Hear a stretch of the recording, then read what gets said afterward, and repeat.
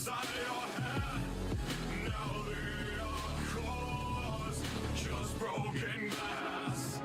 You really counted on this stone, as if this all had worked before, as if the gods we overthrown were telling me from within my soul. I couldn't care what power it brings when I see red. There's no such thing as a living. I won't break to crush your skull at my feet.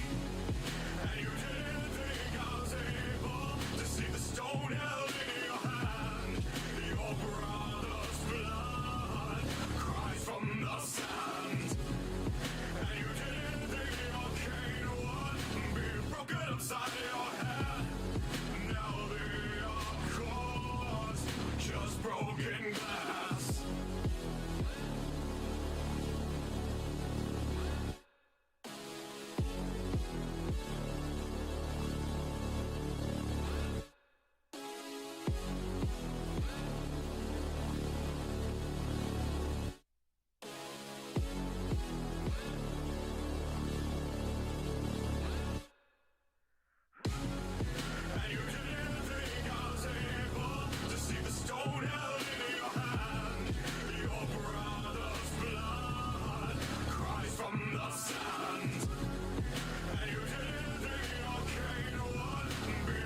Upside your head. Now they are caused just broken glass. And you didn't think I was able to see the stone held in your hand. Your brother's blood cries from the sand.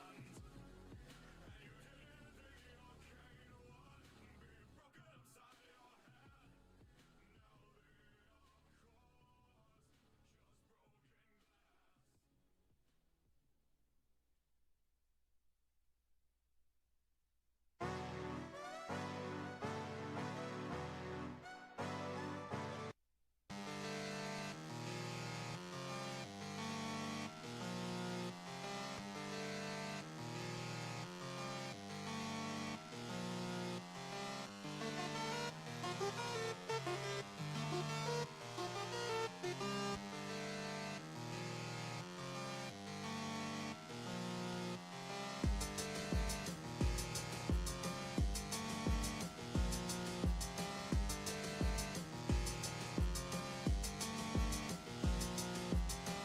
I really must thank you, my most invaluable pawn.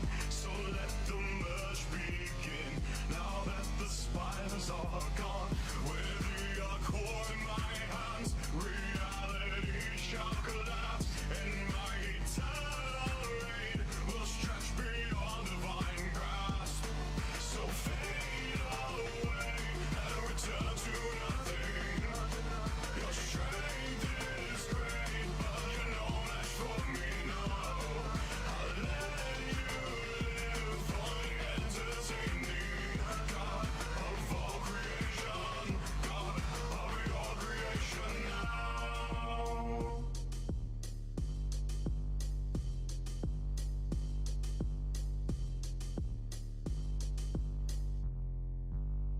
I do not fear you now. I exist beyond your time. Rule over cosmic beings. One thought could melt your mind. I do enjoy your rage. Could always entertain. Erasure won't come yet. I'll just provide the stage. So fade away and return to nothing. Your strength is great, but you're no match for me, no. I'll let you live on the entertaining. God of all creation, God of your creation now. So fade away and return to nothing. Your strength is great, but you're no match for me, no.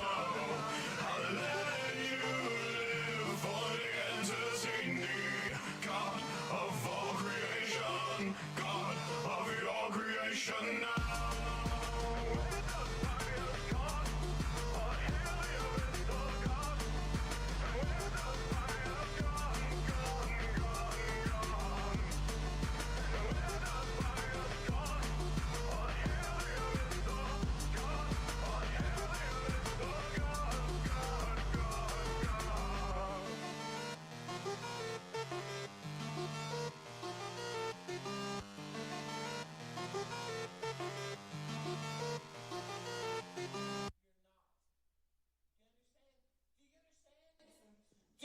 understand. You won't talk to me like this. Stop fucking with the G. Cause I'm a landmine, motherfucker. You should tread gently. They know what I'm about. Still bitches wanna tempt me. And now they're face down on the ground. Minus 10 feet, G. Cause I'm a landmine, motherfucker. You should tread gently. They know what I'm about. Still bitches wanna tempt me, G. Damn, horse pubic hair grows at a tragic rate. She's been tying it up in cornrows and fucking magic braids. Shame you ain't friends with a razor blade, cause it's seen less of that puss than I've seen since we got married May.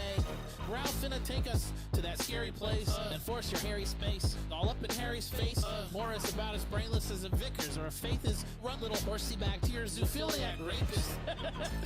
Crap, I got carried away, dragged to the crack shack, promised you Saint-Tropez. There's no going back. Now what's your old man gonna say when you pose for the snaps and show him your snatch, okay? Why do the crazy hitches wind up in Vegas? Why do the plainest bitches wind up as plaintiffs? Why? After all these switches, do they not know what AIDS is? Why did my world championship belt end up on Craigslist? Bitch ass nigga, think I won't grab the Kalashnikov, unleash a Rochester massacre, or get a match lit up, light up a transgaslica, whatever turns you to ash quicker. Copters flying overhead, and I don't mean the ones they keep deploying right over my daddy's shed. Got caught copping a liquid shit. Back to her dad she went with a message. Stop fucking with the G. Cause I'm a landmine, motherfucker. You should tread gently. They know what I'm about. Still bitches wanna tempt me. And now they're face down on the ground. Minus 10 feet, G. Cause I'm a landmine, motherfucker. You should tread gently. They know what I'm about. Still bitches wanna tempt me. So how's the Satan spawn? Oops, didn't know my mic was on. Guess I gotta tighten the rules around having devices, hun. I don't wanna, but wouldn't you rather shit be nice and fun? Cause I got these vices and you don't know how I might respond. Slap a judge, rape a jury. I smell like a maker's brewery. Mine is gone, ain't no one could ever cure me.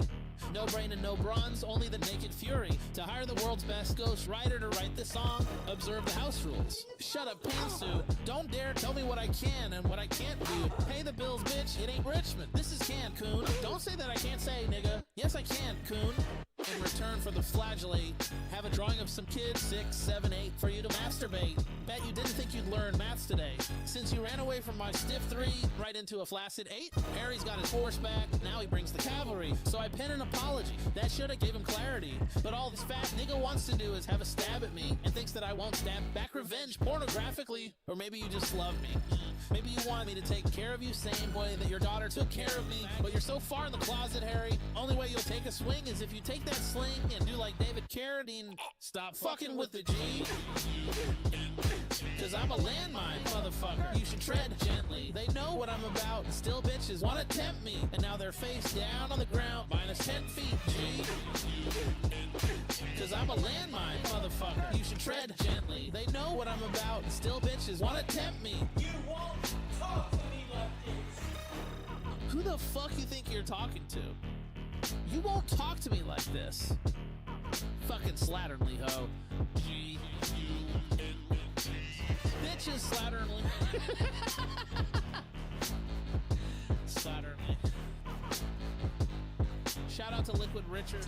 Hey yo, where the fuck you at, nigga? I don't give a fuck whether you're approving or not. Clean that shit up.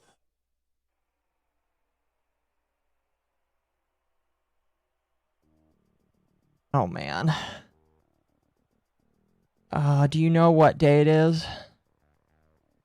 It's the 5th of June. It's a Friday. That's true, it is a Friday, but just chat, do you know what day it is? Uh-oh, guess what day Guess it what is? day it is? Guess what day it is? Huh? Anybody? Julie, hey, guess what day it is? Oh, come on, I know Friday you can hump hear day, me. chat. Mike. Saturday? What No, day is it, last I Mike? checked, it was Friday, actually. Leslie, guess what today is? Unless you live across the international hump day. state line. Ronnie, how happy are folks who save hundreds of I dollars only look switching to... smaller than usual right now because I'd say happier than a camel on I'm right Wednesday. next to Hump Occo, day. who Get happy. towers Get over me. 15 minutes could save you No 15% or more. Happy hump day, everybody. Oh my goodness. Here, let me turn up my music just a little bit, chat. Oh, wait. Happy hump day. There it is. There it is. There it is. Oh my goodness, chat. The Mormons are invading and they're taking all of our Legos away. The police that are also Mormon are arresting everybody and saying that there are bomb threats and cocaine. Oh my goodness. Goddamn. Everything is fucked up. Everything is insane. Chat. I interest you in everything all of the time. Yes, pretty much. Like, we gotta worry because they're coming after us. Oh, goodness. Hello, everybody. I hope you guys are having a good day today. This, You know what? I hope you're having a bad one. Oh. No, I'm kidding. Damn. Damn, that's very mean. It's very, very mean. Now, I know that, apparently Summer Games Fest is happening right now. I did not know it was actually going to start this early. Granted, it doesn't really matter to me because my plan was going to be going through a lot of information. We have a lot of shit to go through today. We do. Oh my god. Chat, I could probably make a month's worth of content with all of the stuff we technically could go through, but we have condensed it as much as possible without removing any of the context. Yeah, normally, when there is drama that is as saturated as this, it doesn't last, like, it doesn't go long, like, it doesn't last this short, is what I'll say. It typically, like, peters out within months, you know, months. It takes months for this amount of content to come out. Yeah, as you get little updates and stuff like that, because here's what happened, really. We know that this kind of all kicked off November of 2024. So this has been under the radar, bubbling for, you know, well over a couple years. No, well over a year now. Almost 2 years. Which, when Reckless Ben hit it, the reason why it's going so much faster is because it's already been sizzling for so long. So now it's all just, it's very interesting. This is not usually how we have to deal with drama. Usually we deal with like the rumors, you get it, people stew on it for weeks or months, and then you have some big thing drop and then it's usually resolved. Look at Cinder, look at any other of the dramas we've looked at. This is unique in the sense that it was unknown for a very long time, and then as soon as it was, it's just accelerated so quickly. We're pretty much at a conclusion with Bam and Bricks and Minifigs From MommaOcco. as it relates to this Lego collection. Pretty much. Thank you for the 5. Fantastic day. Who is ready for Summer Games Fest? I'm gonna be honest. I'm gonna be honest, Alpha Chat. Thank you first for the 5. I am not pulling up Summer Games Fest. If people want to watch Summer Games Fest, I know Temp is going through it. I know a lot of content creators are probably reacting to it. Cinder, a whole bunch of people are watching it. You guys are more than welcome to go there. I tend to digest my games content like this, like Kini Festival or games like when Ubisoft did their thing. I like to watch clips, and that's about it. Yeah, I'm not gonna sit there for hours as we go through advertisements and then have a little teaser and then sit there for another hour. Yeah, no, miss me with that. Pretty much. And with me, I'm just kind of like, Temp will tell me everything that's relevant anyway on Sunday. With some of this stuff, I try to act like the party that doesn't really know everything that's going on. One, to annoy Temp, because I think it's funny. And two, and two, so it allows him to explain it to me, rather than just explaining it to the chat. I can pretend, or well, I guess not pretend. I can, like, listen to him, and he can explain it to me, and he actually has a person in front of him that he can explain it to. How tall is Occo canonically? That is good. I am 6'5". Occo is canonically 6'5". That's how tall. Which is very tall, I know. Yeah, so yeah, you are definitely... I mean, at this point, I must be on some step stool off screen on my side because I've only made myself like a head shorter than you. Yeah, that's fair. There'll be an article with every game announced. Oh, for sure, for sure. And I'm sure that as we go through this, people are going to come in and say, did you hear that this got announced, this got announced, this got announced? And I'm like, yep, that's cool. That's cool. We'll probably talk about it, you know, later in the week, all that fun stuff, you know? Yeah, you guys got your, you do, what's it called? Nightwave, Dogwaver? Dogwave. It is Dogwave Whatever, and now. you guys usually do a lot of video game stuff. Yep, pretty much. So, I mean, there you go. So wait a couple days and you guys will get it. Yeah. It will pretty much all be talked about during then. So I am not, like, I'm not super duper worried about the fact that I'm not looking at it right now. And again, I'm sure that people will come into the chat and tell me, hey, this got announced. And I don't necessarily mind that either. Oh, yeah, I'm sure. I will probably not give it as much attention because because we're talking about Legos, chat.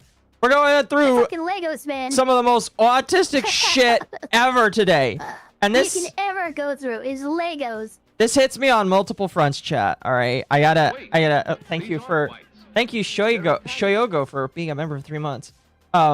This hits me especially hard, chat, because of a couple of different reasons. I'll wait for this super to go through here first. From Thank you, I appreciate it. You too will scream when That's you funny, I realize can't hear this it. fact. As insane as this year has almost been didn't read so out for far, some reason. It's only half done now.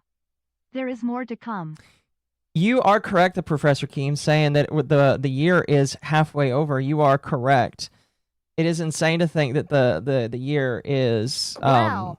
I mean, like at the end of the you're month. right. At the end of the month, the year is halfway over. I don't necessarily say, oh my gosh, the year is halfway over until the end of June. Until Pride Month is Yeah, absolutely because that's- booted from the stratosphere.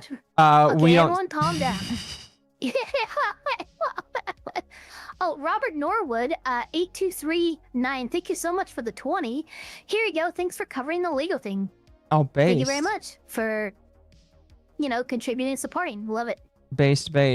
But chat, this affects me especially on two fronts. Number one, because I have autism and Legos are a special autism of mine. Not anymore because I don't have very Legos were many. my earliestism. They were definitely Like, one of quite mine too. I'm pretty sure I can trace it to my earliestism because I remember in great detail being like 4 or 5 years old, like before you're really forming memories, and I was playing the shit out of my Lego set. Yeah. Which I had the tower thing that was like that had all the Legos in it, but I also had a Pirates of the Caribbean Flying Dutchman Lego set, Yeah, I think we actually talked which was about really that. fucking cool. Yeah, we did talk about that. Yeah, for sure. But yeah, that was some of my earliest memories. And it's gonna hit me doubly hard because chat, I'm Mormon, or they don't call themselves Mormon, or we don't call ourselves Mormon. The church doesn't call itself Mormon. And I don't really talk about like what my beliefs are, or what I'm practicing, or whatever, because you guys don't need to know, and most of you guys really don't care. But like it hits really weird because I served a mission.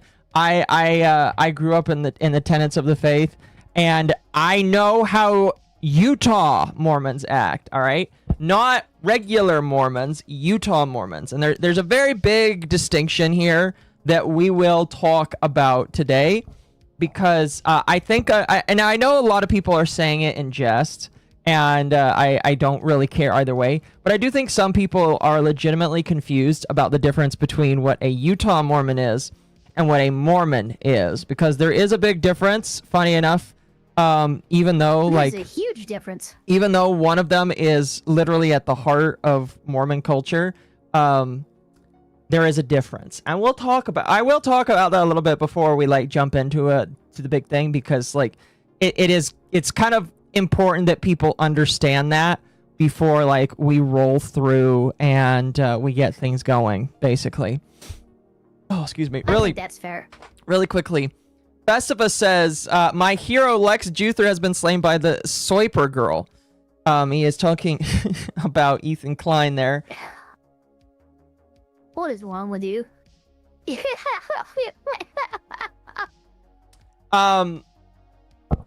So let's talk a little bit about Ethan Klein, chat.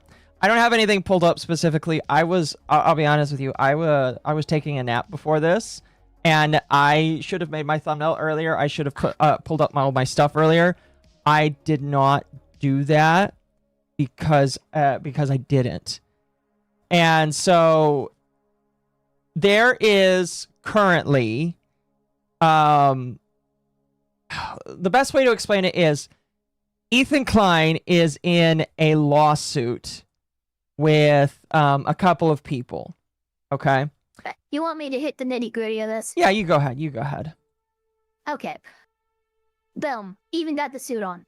Whoa. So everyone, a while ago, Ethan Klein released a, more or less a hit piece kind of exposing Hassan and his circle It was called the Truce Nuke.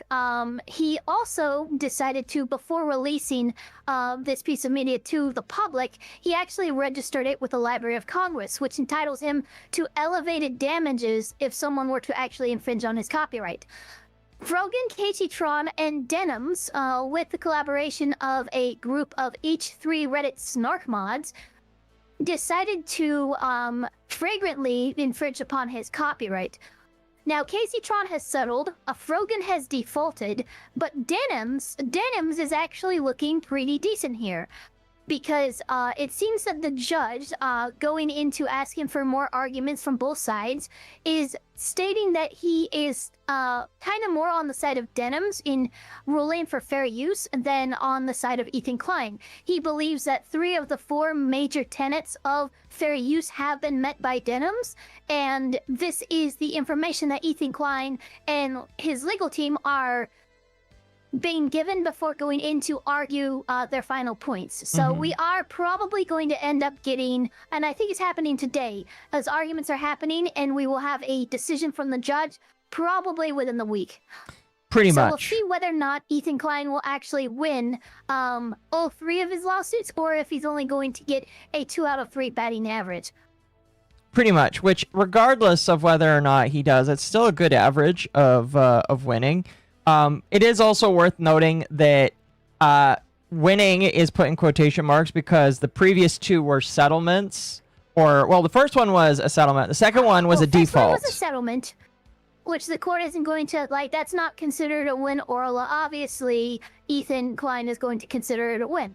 The second one, which is from Frogan, is just a default, which means that Frogan did not respond to the lawsuit, did not do anything she needed to do, and so as a result, you are basically ruled against by default, which is why it's called a default judgment. That's not really considered a win or a loss either, because many default judgments can never be paid out. So it's a question of what's going to happen with Frogan. That $48,000 she managed to, or $38,000, I forgot how much it was. It was a lot of money. I know it's under 50 grand though. But yeah, it was still a lot of money. And we don't know what she did with that money because she definitely didn't use it for her legal fees. She ate it. She did not respond to any. She said it. I didn't want to say it, so you said it, so it's fine. But she fucking ate her legal fund, Ted. She ate it. That's what happened to her legal fund. Yeah, she ate it. Now, when it comes to Denims, Denims was one of the few people to be like, "Oh, I'm gonna ride this out to the end. Fuck Ethan Klein. I'm going hard on all of this." And to her credit, she might actually win. Seems to be paying off. Yeah. She might actually win. The thing that's really funny, and we kind of talked about this yesterday, but like the thing that was really ironic about the lawsuit is Ethan Klein was basically arguing against himself with a lot of this. I know that, like, in the lawsuit, there was some things where he was trying to say, oh, no, it's actually different from what, and I did it, and I got sued because of these different factors. I don't know. I haven't read all of his arguments. I haven't read the whole thing. I am waiting for the judgment to come out and all the files to come out, and then I would like to do a stream just going over it. But, like, I legitimately think the fact that he had his own lawsuit that was similar to what he was suing them on probably hurt him a little bit because he was basically arguing against himself in a major portion of it, in my personal opinion. Just a tiny bit, because like the big thing that the judge was looking at, and what is one of the most important of the 4 tenets of fair use, is does this serve as a viable market replacement for the original copyrighted work? So what that means is, would the audience who decided to watch this with Denims have watched the content nuke by itself without Denims there? And given that it was mostly Denim's audience and Ethan antis, I think a very good argument can be made that, look, if Denims had not made this, her audience would not have just decided to go to Ethan's video. They just would not have watched it. So it's not an appropriate market replacement. That's kind of the big argument that's been laid out right now and what the judge is looking at. So Ethan Klein and his law team have they have an uphill battle right now in trying to turn the judge on the other side of the fence, because right now he's definitely on the Denim side. Does that mean you can stream movies now? No. In my personal opinion, No, that no, that is a absolutely bad not. idea. Yeah, cats. Yeah. Do not. No, Jesus Christ, guys. Did I just stream movies? At least No. not on a platform that enforces DMCA. So, if you're doing Rumble or other places that, not Kick anymore, because Kick started actually enforcing DMCA, but yeah, you should, if you're going to do a watch party, do it on Discord or a platform that allows you to do that. Pretty much. My personal opinion, chat, is when it comes to that kind of stuff, the reason why it's different is with Ethan Klein, most of the people, again, going back to the whole audience thing, most people that watch Denims will probably admit that they would not have watched the content that came out if not for Denims and if not for Denim's coverage of it. These people probably weren't going to watch the video regardless of whether or not she covered it, and her coverage is probably the only coverage they are going to see of it, basically. And so because of that, Yeah. an argument could be made that he would not have lost any money because of that. Kickstarter enforcing DMCA? Yes, they did. We found. Oh, I didn't find out. Ava found out the hard way. Yeah, we were watching one of the last episodes of Full Metal Alchemist Brotherhood. I believe it was the 4th to last. Just curse my fucking weird ass accurate memory for shit that doesn't matter. But as we were watching it, it was towards the quarter half of the show, and Kick staff came in chat and told me that I need to change what I'm streaming or stop my stream because I'm violating their DMCA policy. Yeah. So yes, Kick is in fact enforcing that now. So people like Nux and other individuals who pretty much made a big portion of their following to just watching anime on Kick, the ladder's been pulled up. You can't do that anymore. Yeah. I mean, I think it's insane that they haven't, but I'm sure that they've been warned in some way, shape, or fashion. Yeah, Nux isn't doing that anymore. I'm just saying, there was no real change, and then all of a sudden, boom, okay, you can't do this anymore. All right, then, let me look at this front page guy who built his fucking name on your platform watching anime with his tat. Yeah. No, yeah, that's definitely that's definitely not happening anymore. Lame. Oh, no, I'm not going to disagree with you. I think it's dumb. And I think that, if you wanted to make the argument and take it all the way up, you can make the argument that if you watch something for the purposes of critique and criticism, that yes, movies should probably be more allowed. Probably. I don't know. What do you think? Well, that's the whole issue is the DMCA is a tool that companies are able to utilize to force a platform to take down content, whether or not you actually have a legal right to utilize that content. And then it becomes a thing where, okay, the platform gets you in touch with the company so you guys can settle it, whether it's out of court or in court. And then, there's something. But with how DMCA currently is, I don't blame Kick for enforcing their DMCA policy because technically they're required to by law. Yes. That's kind of the thing. And they don't want to lose their safe harbor provisions, and I get that. So... But going back to Ethan Klein, the thing that's really funny is they concluded that when it came to Denims, she fulfilled 3 of the 4 pillars of fair use. And so that's why, more likely than not, there is going to be a ruling in her favor. Fair use is a defense that's used in a case-by-case basis. It's not a blanket statement. If someone decides to DMCA me, I cannot refuse to take down my content because, it's fair use. No, I had to take down the content, then go to court and get a judge to rule in my favor before I can bring that content back online. Which I think, by the way, is one of the most egregious violations of your freedom of speech that I have ever seen, in my personal opinion. I don't think that should be allowed. I think that they should have to sue you, and then they have to win before it's taken down. Because it's presuming guilt without actively, going through the process and fighting things out in court. Which I don't like, and I don't believe in. And funny enough, chat, that we're going to basically talk about some of that today as we go through the Lego situation as well. Now, how do we want, are you going to just share your screen for when watching the video, or do we want to do a watch together? I will share my screen, and then if you want to pause at any point, you can bark at me, and yeah, and then we'll do all that kind of stuff. That'll work. That's what the Tate brothers are doing. I don't know what you're talking about there. But yeah, so yeah, I don't really like the DMCA period because it again assumes that you are guilty without going through any right legal process, and that's not cool. Because you should have to sue the person, and that person should have to lose in a court of law. Damages would have to be assigned, and then you can then pull down the content. The fact that people are able to just pull it down immediately. If it's found to be a legitimate abuse or infringement of copyright, then take it down.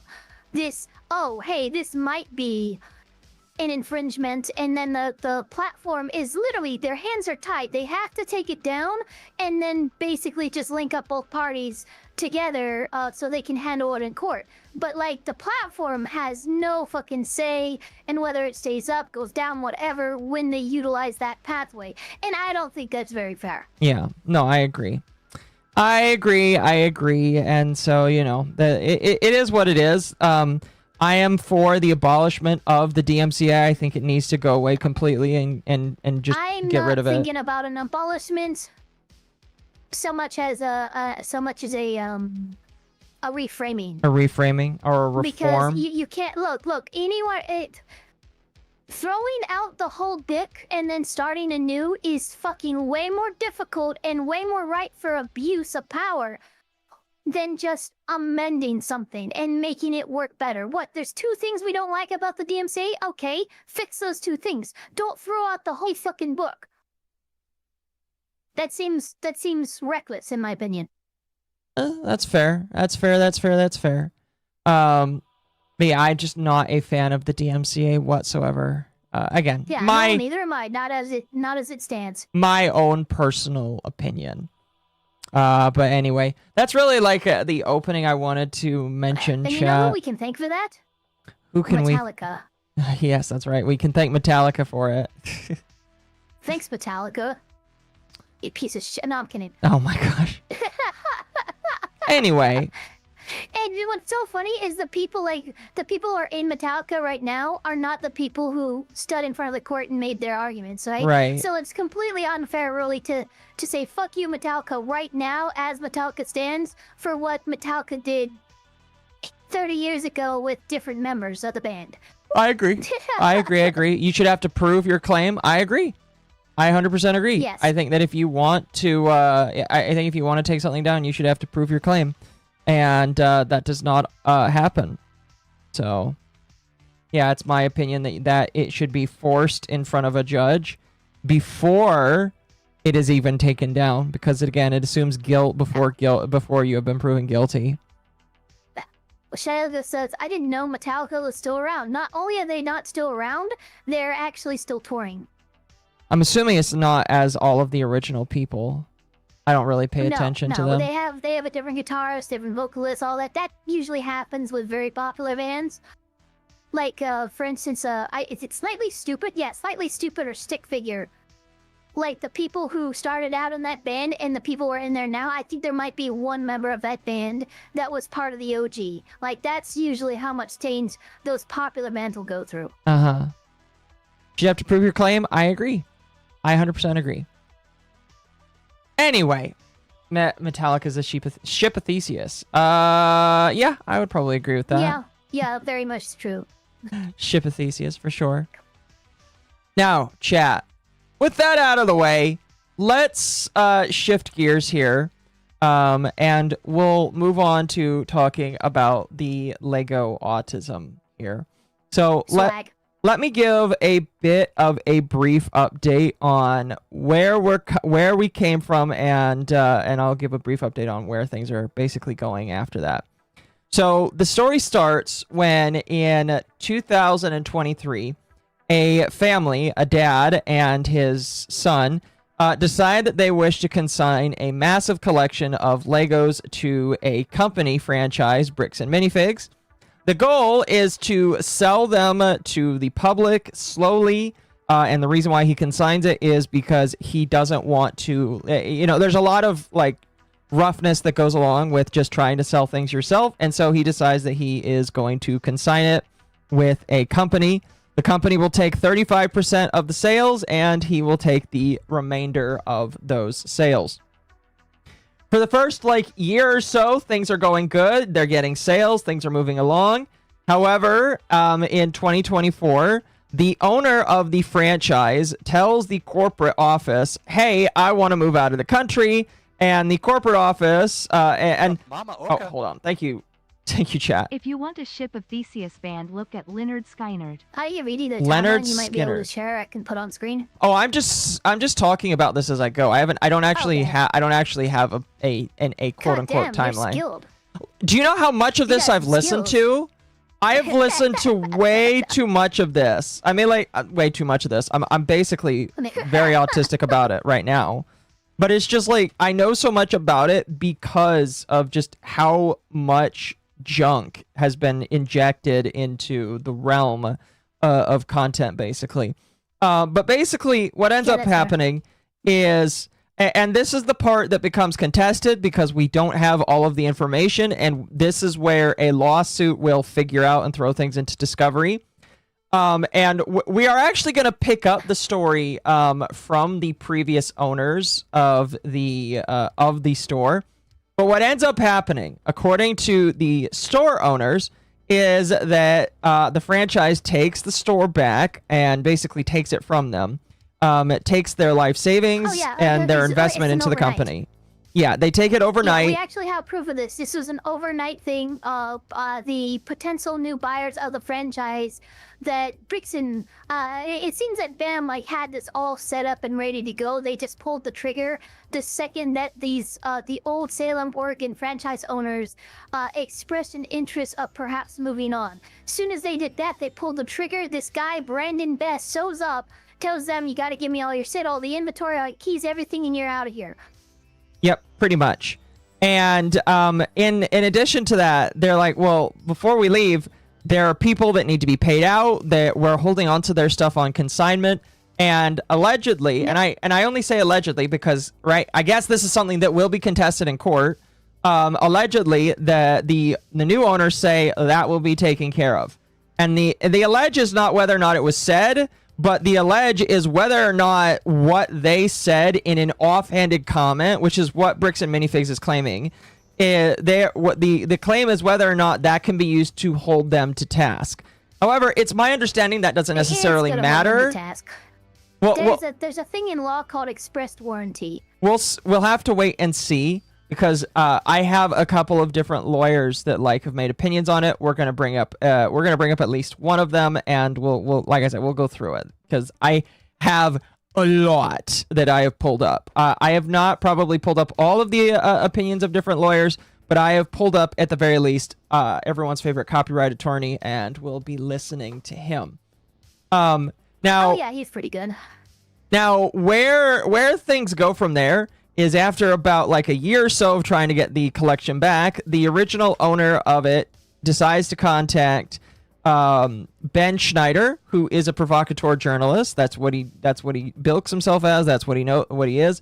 He even admits in a video where he's talking to somebody that he's actively being sued by more than just Bricks and Minifigs because of his provocative journalism. And he seems to get sued with almost every video he does. Yeah. And we watched the first video. The big thing to note, chat, is we watched the first video last Friday. So a week has passed ever since we covered the last video. And I'm going to be honest with you, my plan was going to be going through the live stream where the CEO got on camera. My plan was going to be going through the video I'm about to show you. And I was like, well, if part 2 comes out, we'll watch part 2. It'll be an evening, and, we can speculate on the law. We can speculate on what's going to happen, yada, yada, yada, etc., etc. However, that's not going to be what we're going to do, because so much shit has just happened. So much more content has come out. So much more information about what's happening behind the scenes has come out that we have a lot to go through. And I'm going to be honest with you, the only reason why I started it as early as I did, because some people were like, oh, you're a little early. Yes, I am a little early. The reason why That's how much we have to go through. There is a lot to go through. Legitimately, there is so much stuff to go through. Yeah, like get your waters, get you snackies, because we're gonna be locked in for a while here. Pretty much. And that's kind of where things are now. Like I've kind of caught you all up to speed. And without spoiling you all on like what comes next, now we're going to continue. All right. I will say again, one of the things that's kind of like a blessing from all of this is a lot of the content we're going to go through happened months ago. And so since we're in the present, it's a lot easier to just look at what happened in the present and go from there. But a lot of the content we are going to look at happened a long time ago in the realm of the internet. And so because of that, we just have a lot to go through, basically. Potentially, Criminal had a good breakdown on the contract. Yeah. Yeah, he would. Pretty much. Story has evolved a He's a lot. pretty solid guy. Yeah, pretty much. I need to mow and drive. I mean, hey, put your headphones in. Just listen that way, and you'll still be able to get basically the same amount of information out of it. Anyway. Lend us your ears. We watch on horror as he rips off his ears and gives them to us. Don't do that, please. Anyway. Let me transition to the main screen here, chat. We are going to start with the first video that I wanted to cover. And this video I saw pretty much the day after we covered this whole thing. And that is a short video by the previous franchise owners of Bricks and Minifigs. This is... These are the ones who did the confinement, and they had been paying... Because people have to remember that for, like, a good year, this inventory was on their shop, people were paying money for it, and they were paying out the consignment. I think it was somewhere around 60 grand, 6,200. We don't know the actual numbers, but roughly half of the value of the Lego collection had been sold and given to Brian and his family by these two. These are the two OGs, and these are the ones who are actually treating Brian and his family right. Pretty much. Well, what's funny is Bricks and Minifigs alleges that these people have done wrong themselves, and we will get into that. Yeah, I know, but... We will get into that. So here's the problem. Here is the unfortunate problem, chat. And we'll get into it when we get into the next video by Leonard French, your favorite copyright attorney. That'll be later. But here's the problem. We have gotten to the point where you have one side that has overwhelmingly shared a lot of information, that being the side of Reckless Ben and all of the individuals that are associated with him. Yeah. Now you have Bricks and Minifigs, who is coming out and making a lot of allegations and saying a lot of different things with very little evidence to back up and support their claims. Bricks and Minifigs has done two things in the last 24 hours. First thing that they did... Well, don't spoil it too much. Don't spoil it too much. Yeah, I'm not going to spoil it too much. But Briggs has released a blog post stating what they believe their timeline is on the situation. And trust me, you guys are going to get very mad at it. I'm not going to... There's a second blog post that we'll get into later. But the first one is, after all of this information comes out, all this evidence, videos, documents, contracts, all this, Bricks and Minifigs has decided to take everything that we've seen and said that we're wrong and we're actually being tricked by this wholesome old family of Lego collectors and this old franchise owner. Pretty much. And that's what they're trying to say. Again, the entire thing, it is well worth saying again, all parties in what we're going to cover today are innocent until otherwise presumed guilty. Even if they admit to certain specific things, you have to be careful. And again, presume innocent until guilty, because that's just how it works in a court of law. We don't defame people here. We make sure things go well. There are a lot of things that are going to be said. We'll talk through it. We'll go through it. This first video here, as I said, and I'm saying this, by the way, chat, while I'm sorting my bulk. I have about 2 weeks of bulk that I'm finally getting to sorting. But as we listen through here, the couple here, again, these are the Gormans who previously owned the store. They're going to give their tale of events, and they are also going to give some additional evidence, some phone call evidence that was not ever before heard of before we got to this point. So before them, we had not heard a lot of the audio that they are going to choose to share. I assume that there is more audio that we will hear at a later date, but this is what they have chosen to share. And from what I have heard from this, I'm not going to gild the lily too much before we get started, but from what I have heard from this, it really, if none of it is deep faked, it does not help Bricks and Minifigs. In fact, it makes them look way worse. And in my opinion, the footage or the audio that you listen to, if true, convinces me there's a reason why they might be a little amenable or a little bit more willing to work with people in the future. So I'll stop rambling. Oh, okay. Let's continue. Also, I am not trying to like paint anybody in any negative light here.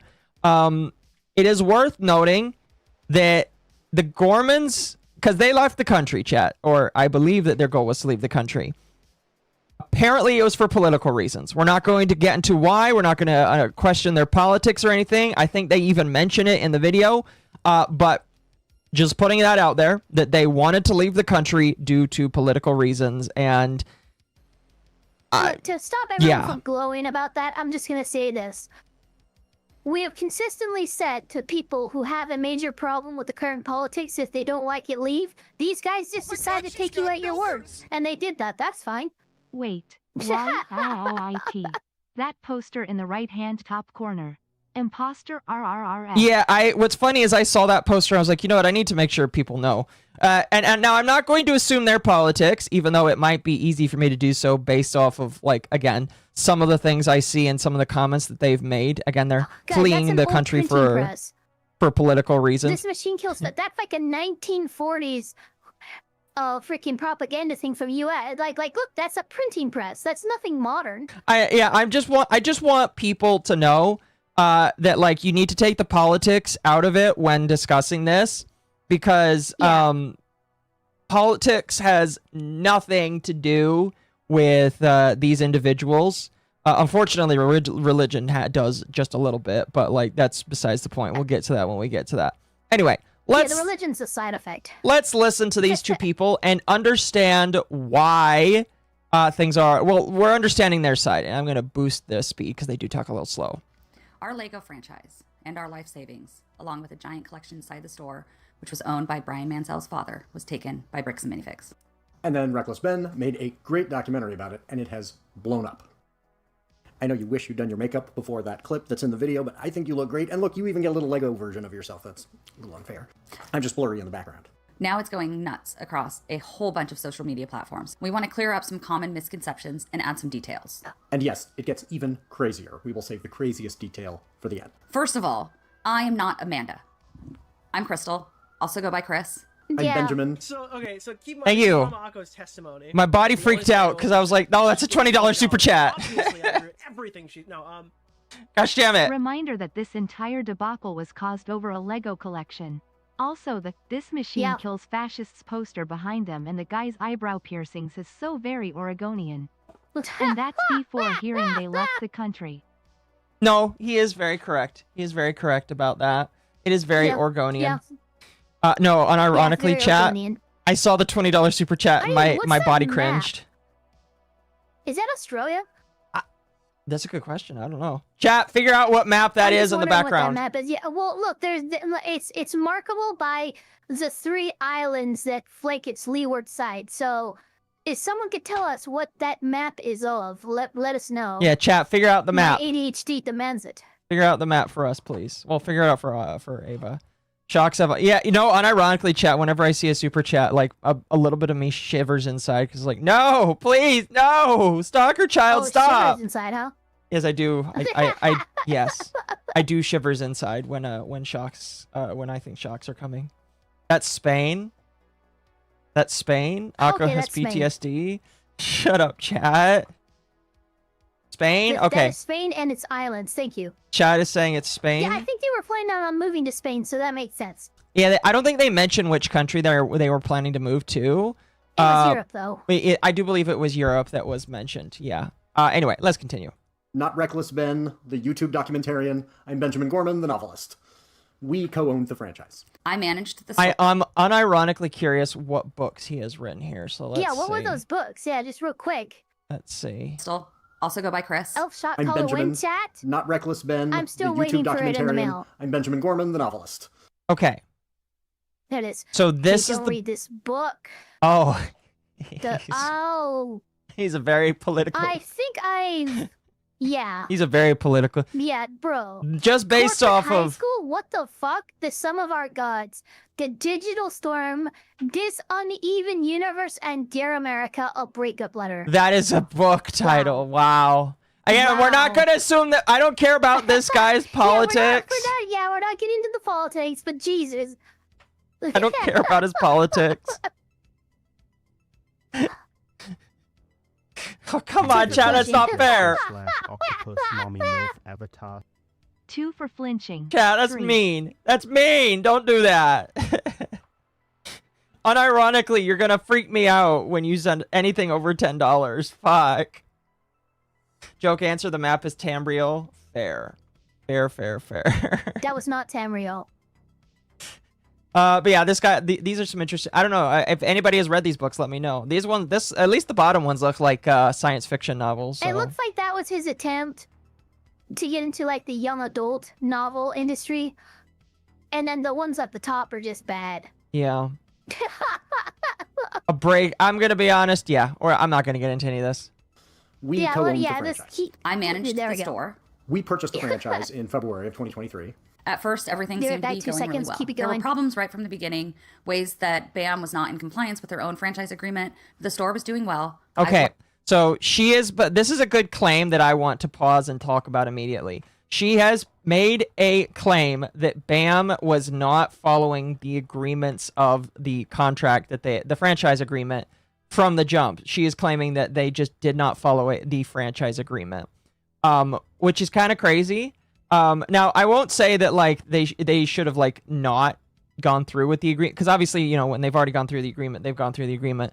My worry is just if they weren't complying with the agreement, what steps were taken to try and like make sure that they do follow the agreement? And I'm not saying these people, I'm just saying like if they're claiming that BAM wasn't following the agreement, is it documented? I hope it's documented, because that will definitely bolster their case if they do end up going to court with them. But yeah, so they are claiming off the bat that BAM was not following the franchise agreements from the beginning, it sounds like. I love this pause frame of his face here. Here, I'm gonna move my move the model. Chat, look at that face. Ava, are you there? Ava? I might have lost Ava, chat. And the mech. Oh. I was like, what happened to Ava? She's gone. I did say I'll be right back. 2 seconds. Keep it going. Oh, fair. I'm gonna be honest. Fair enough. But this face that I paused on of him is just amazing. Oh, it is rocket time. Anyway, to briefly repeat what I said, the first thing that comes that these two allege in the beginning is that BAM has not followed the franchise agreement, basically from the outset, or there's certain things from the franchise agreement that were not followed. It's a very big allegation to make, and I hope that they've got some kind of documentation of it for that reason, if that makes sense. Yeah. Loved my customers, and it seemed like everything was going to work out fine. Then we decided to move overseas because of my work. I'm a publisher at a small press, not a Pike Publishing, and we thought we might need to be publishing from outside the US for political reasons. Hold on a moment. Yeah, we have to see what those were.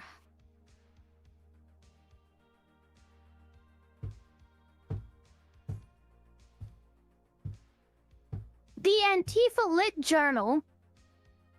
Oh, Jesus. Oh, Jesus. So, okay, so keep on, this is MommaOcco's testimony, and the only thing I know is that she just gave me $20. So obviously I agree with everything she... No, We have trained Occo well, chatters. Laughs an oil baron, and those book titles are even more Oregonian. Crystal has problem glasses and a nose ring?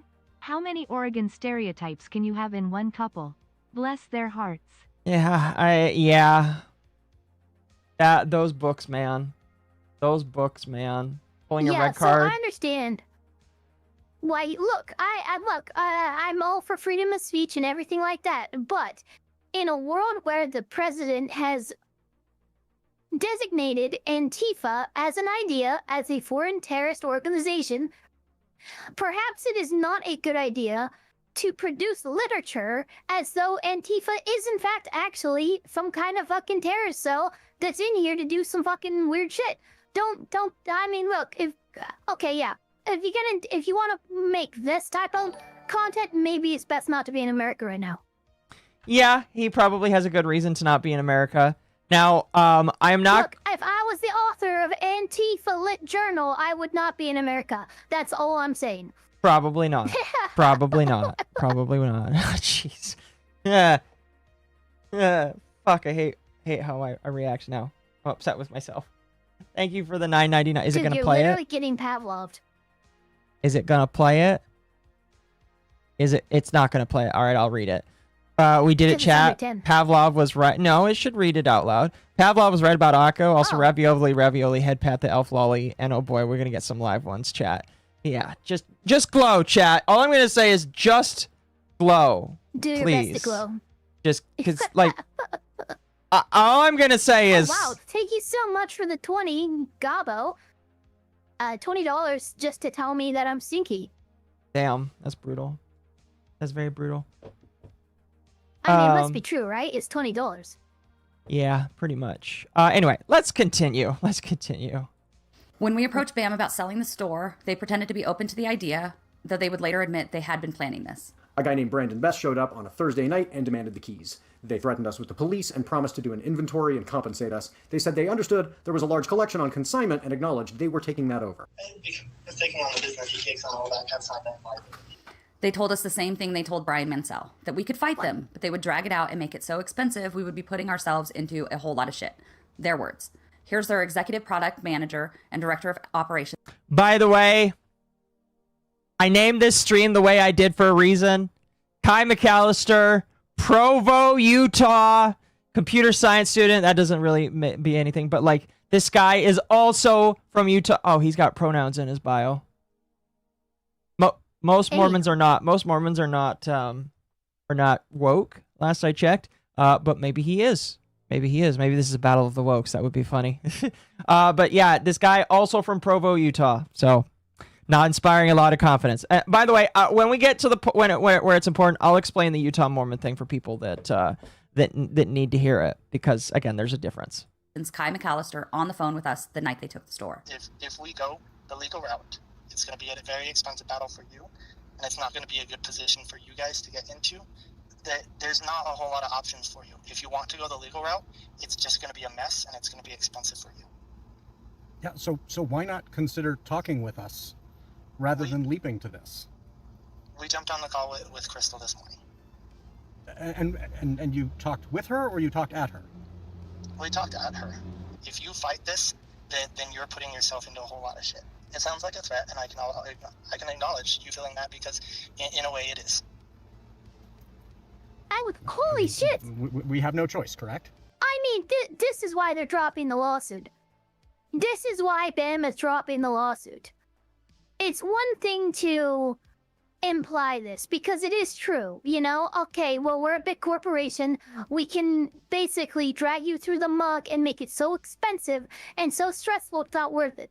That is kind of like the quiet part. But for him to say the quiet part out loud, acknowledge it is a threat, and it's recorded, I'm sorry, you don't have a case. Yeah, you do not have a case. You have just expressly stated you just said, okay, yeah, it's a slap suit. Well, guess what? Most districts in the states have anti-slap law. So I don't, this is really bad for them. It's a little threat. This is a literal threat plus extortion. Yeah, this is not... It's a little and I only say that because he acknowledged that it was. He said, in a way, it is. That's him. That's on him. Those are his words. This is literally the last thing a lawyer wants to hear that you have chosen to say to somebody that you're working with, because the lawyer will look at you and say, I really don't want to represent you anymore because you've just made my job 1,000 times harder. I mean, what would you say to your client if you heard this? If you were told that this is what they said and you had proof of it, what would you say to your client? Hands down, seriously. If they actively use LinkedIn, they are bad people. No. That's fair. That's fair. That's why I don't have a LinkedIn. That's fair. I mean, I also just don't have a LinkedIn because LinkedIn takes your information and feeds it into an AI. But that's besides the point. I don't have LinkedIn because it's a great way to get doxxed. That is also very true. I agree. But yeah, like just hearing this, if I was a lawyer that was looking for a way to fuck people up, I would hear this and I would start rubbing my hands together like I wasn't Mormon and I was a Jewish instead. It's like, oh boy, that's a lot of money right there. This is MommaOcco's testimony, and the Thank only you. thing I know is that she just gave me $20. So obviously, I agree with everything she. No, Antifa Lit Journal. I won't glow because I'm unsurprised by this sort of Oregonian silliness. Going to Spain makes sense now given their current government, for now. Also, WHO admits to the quiet part out loud like that? Idiots! That's who admits to it. Idiots, absolutely. This guy is, look at how old he is. He's not very old. He's he looks fresh. He looks green behind the ears, and he didn't realize that he just said something massively fucking bad for any kind of litigation that ends up propping up out of this situation. Unironically, chat, he looks like he just got out of BYU Provo. I almost said Idaho because BYU really does. BYU has an Idaho school and a Utah school. That and sanctions. The defense can argue that the shoe was just to abuse the legal system. Not only does this create an ethical violation potential, it could subject Brits to pay attorney's fees. Sabertall, for those who don't know, he is one of my chatters who just got through law school and is prepping for his bar exam. Oh, congratulations. But you would, well, I don't actually know for sure, but I do believe that. It's one of those situations that, like, this is the last thing that I would expect to hear one of my employees talk about. And this is one of the last things that I expect to hear a Mormon, of all things, talk about.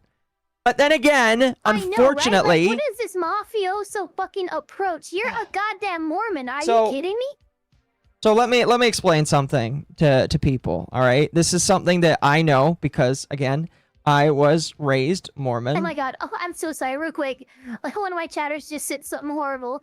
He looks like any GF he has as a cover for his family.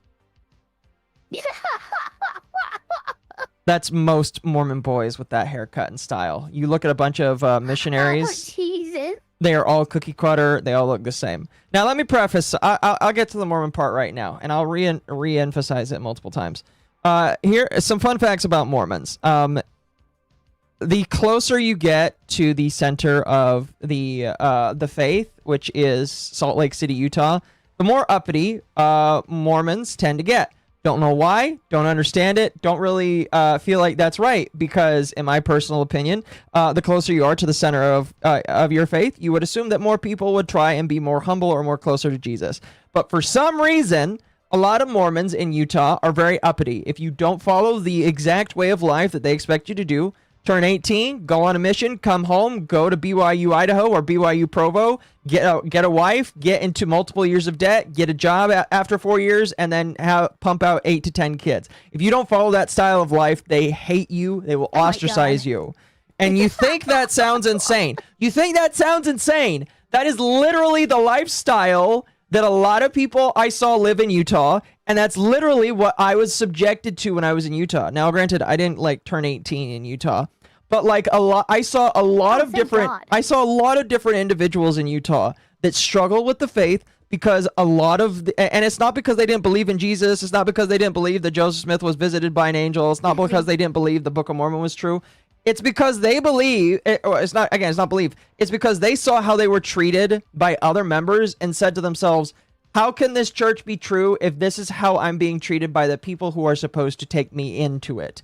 And that's the really sucky part, is, and the thing that really sucks about it is, again, that is the center of the Mormon faith. Well, okay, the center of the Mormon faith doesn't exist. Jesus is the center of the Mormon faith.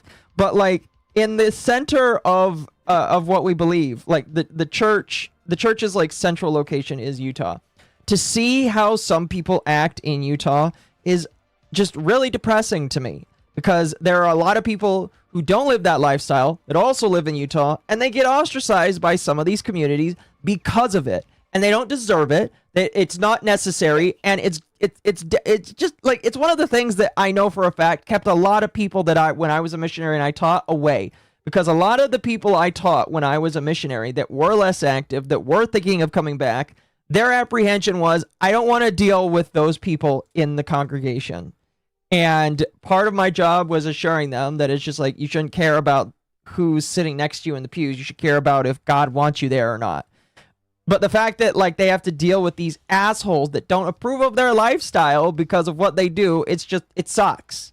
It really fucking sucks, because like it kind of goes back to the whole mark that religion can be a very good thing. It can be a very spiritually rewarding experience, but sadly, because of how human nature is set up, religion can also be utilized and abused to control people.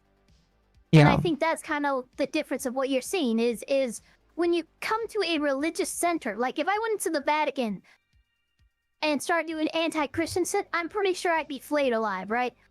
That's possible. And it's not to do with that. It's not that Christians are bad. It's just that when you go to the center of their religion and spiritual identity and you do not conform, that's gonna cause some reactions that are more in line with human instinct rather than divine intervention. No, yeah. And I'm not saying this to like get people to think that, like, if you're interested in the faith, if you actually want to learn about it, you should do that on your own accord. Don't ask me, by the way, because I'm not interested in teaching or educating people. But like, it's unfortunate because it really does turn away people. I know a lot of people that weren't even members. They're just like, oh, those Mormons are assholes. And it's like, well, where'd you meet them? And typically it's Utah or Idaho. And if it's in those two spaces, they'll be like, yeah, you met the worst ones. I'm sorry. Sorry. They're typically not like that. And then when they learn that I am, or that I used to be when I was young, they're like, you don't act like the ones I know. And it's just like, I know, because the ones that that are in those spaces typically are some of the worst acting ones. Isn't there also something like Jerusalem syndrome, where you go there and you leave, and when you leave, you are much more religious? What? I don't know what you mean by that. Oh, okay. To some, yeah, I know what they're talking about because my grandma did this. To some Mormons, they might gain a more solid footing with their religious beliefs after visiting Utah, but it's much more muted than a Christian or a Jew visiting Jerusalem. Fair. It's not quite as spiritually significant because there's just thousands and thousands of years of history under your feet when you go to Jerusalem, right? There's only a couple hundred when you go to Utah. This is true. Yes, this is true. And again, I'm not saying this for people. Again, if you are interested in the faith, if you wanna read the Book of Mormon, all that kind of stuff, you shouldn't be deterred from what I'm saying, because there are a lot of people in the religion that I still like. There are people I still keep up with, and there are genuinely a lot of good people. I would still say that it's like a majority of the people that are in the faith, they are really good people. It's just for some reason, the closer you get to the Mecca of the Mormon faith, which is, again, Salt Lake City, Utah, you start to have a problem where people act a certain way when you don't conform to their way of life. And it sucks. It really does suck, because like I don't approve of that. It's classic tribalism. It's just elevated to a higher position because it involves religion and a lot more people than what a typical tribalism thing you would see. Pretty much. That's kind of part of why religion exists in the first place, is because as a human, we're really only capable of like knowing personally maybe a couple hundred people at most. But what we can do is we can invent religions and other things to gather larger groups of people under a common belief system that allows us to interact with thousands and millions of people at a time, as opposed to only a couple hundred. Yeah. Pretty much. And again, I say all of this, chat. However, I am going to ask you to understand that while all of this is the case, I don't necessarily think that people. I made the joke, the Mormon Mafia, and I'm even joking about it in the title of my stream. I don't necessarily think that that it's like Mormons that are intentionally trying to harm this. Thank you, I appreciate that. Knowing a bunch of Mormons up in Western Washington. Yeah, that guy has the stereotypical Mormon haircut. Which I don't have, by the way. Pretty chill bunch out here. Way preferable over my experiences with Seventh-day Adventists. Yeah, well, the funny thing is, the further away you get, the more chill they are. The ones in there are a lot of them in California. There was pockets of them that kind of sucked, but there are a lot of them in California that I really liked. Where I served my mission, I really enjoyed where they were because they were very chill. They were very nice. Some of the ones in the South I met, because by the way, even if you're not attending, the church is still able to figure out where you are, which is kind of creepy to me. But you know, it is what it is. The ones that talked to me in the South, they were really nice to me. Recently, when I visited a church, a lot of them were really nice and very chill with me as well. So, like, I do think that you do have to separate the wheat from the chaff here. Now, when it comes to the bricks and minifig case, I'm gonna mention this too, real quick. You could take every person involved with this, and you could move them. You could move them to the Bible Belt and make them Christian, and they would still do the same thing. Because the religion has nothing really to do with it, so much as the small town, good old boy, hey, I have your back because I went to school with you. Yeah. The Mormon part is kind of secondary to that. The fact of the matter is, this dynamic exists in every small town area, regardless of religion or anything like that. Like Rifle, Colorado, go there, you're gonna be surprised when Mexicans run you out of town. That sounds weird, funny. Huh? Sounds but funny. It's not some white southerner going, hey, you gotta get out of our neighborhood. No, it's something else. But it's still a small town. It doesn't matter the race, it doesn't matter the religion. It's just small town people look after their own, and they are wary of outsiders. Pretty and much. so if you do not conform to their dogma, yes, you are an outsider. Pretty much. Not everyone's perfect. As an Orthodox, I still no, yeah. And I'm not saying that like I expect every religion to be perfect. And I'm not necessarily like what I am saying here, chat, is for people to understand that like there is imperfection. I mean, obviously there's imperfections in every religion, including my own. I'm not going to claim otherwise. By the same token, I do think when the joke goes around of, oh my gosh, it's the Mormon Mafia, I don't legitimately believe that, and two, I don't think that that's necessarily productive in order to get a conversation going, because I can tell you right now, the head of the Mormon faith, all right, they probably don't know, they probably don't care. And let me tell you, if they do know, they are probably going to, like, it legitimately, if they did know and it does get to the point where they have to talk about something, they're not going to talk to the public. You want to know what they're going to do? They're going to go to Bricks and Minifigs and say, fucking stop. They're going to tell them to fucking stop and get their shit in a bag. It's possible. In the faith, we do make a joke. We do make a joke. Spoilers, he goes to... Wait, is part 3 already out? If part 3's out, we'll also watch part 3 today, eventually. I didn't know part 3 was out. Part 3 is out? Oh, shit, that must have happened just today. It must have. Can you check? Mormons? Yeah, I'm checking it right now. Isn't that a Joko reference? It might be. I don't know. Thank you. Let's see here. Videos. You know, all footage is released. That's posted a day ago. There's no part 3 here. Okay, I'm going to assume it's still on his Patreon then. Must be on its Patreon. Yeah. But yeah, like Shit, all I I will fucking sign up for a Patreon so we can get this shit. No, I'm kidding. No, don't do that. Don't do that.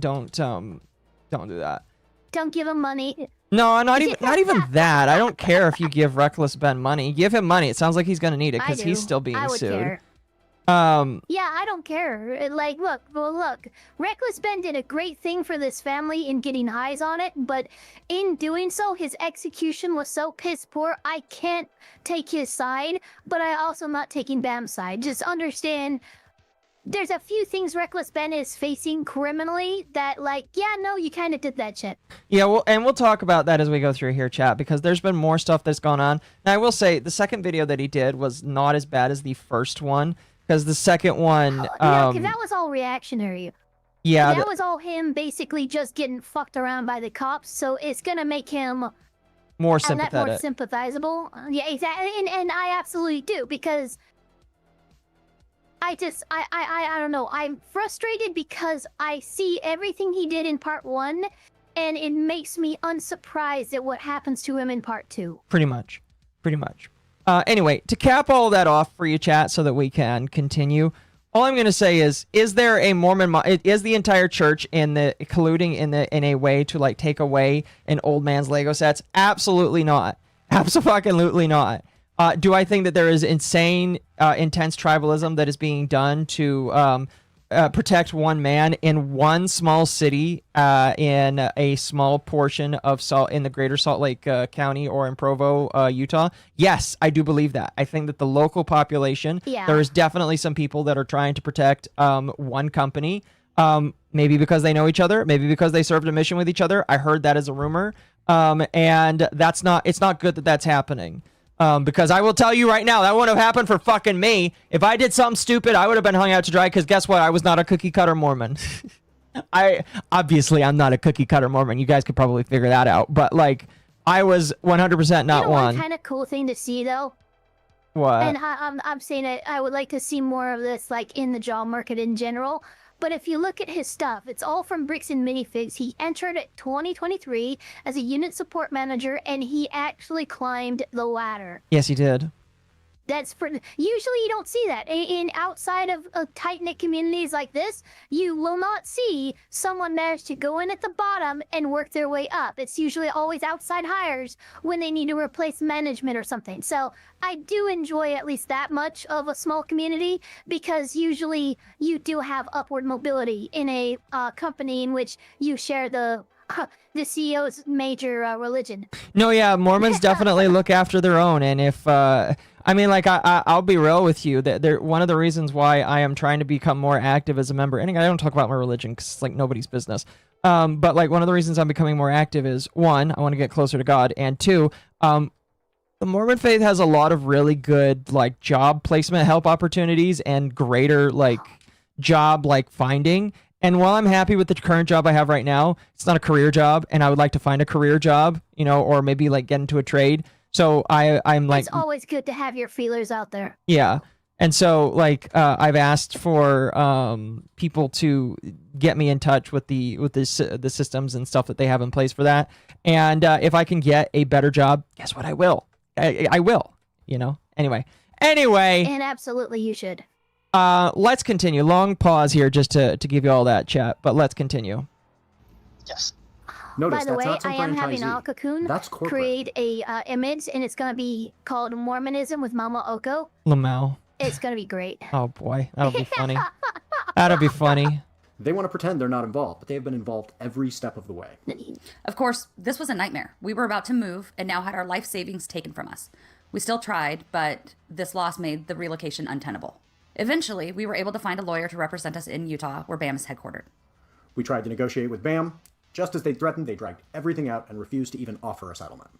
They've tried arguments that are so contradictory, they make no sense when put together. They claim they own the store so they can take it, and also that they never owned the store in between taking it from us and selling it to Brandon Best and Josh Johnson. It can't be both. They claim in their newest public statement that it's all our fault. What? Just the classic corporal lawyer bullshit.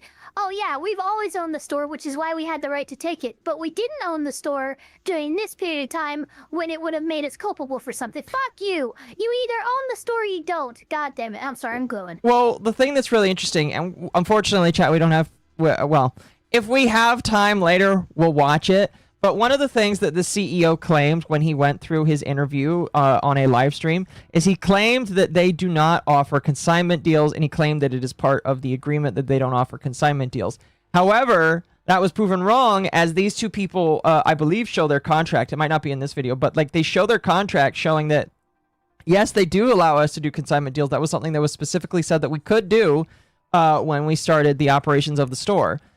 Now, it could be that they decided that they no longer wanted to do consignment deals further down the line. However, it's up in the air. That doesn't really matter. You have a contract. Well, yeah, and what I'm getting to is it's up in the air of whether or not these two knew about that and these two signed an updated agreement, which would have them understand, hey, you're not allowed to do consignments anymore. Do not do consignments. You have to prove one, that you didn't allow consignments, which it sounds like, and I feel like there's a sufficient proof to prove that that's not the case. And two, you have to prove that they were knowledge and party to that, and that they have some sort of physical proof that they agree that they would not participate in consignments, and then went against what they asked for. If you can prove those two things, then that does put them on a bit of a back foot. But regardless of the fact of whether or not they were or were not allowed to do consignments doesn't really change the fact that the consignment happened, and that somebody took over the store, and that when the store takeover happened, there was a promise that somebody would take care of the consignment when it came down.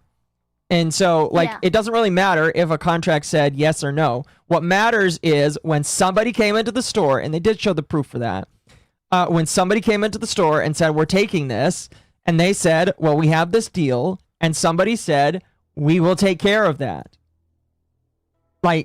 That's a really hard thing to back up. We assume the liability for that consignment. We hear it word for word. Like what Sabertoss says. Well, the funny thing is, Oregon uses general control doctrine regarding franchises being bound to franchise contracts. If Bricks permits consignments, that seems to me like control over the subject, which means since Bricks does have general control, the subject can authorize them. That, at least to me, would bind the franchise. Yep.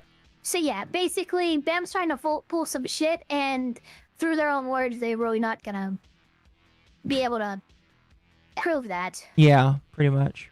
Anyway, let's continue. Took Brian Mansell's father's collection because they don't allow consignments. But they were always aware of the consignment. They promoted it when it was on the news and in the newspaper a year before. That's another thing that's really important that's going to fuck them. I mean, their website. Yeah, no, they fucking went marketing crazy when this Star Wars collection hit the Salem, Oregon franchise. They put it on their Facebooks. They put it on their fucking website. There was a whole big to-do, tragically backed by corporate when this fucking Star Wars collection came into their possession. Yeah.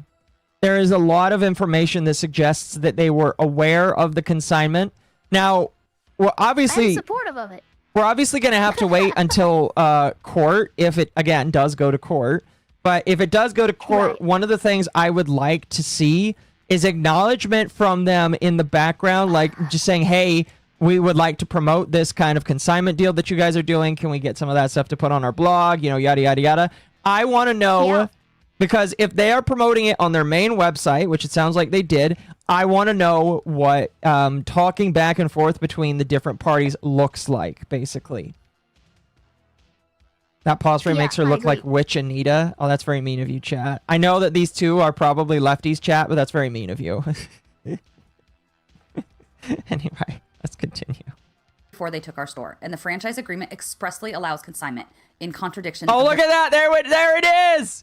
Oh my gosh! Oh, nice.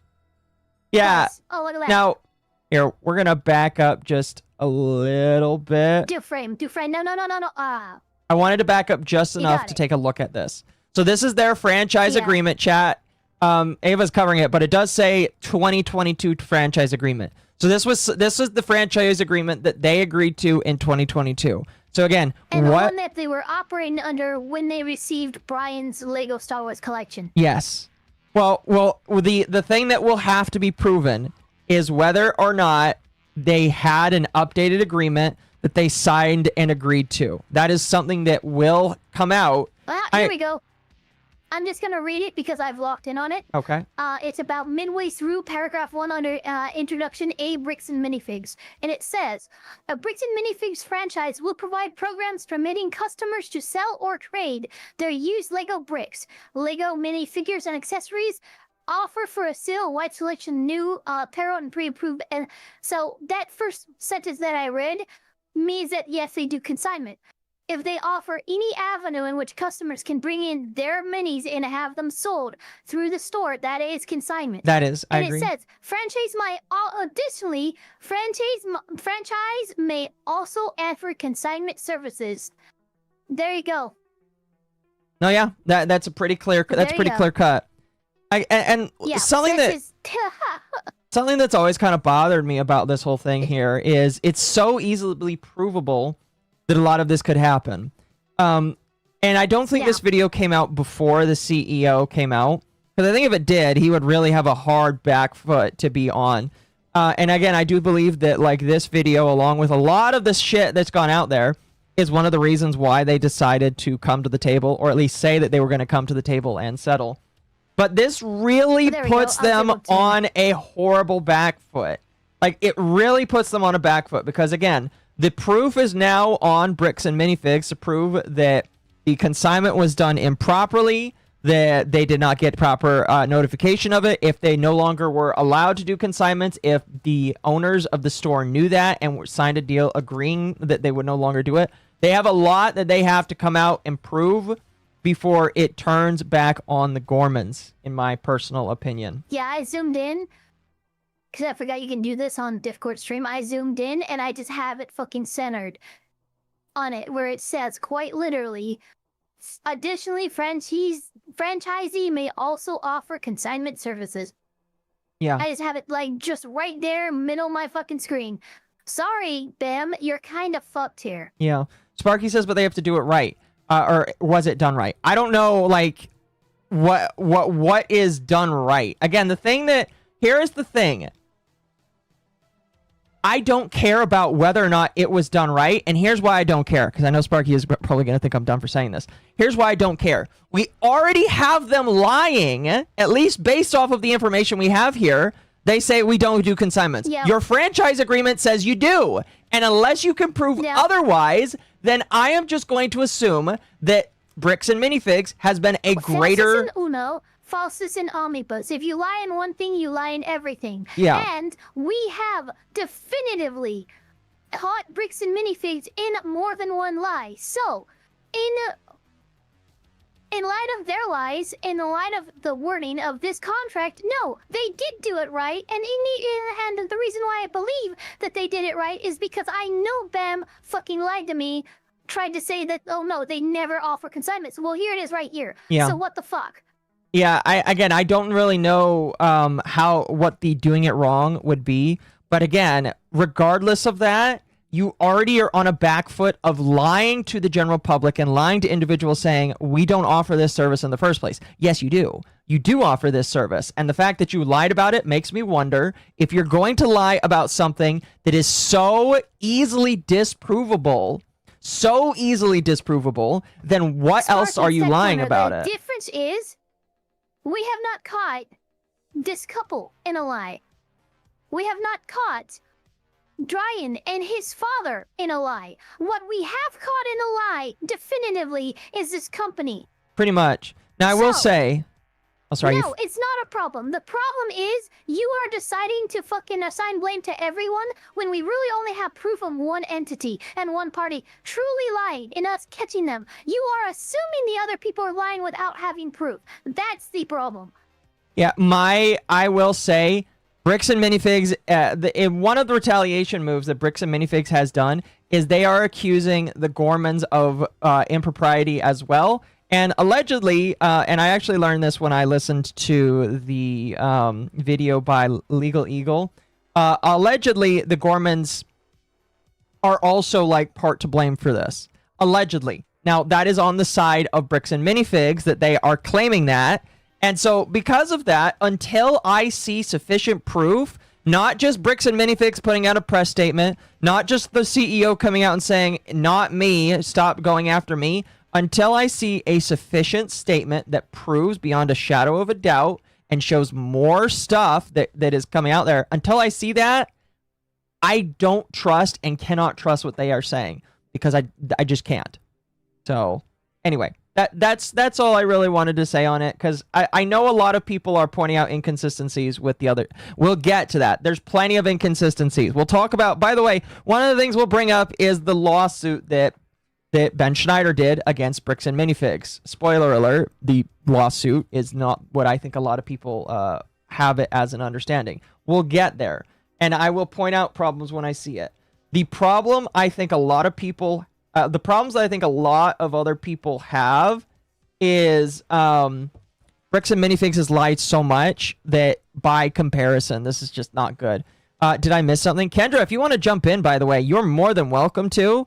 If you want to jump into this, I don't know how much you know about the Bricks and Minifigs situation, but you are welcome to jump in here and ingest the legal retardism with us. Anyway. I'm sorry that I'm extra autistic right now. But the issue is we're dealing with law, we're dealing with legal stuff, words are important. I'm not putting words in your mouth, Sparky's. You said, and I quote, everyone's been lying. We only have definitive proof that Ben, Reckless Ben, through his fucking stupid-ass video has been lying, and Bam has been lying. Not everyone else. And so just be careful with the words you use, because I will zero in on that. Pretty much. Anyway, let's continue here. Expressly allows consignment, in contradiction of their newest statement. And we've since learned they were saying all kinds of crazy things about Chris behind her back, both to customers and to employees, which are slanderous, to try to blame this on her. And once they even tried to say we never owned the store in the first place, which would mean all their claims that it's the previous owner's fault would be lies. And I guess that you were unpaid labor for 2 years? So yes, we are suing them. And yes, they are trying to make it so expensive, we'll have to give up. If you fight this, then you're putting yourself into a whole lot of shit. We believe the best way to get Brian compensated is to win our lawsuit and include the full value of his collection in the damages so that he can then be compensated. So they are suing Bricks and Minifigs. I don't know if this law, I at this point, because of everything that's gone on, we don't really know a whole lot about how that lawsuit is going. But they said that if they won the lawsuit, they would use the money. They would use the money that they are going to include as damages as a way to pay back, basically the Mansell family. Well, a lot of people are claiming that they will pay back the Mansell family, and we'll bring that up and talk about it. They are saying that. Ben Schneider is saying that. We'll get to the GoFundMe that the Reckless Ben has done. But a lot of people are saying that they'll pay the Mansells basically because they're not too sure of Bricks and Minifigs. Oh yeah, and by the way, Bricks and Minifigs is now saying that they'll compensate the family as well. So a lot of people are saying, listen, let's all just pay the old man. This is something that I'm kind of interested in asking as well. And I think Sparky's might have a good fucking question here too. Questions. What are we doing Why, with how would they be able to put the consignment Brian dispute on their lawsuit? How can they be a party this if they never owned the property? Leg. Why? They just put it in the damages to include, and then they would give the damages that was awarded by that Lego collection to Brian. Brian is loosely added as a party, but he is not a present party. Pretty much. He's also added as somebody that Bricks and Minifigs is suing. To that lawsuit. But Sparky's asked me, I'm sure you want to ask this question as well, because now we have multiple people doing avenues of compensating Brian and his family. What's happening to that $400,000 GoFundMe right now? It's a little bit of a spoiler. It should all go to Brian, right? It should, right? Well, that's all I'm saying. We'll I hope Ben doesn't try to take any of that. Yeah, that's and we'll obviously talk critically of that when it comes up. But there is some questions about where that money is going to go when the time comes, and I want to talk about that, but we have to get to that point first. Anyway, so let's continue. If you want to help Brian get paid for his collection and help us, and hold these horrible people accountable, please donate to our GoFundMe so that we can afford to fight them to the bitter end. By the way, everybody has a GoFundMe except for probably Bricks and Minifigs. And if you can't afford to donate, we get that. Please share this so that more people see this. We've learned they've done this to other franchise owners, and we want to hear from other people BAM has treated in allegedly. The same way. Please don't harass the employees at the various franchises. I This is thought not I their saw a fault. video. I However, didn't click I was on it. required as a franchise owner But it was to someone pay. trying to say that, yeah, this isn't the first time that Bricks and Minifigs has done something like this with franchise owners. I don't know why I just kept scrolling, but I did see that in my feed. I'm like, ooh, is this somehow even more complicated? So it is my understanding that here's the thing about Bricks and Minifigs. They are a resale store. Their job is to take your Legos. They will get the best price possible. It's like not Best Buy. It's like GameStop. GameStop is like, I'll give you $3.50 or I'll give you $10 of store credit. That's basically what Bricks and Minifigs is, only it's for Legos. So I can believe if people will say, oh, I got shafted by them because I didn't get the money that I felt like I deserved for this. I can believe that because guess what? That's what happens with a bunch of different resellers. Resellers will go on and do that, and they will get the most amount of money so that they can make the most amount of money when they decide to take what you gave to them and sell it on their own. So I can believe that. I mean, that's kind of the problem with resellers is they all kind of suck because they have to think about their money and not the money that you want to make from it. You know, that's just kind of how life is. I mean, what's crazy to me, and I don't blame Brian or his family for this, but like consignment in like its purest form is like going to an auction house and having this collection auctioned off through the auction house. That's a straight consignment. You don't have any weird franchise owner, corporate fucking weirdness go. No, you just have the auctioneer, the auction house, your stuff, and the split between you two. It's still consignment, but it's so much more narrow that there's no ability for any of this mud to be flung around and to make it messy. So, like, my biggest criticism here is for anyone who wants to sell a large collection of anything, don't go to a fucking brick and mortar shop. Go to an auction house, because you're going to be treated more fairly there. Pretty much. Or you can do what I want to do if I want to sell Pokemon cards in the future, is just do it yourself and ship yourself and get a P.O. box so that you can use the P.O. box yourself. I don't know. But obviously, like, that's a little bit different from the story here. But I'm just saying, there's a lot of good lessons to learn here. Anyway, let's continue. 6% of my sales in monthly royalty fees to corporate. So do with that information what you will. Please do whatever you can to encourage corporate to come to the table, settle with us, and through us, Brian Mansell, so that they can try to make this right.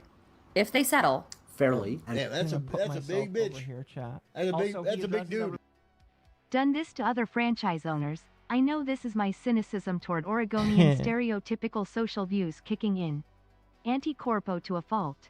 But do the Gormans have evidence to back that claim up? They don't list it in the video, but there is plenty of YouTube videos online where people are talking about their bad experiences with, well, it's just their bad experiences with Bricks and Minifigs as a brick and mortar store. If there is experiences with them, I'm sure that franchise owners, or at least previous ones, can come out and talk about it if they do. I've actually seen videos where people come out and say, I used to work for Bricks and Minifigs. I haven't watched any of them, but those videos exist. The videos exist, they're out there. There needs to be a lot of authentication involved before we even cry to watch any of those videos. I remember back a long time ago, there was that one kid who got hired by Mr. Beast, immediately tried to leak a bunch of stuff and got fired, and tried to like make it out like he'd been there since day one and stuff like that. And oh yeah. You have to be careful when other accusations start coming out from unverified sources, YouTube channels, other fucking situations. At that point, we have to do a lot more digging to make sure that, hey, was this guy actually an employee with Bricks and Minifigs, or is he just capitalizing off of the fact that this is what's popular right now? Yeah. Okay. Tender bent Squillix, oh my god. Brutal. Thank you for fulfilling the goal, chat. Now you get another goal. You can sue the Yippie for being too cute. Oh no. Her sentence will be one tree of Brock if she loses. Also, my chat's saying this, and I have to agree. This dude's piercings fucking suck. No, I agree. I hate his piercings. I mean, what is happening? I hate his piercings. I know what he's going for here, and I absolutely hate the piercings. I think that they just suck, period. Like he's a little demon? Like, what the fuck is he going for? It's so weird. I don't know. There's just like little tiny horns out of his eyebrow. Yeah. The septum ring makes more sense than this does. Pretty much. Anyway, we're almost done here, so let's finish up. Well, hold on. Start now. Thank you for the 5. There's a thread on X suggesting that Bam settling with Brian would nullify every legal asset for Ben, that it's a trap to catch Ben. We'll talk about that a little bit later as we have all of that stuff laid out when we watch the videos, but I have seen that theory, and there might be some weight to it. Because technically speaking right now, Ben and his friends own a lot of that inventory because they sold it to they bought it from Brian, who signed it over and a notary public actually stamped on it. So Yeah, there's a big issue here in terms of like who actually owns that Lego set. Is it Bam? Is it Brian? Or is it Ben? Yeah, we don't know. We don't know. Exactly. We don't know. Completely. And if we're allowed to tell you after that settlement is reached, we will. So follow us wherever you're seeing this, and then go back to doing business with them once they've re-earned your trust. Because Lego should be fun. And I want to personally thank all my former customers who've left comments of support for us and told me about their positive experiences during the time when we owned the store. That means the world to me, and I miss you all so much. Oh, and the wildest thing is in the comments. Yeah. Let's go to the comments. So, yeah, there's something in the comments. There's the GoFundMe. How much have they gathered? Do you know? Let's see. Their GoFundMe, $74,000. Wow. Yeah, I mean, $70,000 is a great start to a lawsuit. You guys know how much money has been raised to all of this? Like, if we just count it all up, or with the explicit extent of sending it to Brian or compensating Brian somehow in some way, it's we're getting to stupid levels of money that have been thrown at this. Yes, we are. I'm going to add this for the very end. But yeah, they've raised almost $90,000. That is a good way to start a lawsuit, basically. So I'll read this here.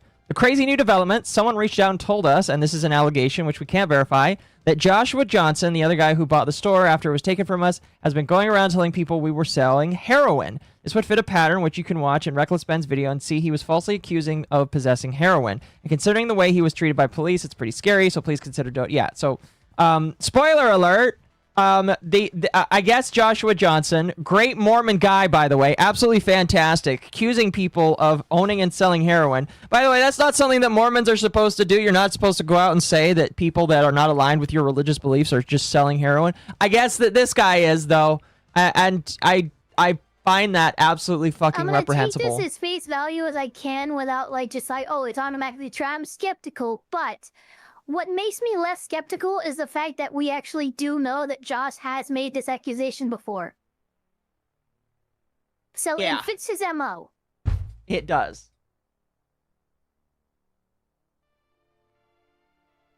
Sorry. And you are approaching nearly 500 grand. Yeah, we're at $500,000 in terms of funds raised regarding this situation across all the GoFundMes and everything. Yeah. So, chat, now we're going to move on to Reckless Ben's videos here. Before we do that, really quickly, we got to talk about the Scott Schaefer video here really quickly, because Scott Schaefer made a video where he claims that Reckless Ben lied about major critical parts of the video. I have watched this video, or at least I watch a good chunk of this video, enough to tell me everything that I need to know. I will tell you off the bat, I have a lot of biases. I do not like Scott Schaefer. Scott Schaefer is one of those guys where he might be correct in a lot of the ways that he tells his journalism. However, he is such a pompous asshole that I don't want him to be correct. And in fact, oftentimes when he opens his mouth, I want him to actively be wrong. He is just one of those guys where I listen to him and I'm like, dude, I hope that you're wrong, because I fucking hate how you represent yourself and how you talk. And hey, you have that hatred from The Office where Michael's looking at Toby. He's like, I just hate looking at your face. I want to smash it. No, yeah. I mean, I don't listen. Let me clarify. I don't want anything bad to happen to this man. I don't like him, but I don't hate him to the point where I want something evil to happen to him. I just don't like him. I don't like any bit about him, and I think that he has oftentimes misrepresented a lot of the stuff that he talks about, and that's why a lot of people don't like him. Crystal's earrings were Mondo, Grogu Lego minifigs. Also, yes, the guy's piercings are horns. Stereotypical Oregon, messing with Christians nonsense.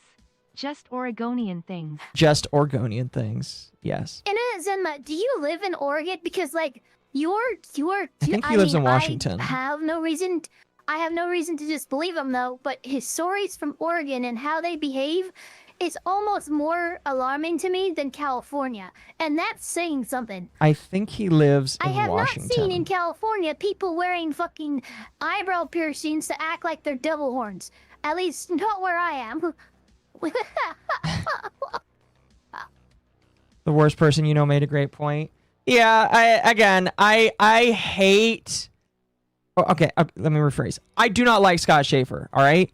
Again, like I said, there have been multiple times where he has been correct about things and he has said things that I am like, yep, I agree with that. I think that the actions that are being showcased here really suck. The problem is that the way that Scott Schaefer goes around it, I want him to be wrong. He is such a bad like he is so bad with how he does things that I listen to him and I'm like, I just don't like you and I kind of hope that you're wrong on principle. And that's why I don't like him, and that's why whenever he talks about something, I automatically am like, I don't care if it's by Scott Schaefer, I don't want to watch it. That's a problem. I agree. I don't like that, like, that's my mindset that going into listening to Scott Schaefer, especially considering that he is right in this case. So let me explain. Scott Schaefer in this video goes over how he looked basically at different court documents that were provided. And he found out that Reckless Ben sued the wrong company the first time he sued. He sued the wrong LLC. He accidentally sued the wrong, or he sued the first owners, like the couple that owned the company. And so that's why, and because of that, the default judgment didn't work the exact same way that Reckless Ben says that it does. However, I'm pretty sure... The judgment didn't work because he didn't file for a default. You have to file for it. A court's not going to just find a default if you don't file for a default judgment because it's up to you. The judge just acts as a mediator. So, one, that. Two, he did sue the Britson Minifigs of Salem, Oregon location. And I don't know if it was re-LLC'd for Brendan Best and Joshua or not, but that would be an easy mistake to make given how quickly the franchise was taken over. Yeah, no, that's fair. It was the owners before the couple. Regardless, I don't care if it was the owners before the couple took over it or whatever. The truth of the matter is Reckless Ben did get something wrong, and we can admit that.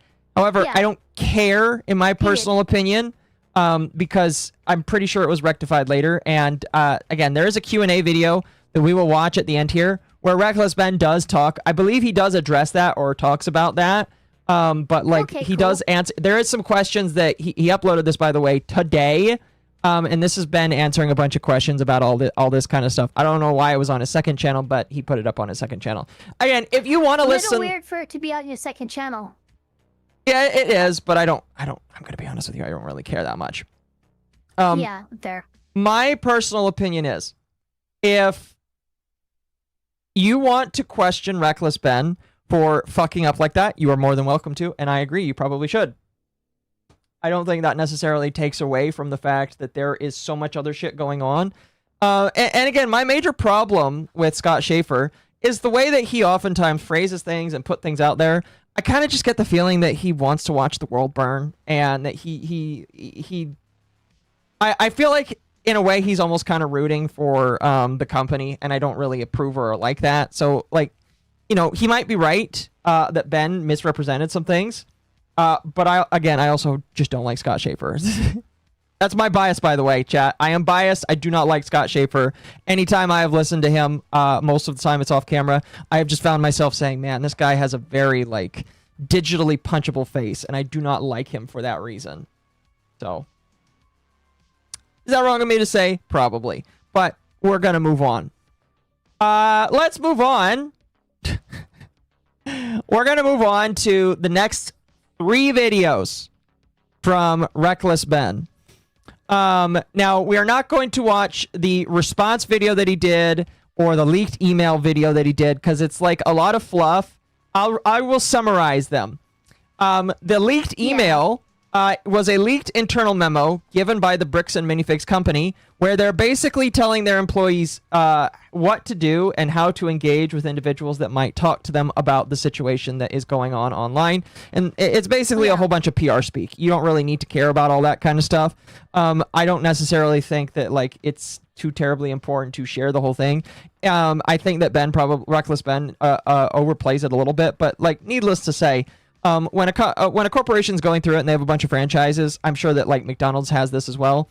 they'll say, hey, by the way, we're going through some drama right now. Here's how to deal with it. Here's what you should and should not do. Don't talk about it. Don't do this, this, this, and this.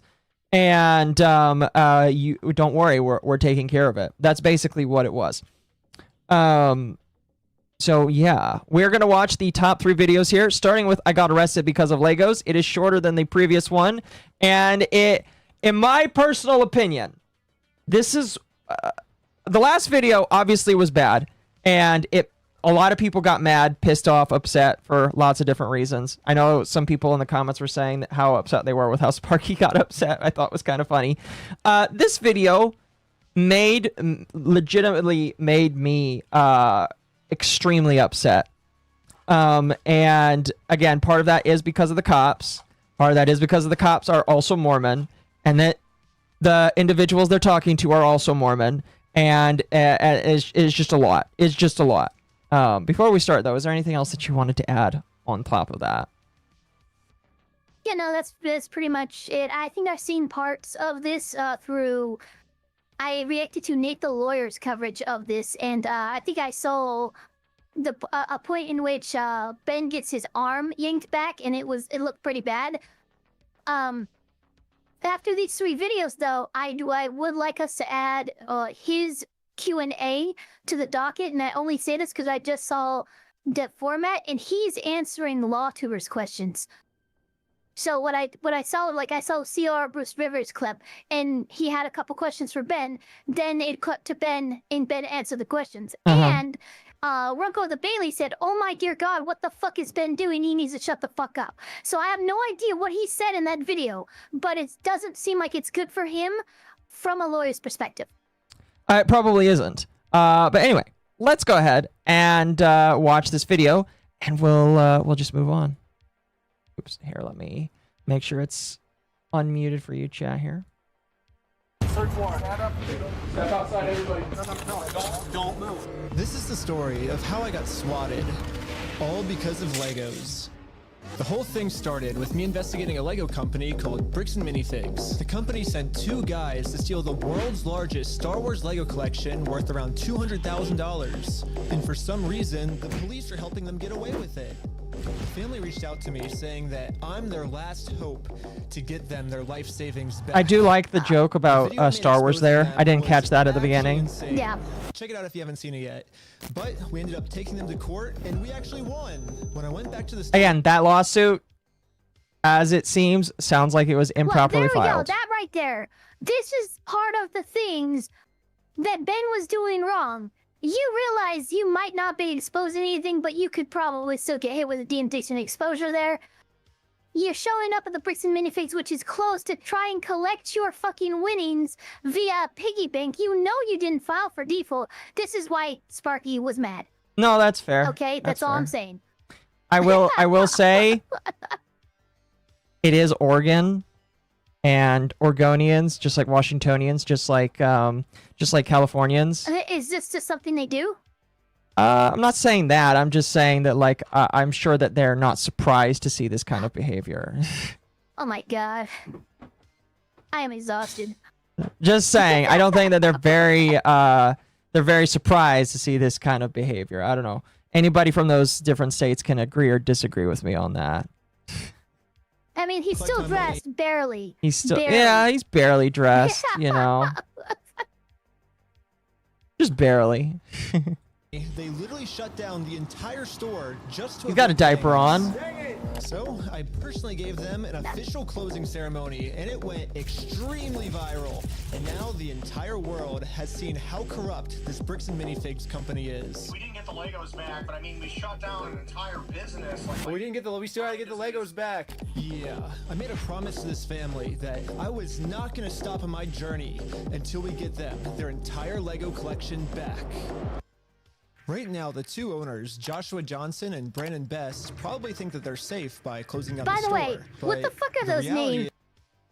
I mean, really, I haven't really said anything until now, but what the fuck are these goddamn Marvel fucking Stan Lee style names?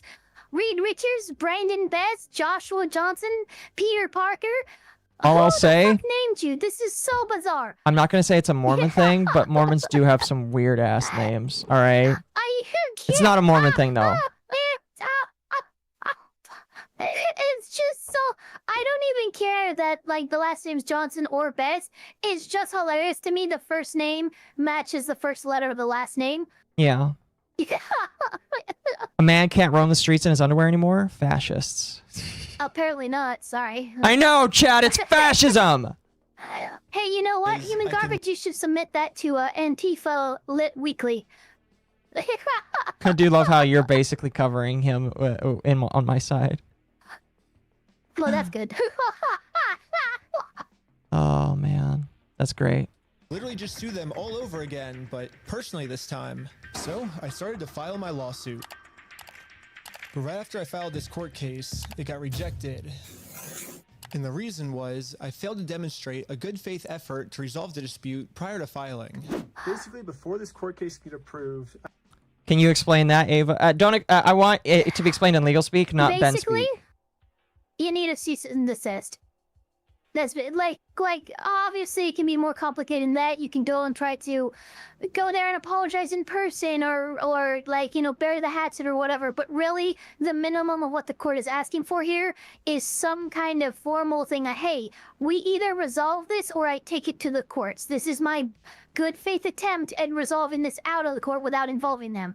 That he wasn't even able to do that much and show the court that he was trying to do that much, which is why it was rejected. Now, here's what I would say, and I think I already know what your answer is to this, but do you suggest that take place in person, or do you suggest that is just something that they submit as a letter? That's a cease and desist. Okay. Let's just see. I know he's probably going to try to do it in person, which is fucking retarded. Have you seen this video, by the way? No. Okay. No, I haven't. I think I've seen clips, but I haven't seen the whole thing. Okay. Good enough. I have to at least attempt to settle with Josh outside of court first. I tried calling Josh, but I'm blocked. I'm sorry. Oh, man. So my only option left. Hey, even calling would be better than showing up in person now. Basically, if Josh wants to save the day, I got him a trophy that says, Joshua Johnson saved the day. And, okay. We'll give him this trophy, but he has to give the Legos back first. Pause. So we started driving to Josh. You realize that's not a good faith attempt at resolving the situation, right? That is so facetious and instigatory. There's no, come on, man. How in the world do you think this is a good faith attempt? Crazy. Yeah. Yeah, I got him a little trophy. Well, the trophy was supposed to be given after he agrees to give the Legos back. But him showing it to the fucking camera and showing that this is an intent, it immediately undermines the good faith portion of what's supposed to be happening here. That's fair. I don't disagree. I just think it's funny. The court requires us to have. We're in Josh's neighborhood. Oh my gosh. But when we showed up, Josh was already outside talking on the phone to someone. Oh my gosh, okay, Josh is outside on the phone. That's crazy. Wait, do I interrupt his phone call or do we just like wait? Interrupt his phone call? No, probably not. I thought it would be pretty rude to interrupt his phone call, so we parked around the corner and decided to It's wait very nice for of him to them. get off this call. I like how he's just having this conversation outside. Right. He doesn't want to get his wife involved. He's hiding something. No, so this is something a lot of guys do. I'm pretty sure Josh is on the phone with corporate bricks and minifigs. And the reason I think that is we were You don't actually know that. just there right before this. Oh. Bricks and Minifigs headquarters. Okay, you might know Plan that. was to give them one more chance to do the right thing before suing them again. While we were there, one of the corporate employees answered the door and told us he would get the CEO to come talk to us. So, okay, so keep in mind, this is MommaOcco's testimony, and the only thing I know is that she just gave me $20. So obviously I agree with everything she, Get hit with indecent exposure. Walking around in public in only a diaper and entering a business. No shoes, no shirt, no service. Anyone might get a 911 call. Outside of Salem, Portland metro areas, Oregon leans conservative. No, that's fair. That's fair. That's Yeah, fair. that makes a lot more sense to me. Yeah, no, it just... Yeah, anyone... is going to look at that and go, I'm at least calling somebody. Chat is asking, is this stalking? Yes. Yes? This is meeting the Utah statute definitions of stalking and surveillance and all. A lost cause. Someone tell Reckless Ben that King of the Hill S6, E10 was not meant to be taken as an instruction manual. I have not watched that one, so I could Damn, not comment. that's a good poll. That's a good poll. Deep poll. I might have watched it, it's just been a while. But is this the same video in the... no, I believe this is a different video. I believe this is a different video. Sorry, continue with what you were saying about stalking. I completely forgot. Oh, yeah, stalking. So yeah.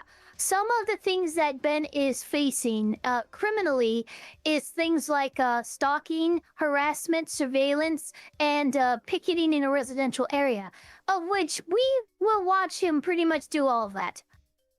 Okay, fair enough. Okay. Well, no, they said they're getting some guy to talk to us.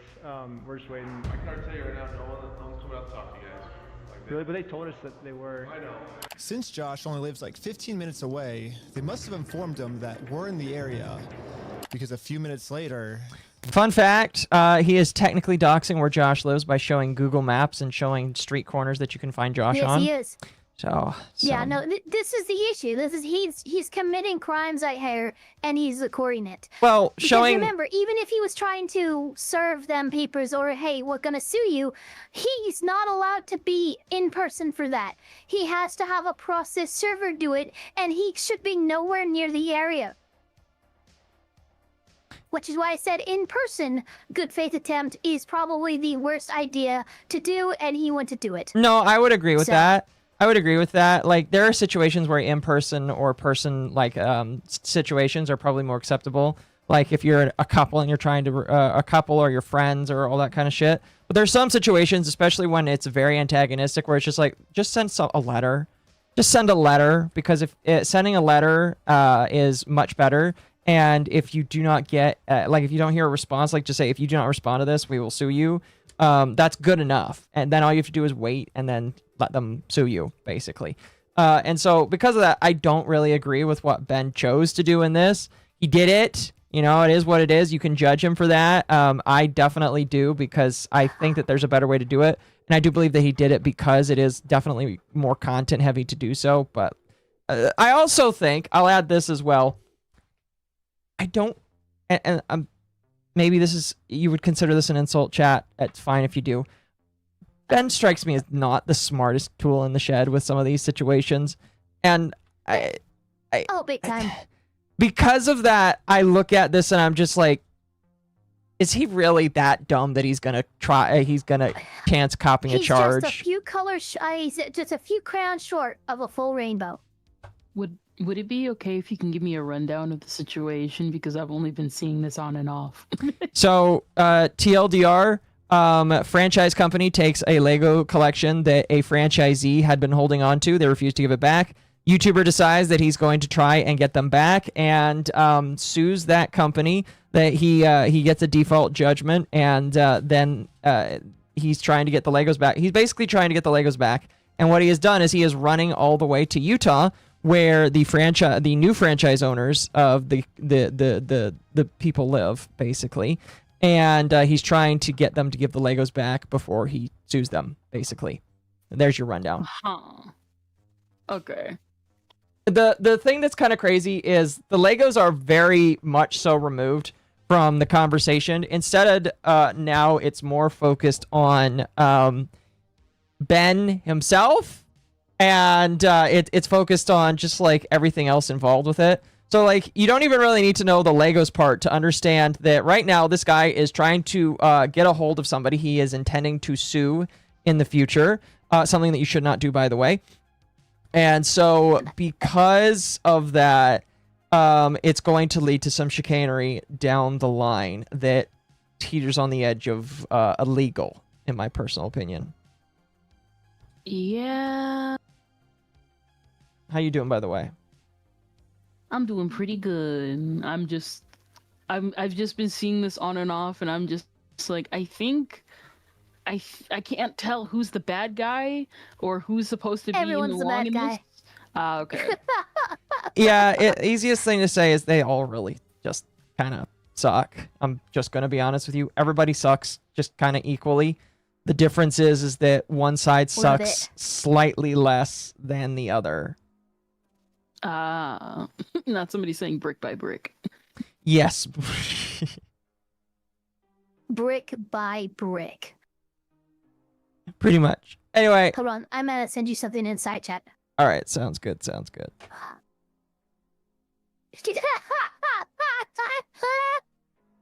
Where's my mouse? Oh, why isn't it embedding? Come on. Hold on. It's being dumb. It said Mormons with MommaOcco. What the fuck? No, Mormonism with MommaOcco. Oh my goodness. Look at that. This is beautiful. There you go, I got it. Oh my Look at gosh. that. Educated, Ava? Are you being educated, Ava? Are you? I guess I am. I told one of my mods to do that because we were talking about Mormonism. And I'm like, it'd be hilarious if we just did Mormonism with MommaOcco, and this is what they came up with. That's crazy, chat. Yeah. Oh, it's beautiful. That is We're gonna amazing. make one, but with the VeggieTales cover. Yeah, Oh, that's perfect. absolutely. Oh, Mormons man. actually do like Bob the Tomato and Larry the Cucumber because you know it I is love Christian centric. VeggieTales. So Not the shocked. everyone in the situation's greedy. I would agree with that. Yeah, I would probably agree with that. It's not just the store. No, you're true. It is not just the store. There's a lot of people that just kind of like suck in this situation. 100%. Anyway, funny picture there. Let's jump back and continue here. This happened. The police just showed up. What the heck? Why are the police at his Of house? course they Oh, did. and by the way, the main guy doing this is definitely a surfer bro. So if you're wondering why does he sound like one, it's because he's definitely 100% a surfer bro. And because his fucking IQ was pounded out from the freaking bottom of the sand in LA County Oh, that's very brutal of you. when he freaking went surfing. Well, you know, it's not my fault. That's very brutal You of know, you. head trauma is pretty difficult to deal with, and I'm sure Ben has had his fair share of surfing. Damn, that's mean. Anyway, let's continue. Oh, there's another one, dude. 2 cop cars. 3 cop cars? Oh my god. Cop cars. Why is there 3 cop cars at his house? We didn't even walk up to his house yet. The cops are following us. What the heck? That's so crazy, dude. Obey every traffic law. Oh, shoot.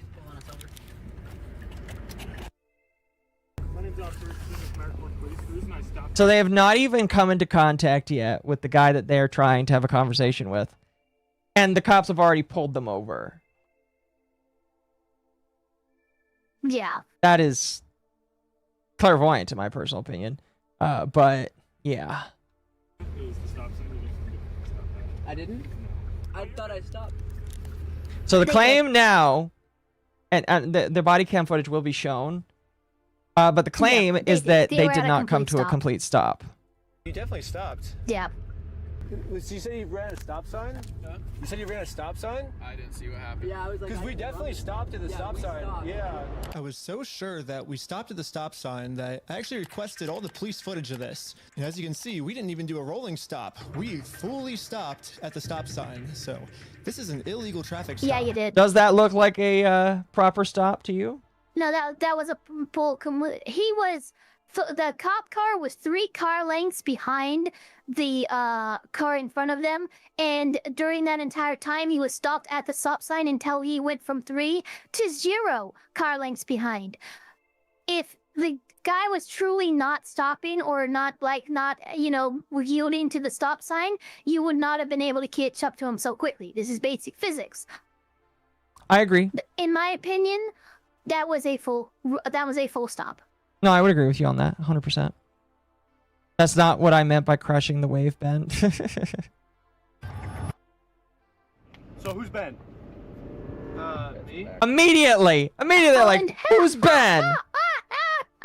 So that's a problem. You have conducted an inappropriate traffic stop, and with the look. Why didn't you just? pull them over on suspicion of this person is someone who is, you know, stalking a resident. You could have done that, but no, what you did instead was you listed an inappropriate reason for the stop and then immediately went into the fishing expedition. That is not okay. Yeah, no, I would agree. Ben's a piece of shit, but this is not okay. Now I would say that like it would be a lot easier for the like if I'm the cop, what I would do is because I can say that they probably know who Ben is, because if they did actually come from corporate, legitimately just came from corporate, my thought process Here's is what happened. I'll tell you the timeline of exactly what happened. They went to corporate. They got shut out. That police told them to go. They know that this whole Lego thing with Ben, Reckless Ben, it has been a thing. And so corporate calls Josh ahead of time. They roll up and see that Josh is talking to corporate. Corporate is already sent cops there because they have anticipated that Reckless Ben is going to show up at Josh's house next.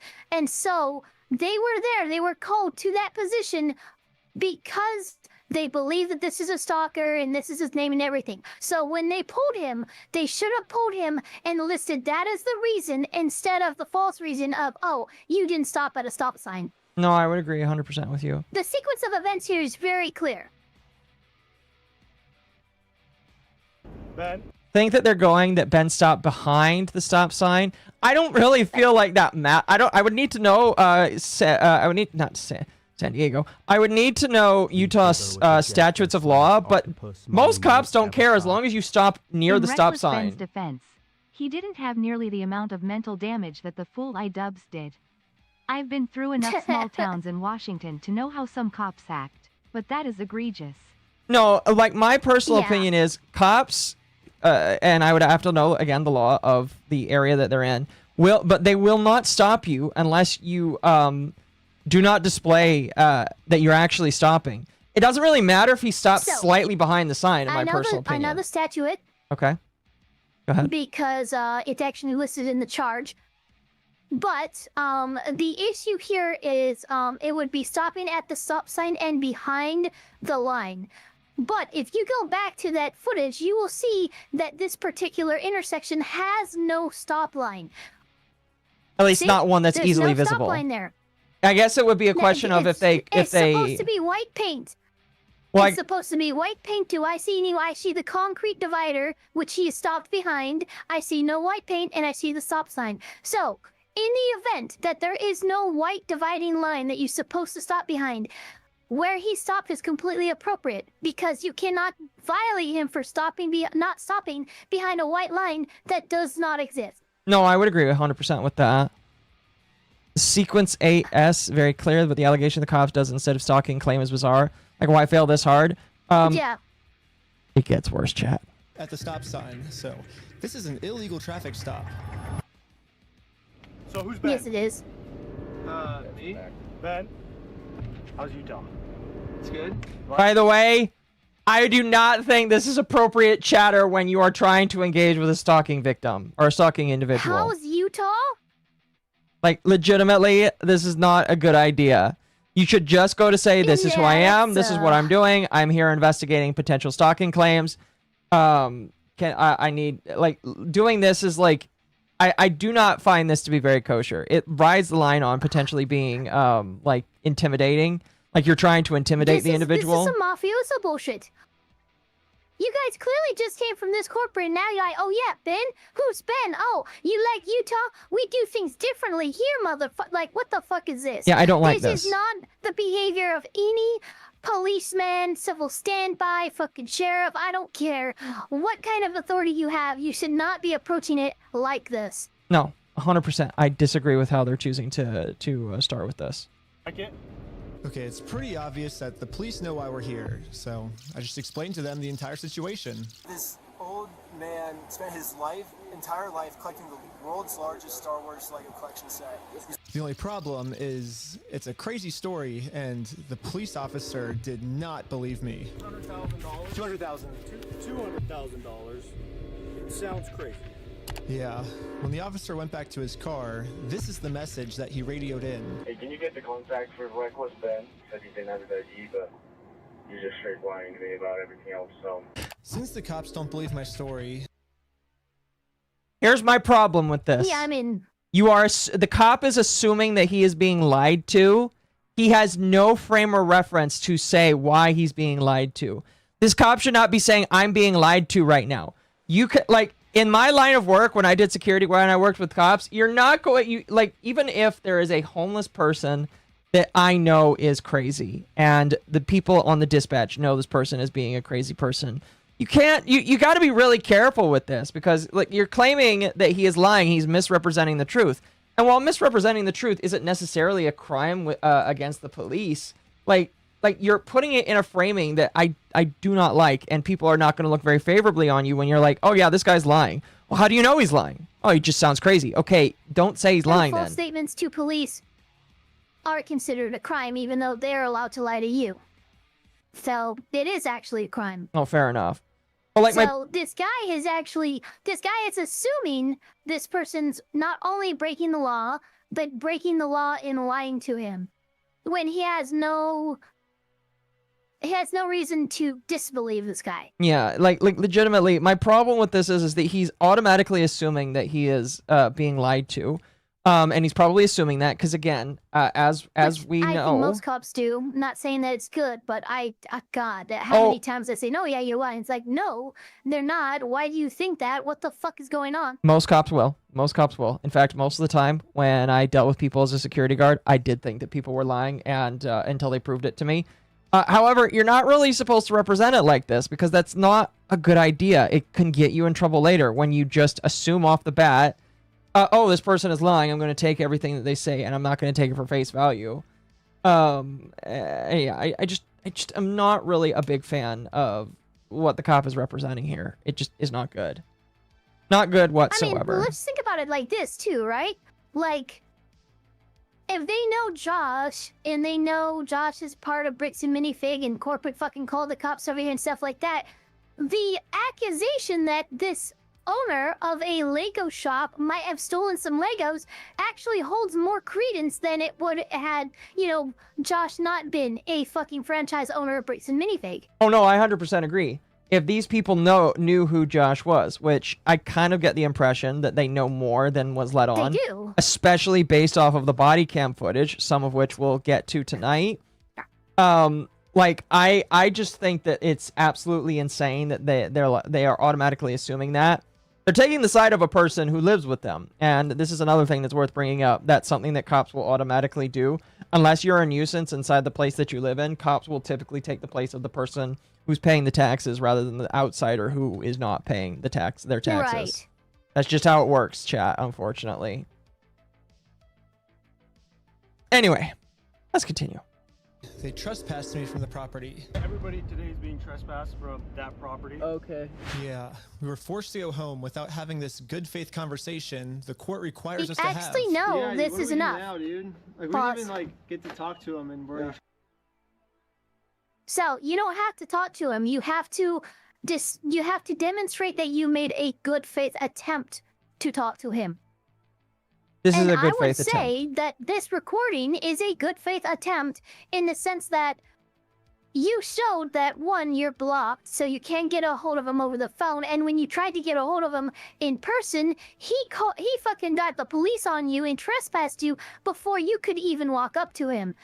As far as demonstrating to the court a good faith attempt to resolve this issue, I think you've done that much. No, I would agree. 100% I would agree. Local cop is going to believe the actual citizen of the region. Yes, I also think it's fair to bring up. I also think it's fair to bring up that because, again, there is a chance that they are members of the same congregation, that there is more belief that is given. And I, again, don't think that that's correct or right. I think that that is very wrong. You have to treat everybody equally, even people that are in the same area as you. That's not what happens, by the way, and it will never happen that way. But that is what happen that way. That is what I believe is, unfortunately, going on with these individuals. Trespass. So, dude, the one thing I didn't understand was how the heck did they know we were coming? I was hiding in the back seat the entire time, and the car's windows are extremely tinted. These windows are so tinted that you can't see anything. But as I was outside inspecting our car tint, the same police showed up to our house. Oh no, we're pulled over again? It was weird. He wouldn't tell us why he was here. Like I said, we've already talked about it. Yeah, well, thanks for being so cool about everything. Yeah. They're like after us, dude. Anyways, since Josh clearly doesn't want to have this good faith conversation with me, I took his trophy and destroyed it. Wait, guys, let's throw it off that thing. Where are you guys? Just like That's a good question. Video, I tried to give Josh the benefit of the doubt, the easy Like way, all of a sudden, what but the again, fuck is Josh- happening? Do you realize that you, as in like this looks like you're fucking lining up a shot to kill Josh right now. How you paused it? What are you doing? I know that's not your intent, but come on.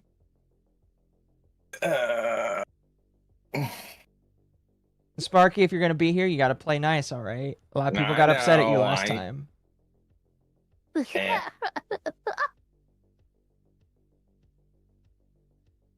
I'll play nice. All right. Sounds So yeah, good. Ben is once again displaying his really Reckless. low IQ when it comes to the editing decisions he makes. The very reckless side of him, you might say. Yeah, the very reckless editing decisions he's making here. Why are they recording every trespassing? Because they're dumb. I didn't say that this guy was smart, chat. I mean, he's called Reckless Ben for a reason. Anyway, let's continue.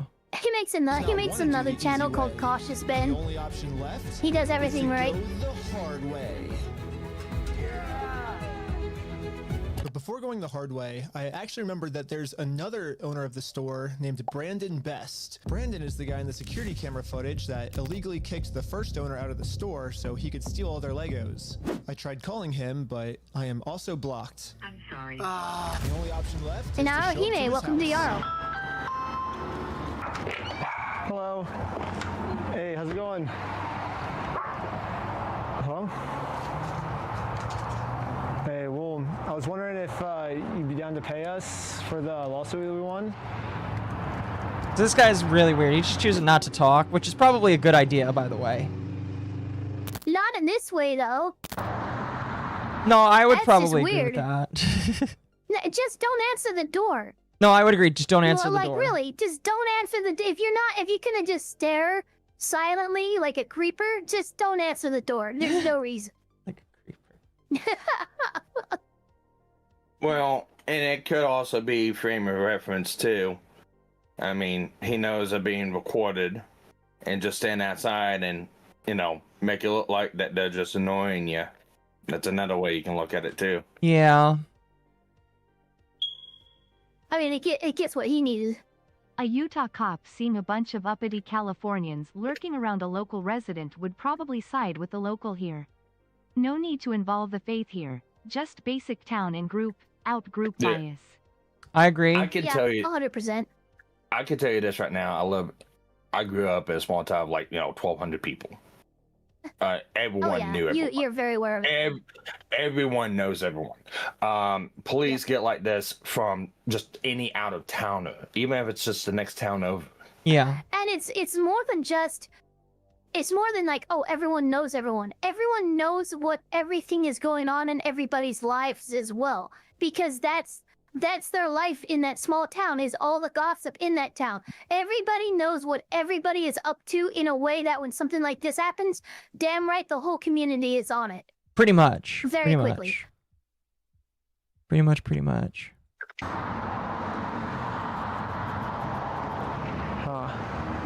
It kind of seems like Brandon doesn't want to have this good faith conversation to resolve this problem outside of court, and I gave him plenty of time to speak.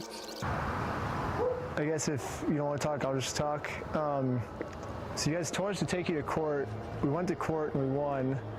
We know you closed down the store to avoid paying us, so we could just sue you guys personally and do the whole thing again. We would obviously win again, but then the police showed up. Again, for some reason, they You don't do are really this. trying to protect these criminals. He didn't steal anything. He inherited the store from somebody. no, he stole $200,000 worth of. Because I've been spending the last 3 months in the case, and I won in court. He inherited the store. Uh-huh. He's being blamed for everything. I don't really like that this cop is doing this. This is not what you should. This female cop female cop is doing way more damage to She's taking a herself. definitive size.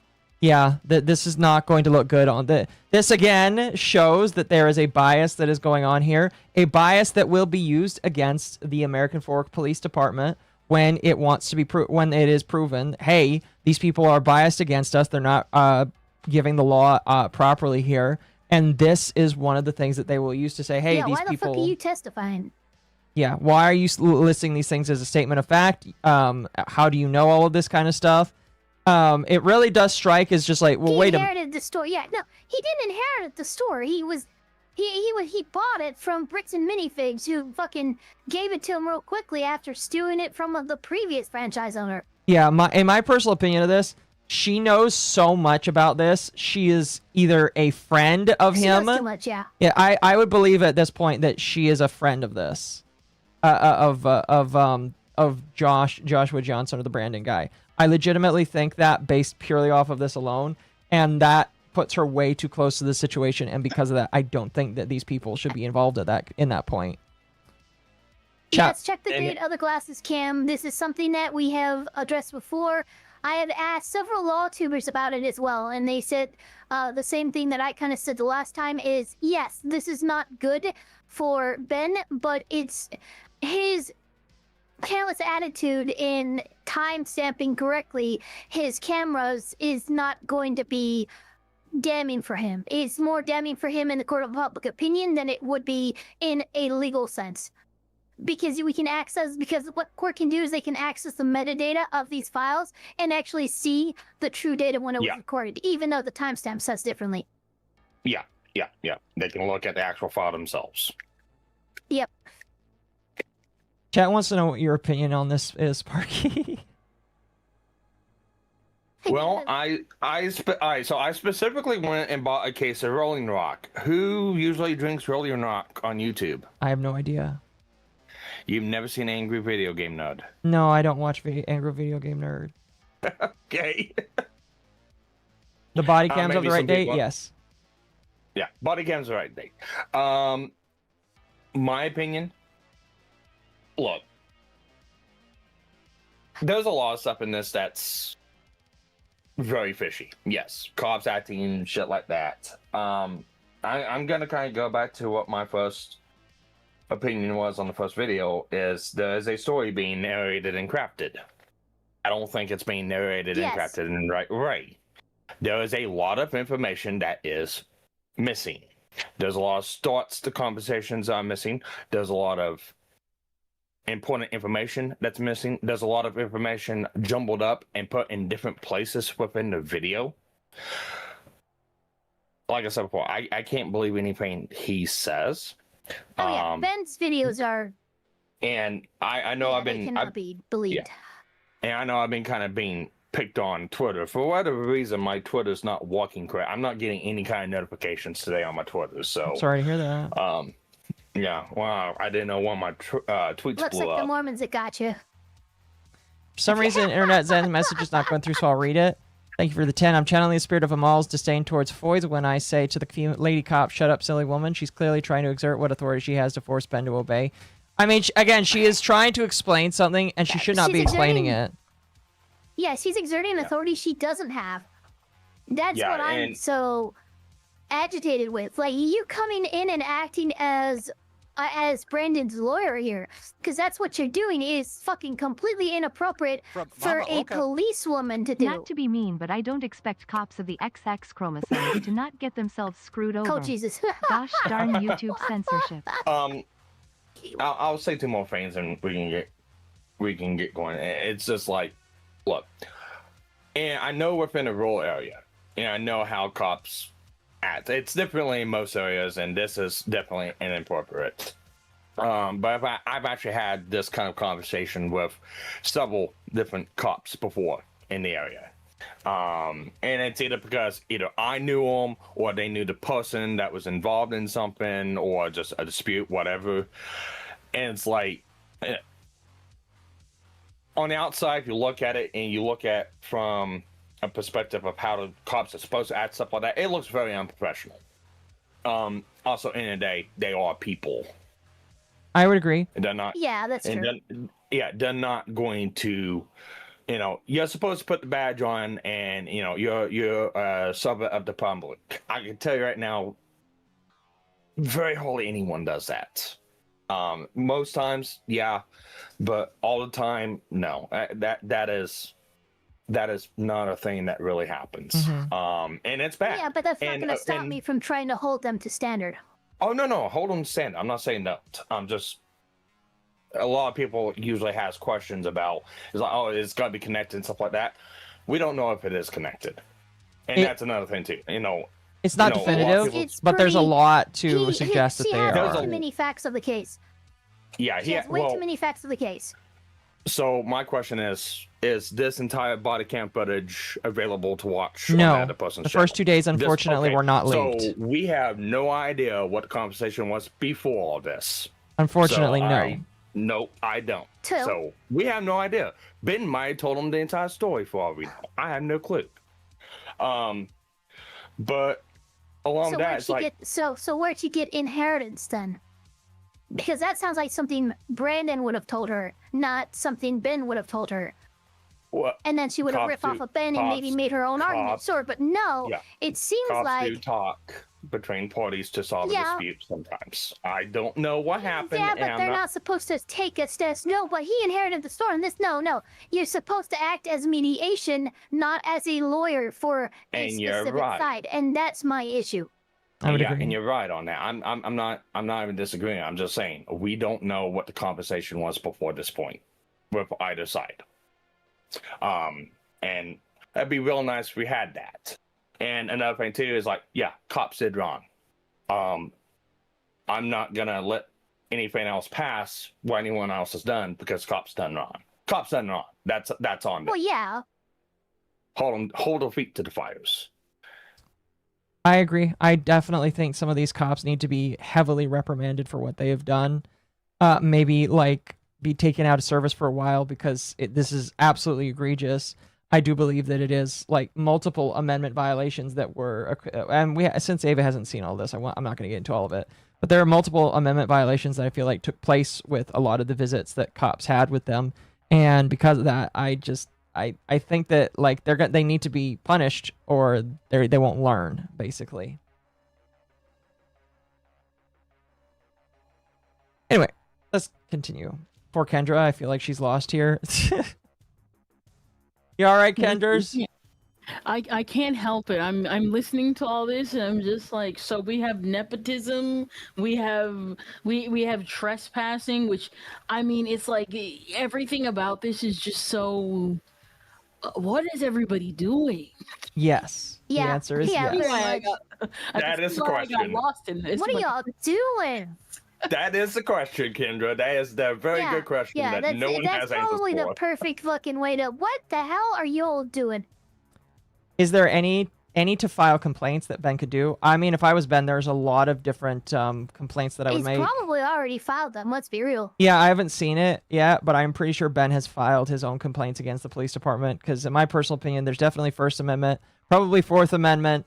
And a couple of other amendments that the cops have, in my personal opinion, violated. And if I was Ben, I would take the entire police department to task, especially since the police chief responded to it. The fact that the police chief himself responded and backed up on it, that holds the entire department liable, in my personal opinion. So. And the best thing that could happen to American Fork PD is someone get in touch with Utah State Attorney General. Yes. Because that would be the guy to look into this specific police department and find him, because I don't trust their internal affairs to handle it. I do not either. This whole thing is reckless for both sides. That's the other thing that I want to make sure that everybody knows is I agree. Both sides have definitely fucked up. Excuse me. There's not two sides. There's multiple sides. You've got just like Ben, 4 sides. It's crazy. You've got Ben's side. You've got the family side that is missing the Legos. You've got Bricks and Minifigs, and then you've got the cops. Like so many different sides to this. By the way, don't forget, this is all about Legos. Franchise owners and the old franchise owner. You have 7 sides to this. Ben did tell the one cop who likely talked to the rest of the department, and small town being small town, I'd wager most the force knew by the time Ben went to meet Mr. Best. Lady cop still out of line. No, I agree. I completely, yeah, I completely agree with you. They definitely did. My point is, in her language, you can tell that, yeah, she's been brought up as a small town would be on what I had just said. Everybody knows about what's going on with everything in a small town, but Now, she took a stance when she made a defense that we have not heard before, which is Brandon Best inherited the store. That had to have only come from Brandon. Now, here's another one. Now, this is after that suit, right? This is after the first round of suits, yeah. Okay, and that's also in the system in the filings, right?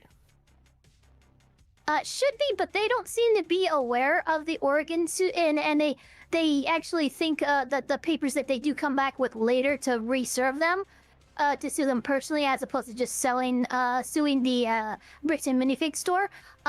They seem to act like they don't recognize Oregon's court system or anything like that, so I don't know that they would have that information on hand. Yeah.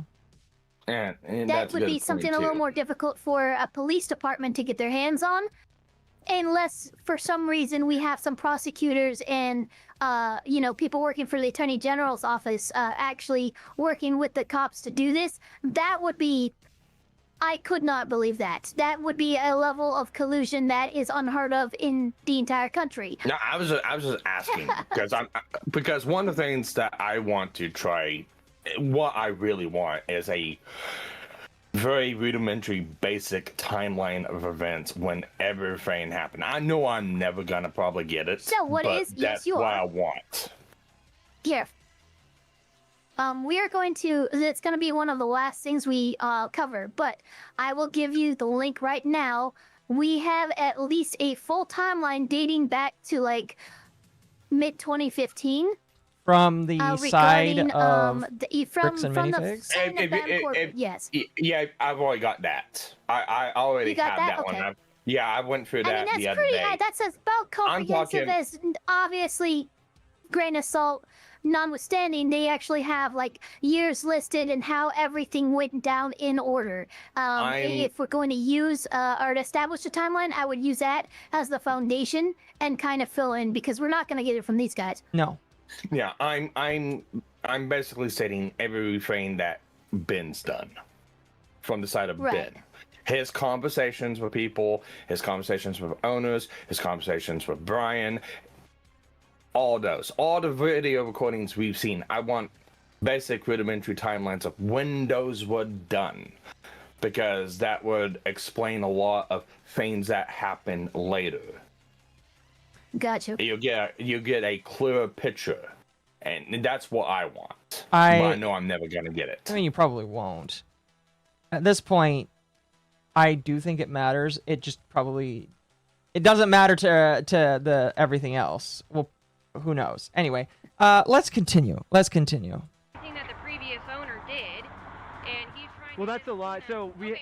I don't really like her antagonistic voice toward this. Again, my problem is she can have one side of the story, and she's immediately taking a side when she does not. Like, I would like to, if she is so passionate about this, I'd like to see what she has seen that would prove that she, proves beyond a reasonable doubt why she is taking the side of him. If it's nothing, then this woman needs to shut the fuck up. Anyway. Okay, I'm sorry. He's still trying to clean up the mess from the previous owner, and now he's catching blame for it. And he's just trying to clean up the mess from the previous owner. No, him saying that it's the previous owner, that's a lie, and we already proved this in court. Okay. If you come back and step foot on this property, you're gonna go to jail. The police gave me a formal trespass notice, which I took a picture of. She seems way too invested in this. The woman? He is. Yes. Well, the woman definitely is. Far more invested than she should have been, but... Why does she know too much? Yeah, I don't know. That's a good question, chat. That's a good question. If Ben sues these people, maybe he'll figure it out in court. These cops are going to have to testify. Look, using this fucking video, I would ask for... I would get that police officer deposed. I have several questions that are relevant. 100% I would too. Well, if no action's been done, I don't... I don't see if he could do anything. They'd probably just blow it off. You can't blow off a deposition from a court. I mean, over what? I mean, what was done besides him getting a trespass deal? Okay, and if that's the information that I need to make my case in the civil litigation, then I'm deposing her. Okay. Let's continue. And sent it to the court as proof I tried to have this good faith conversation, but Brandon didn't want to have it with me. And turns out this was good enough. My court case with Brandon Best got accepted. It would have been. But my court case with Josh is still going to be rejected until I find a way to have this good faith conversation with him. So I decided to see if I could find Josh online, to see if I could look up any more information about him.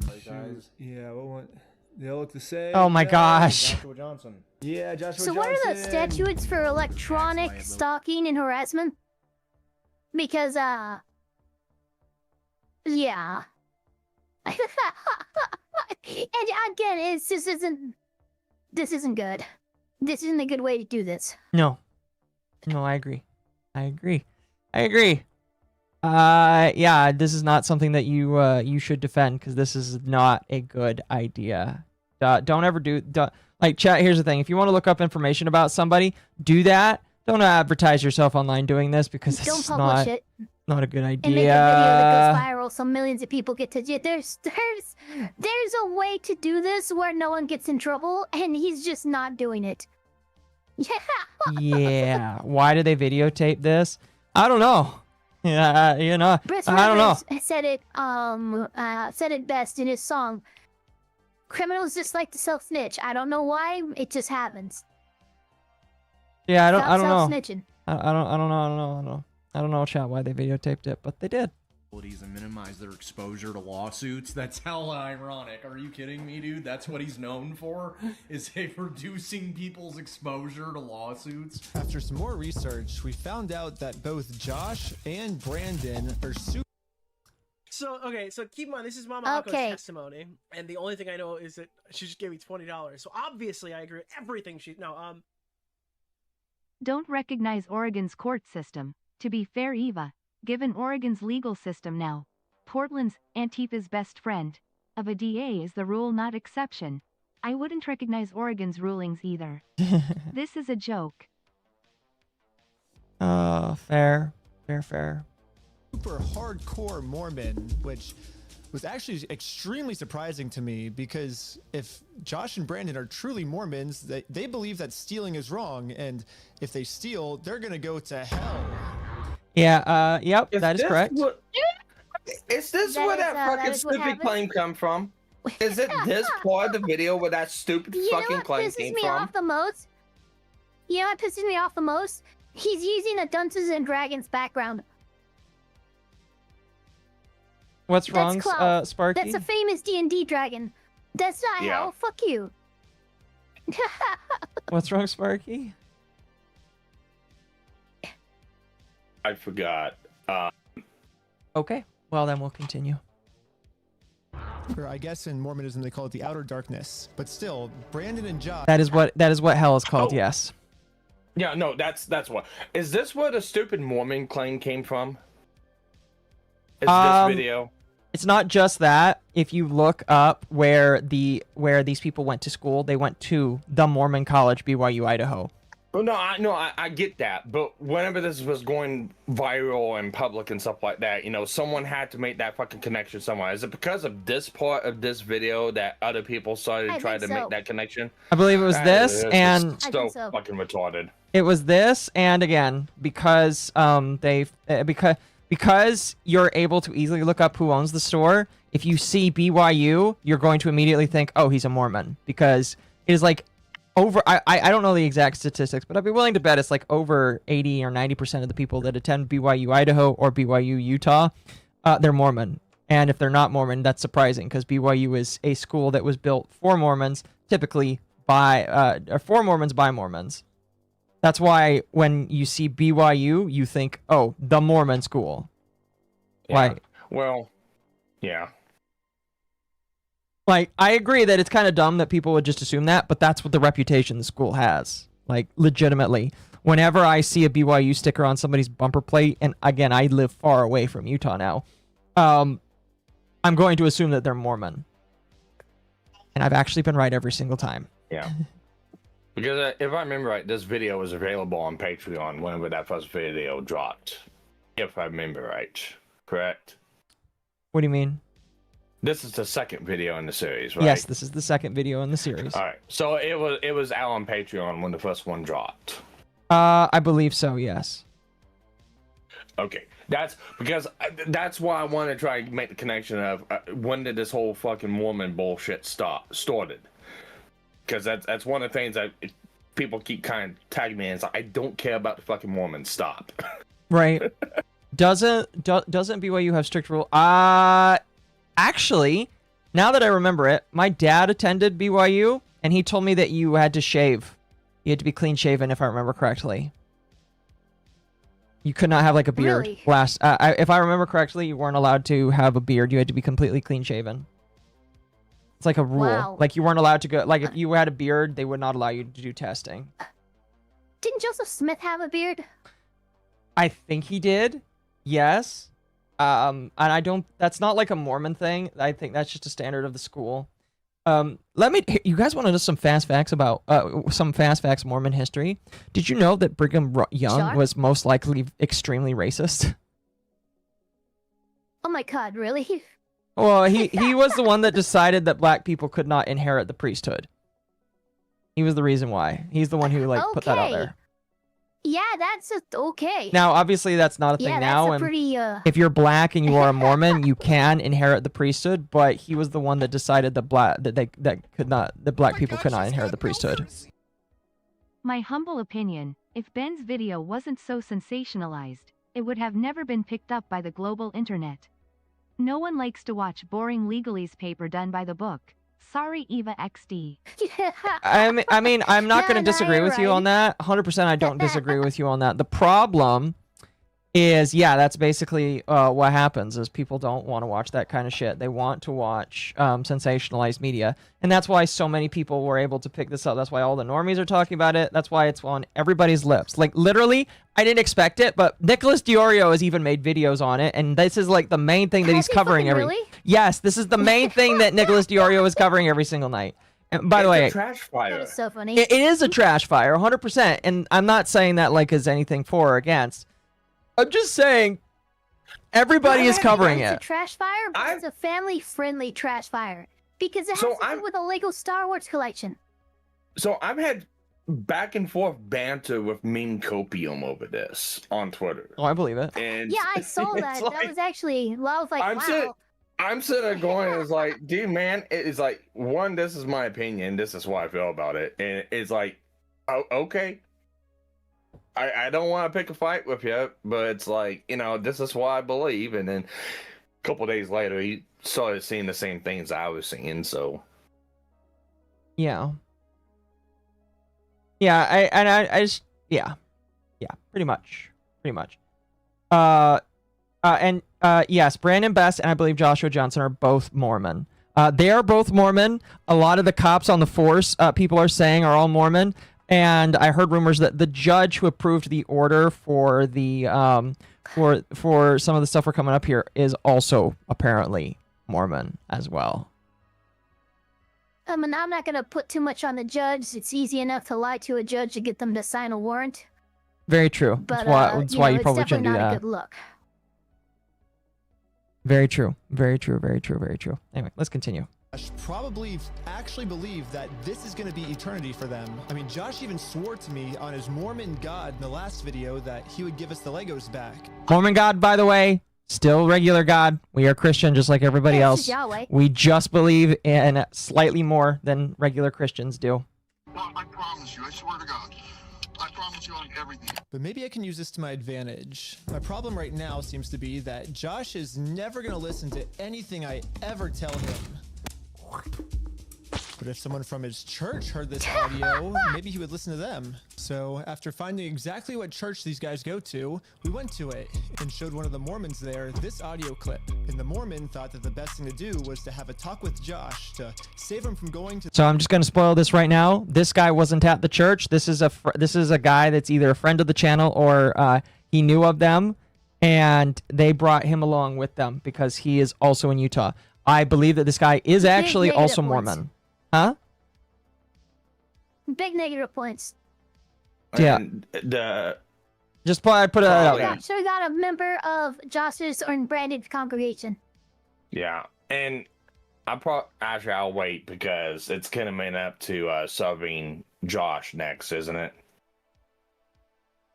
No, this is not serving Josh next. This is them trying to have that good faith conversation. And, being raided by the police and shit. No, well, yeah, but that's the way later in the video. What's going on right now is this is the good faith conversation step still.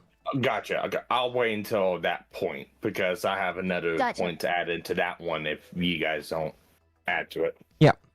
Don't want to spoil it. Darkness. Okay, good luck. YouTuber with a jester/octopus mommy MILF avatar. Surprised they were Mormon. I know he's playing it up, but come on, Ben. You're in godforsaken Utah. That's like being shocked running into an atheist in Vermont when that's 56% of the state. Pretty much. Although you will be surprised, there are way more non-Mormons. In fact, I'm pretty sure that one of the mayors at some point was actually a lesbian, and she made a comment saying that like she was going to force the people to be let into the temple, and the church was very quick to come out and say, no, you will not do any such thing. Our temple is sacred to us, and you are not allowed to impede on that sacredness.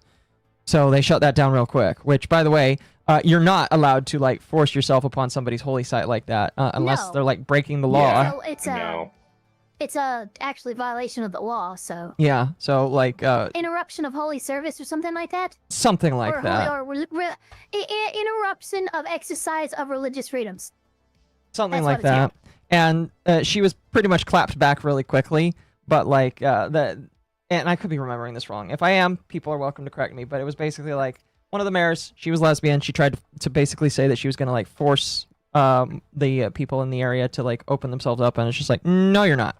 No, you're not. You're not allowed to do that. This is our place, our holy place of worship, and you're not allowed to do that, so fuck off, basically. They didn't say that directly, but that's basically how a lot of them were like. Yeah, anyway, let's continue. And I guess me and Tyler are staying back because we're already trespassed, so... Yeah, we ended up just driving home, but on our way back, this happened. What? Pulled over again? For what? How's it going? How's it going? I'm Officer Hawkins, American Fort Police Department. How you doing? Good, how are you? Good. Well, what's your name? Ben? What the fuck? Hanging out down here. Oh, yeah, that's a big bitch. Here, chat. That's a big dude. I think the correct terminology is non-creedal Christian, as our beliefs in God are closer to those found in original Hebrew doctrine and the Dead Sea Scrolls. Dargan, are you also Mormon? I'm just curious. Because I do agree. I'm just curious, which is why I'm asking here. I am... Look, right now, this is by far the worst traffic stop.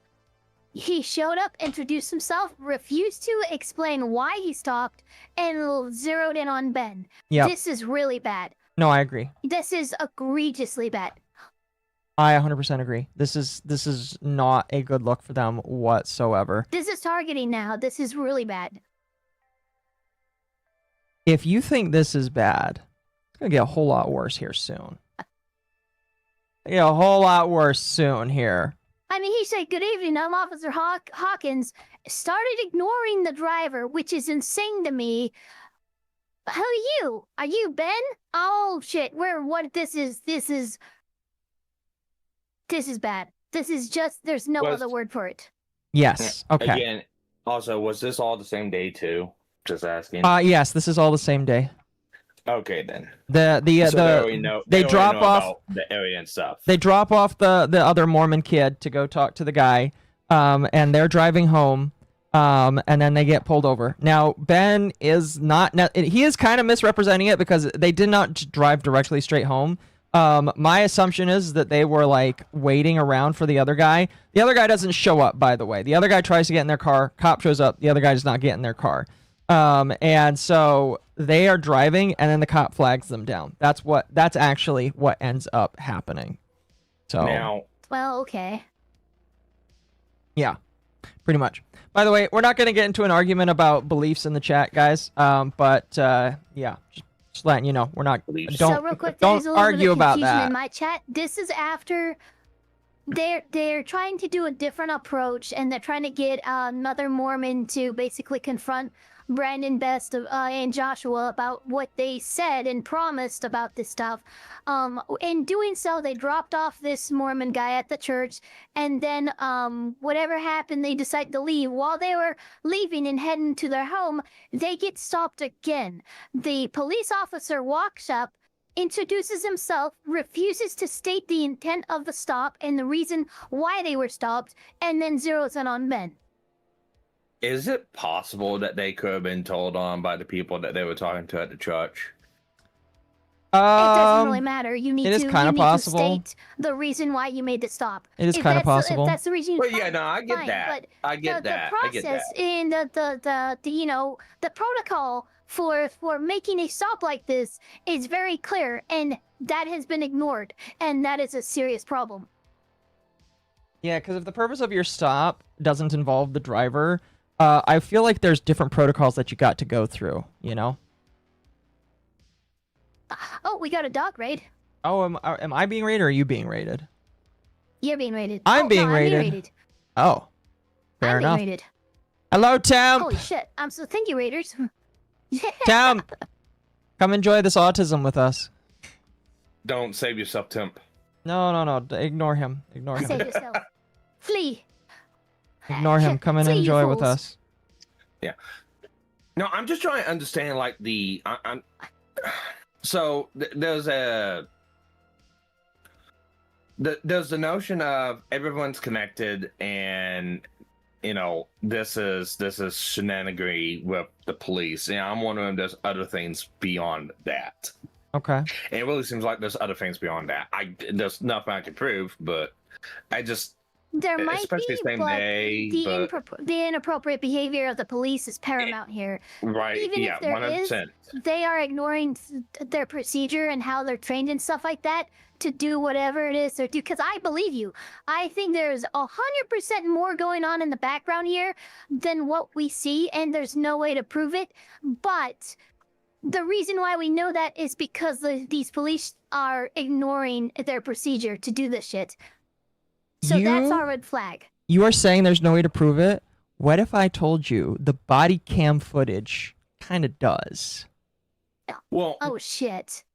No, well, I'm talking about like the calls and stuff like that. Yeah, I'm at this point right now. I'm pretty sure that majority of the police department knows that there's someone probably driving around, being a nuisance to people, and it's already being called in. I'm pretty much 100% sure that that's already a thing. What I'm talking about is like this stop. What I'm wondering is like if the person that they dropped off, they called either Brian, they called the cops themselves and go, hey, yeah, no, these people just got done getting trespassed from another person's house. Now they're getting ready to go to another person's house, and they're just continuing on even being That's a lot of speculation. That's why I said there's no way I can prove it, but it seems like that there's more in the background going on. I'm just wondering. Their Mormon friend that they brought with them is their friend and not a formal member of that church. So that's too much. There was another person. Their own friend called the cops on them. It was two people, wasn't it? No, it was just one. No, it was one person that they dropped off. Just one. Well, like I said, just throwing out there. Yeah. All right, let's continue on. The whole police department is only 29 people. Really? Yes. I guarantee all of them know about Ben by this point. I mean, American Fork is a small, it's like a small city outside of a big, like, thing. Because I'll tell you right now, because being on the fire department within my town, everyone has police radios. Everyone has police radios. Everyone fucking listens to them because everyone's a fucking police an ambulance chaser. I guarantee, especially radioing in and calling the information, I guarantee it. Everyone I bet the fucking fire department knows. That's possible. We have this day's body cam? Yes, we do. We do. At this point, we realized what's going on. Yesterday, I told Brandon that our plan is to now sue them personally. We could just sue you guys personally and do the whole thing again. We would obviously win again. It seems like they're getting so desperate that they're going to resort back to the same strategy they used in the last video. You know what's really funny is after you left, I got a call from my boss, and it was like, how do we get them arrested? How do we Dang. get them arrested? Yeah, Josh and Brandon think that if they can somehow get us arrested and thrown in jail, then we won't be able to sue them. I don't know what they told the police we did this time, but they caught us too late. This is also the Mormon wild kid speculation. was already on his way to It Josh's is. house to save him from this outer darkness and bring him back to God. What's going on, sir? You gonna sit on down here for me for a minute, sir? What brings you here? I'm just here trying to talk to Brother Johnson. Okay. I'm in the Harvard Second Ward. There's been an audio going around with the Young Men group. Okay. What's the audio that you wanted to play? Here's the audio. I'm not gonna screw you. You have my word. That's not who I am. I promise you. I swear to God. Who's that? So I guess that's him. No, I know that. I could tell that from the voice, but I was just gonna ask him, like, is he willing to give up everything like he said? Because he swore on everything. He swore on God. This might be a crazy ask, but could you take a selfie with me? But anyways, back to us. The police Did apparently you guys got a catch call that? we Catch what? Yeah. This is audio of him. No, I know that. I can tell that. Yeah, that was weird. Explain what you mean. So if you go, Rip that audio He played could without tell- any real context belonged to the homeowner. yeah, he could tell that audio belonged to the homeowner. Oh, That's I why. see. Yeah, that was he was a little too ready and familiar with that. Yeah. I agree. Here, you talk for a moment. I will be right back. Okay. Okay, time to say slurs. No, I'm kidding. Have them all ready. File off and random. I have a whole list, starting with knife ears. Knife ears. Planker with a close second. Well, that's just you and me. So. Yeah.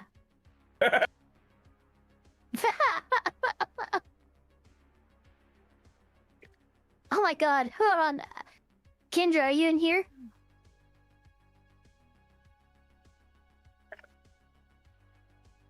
Kendra. Okay.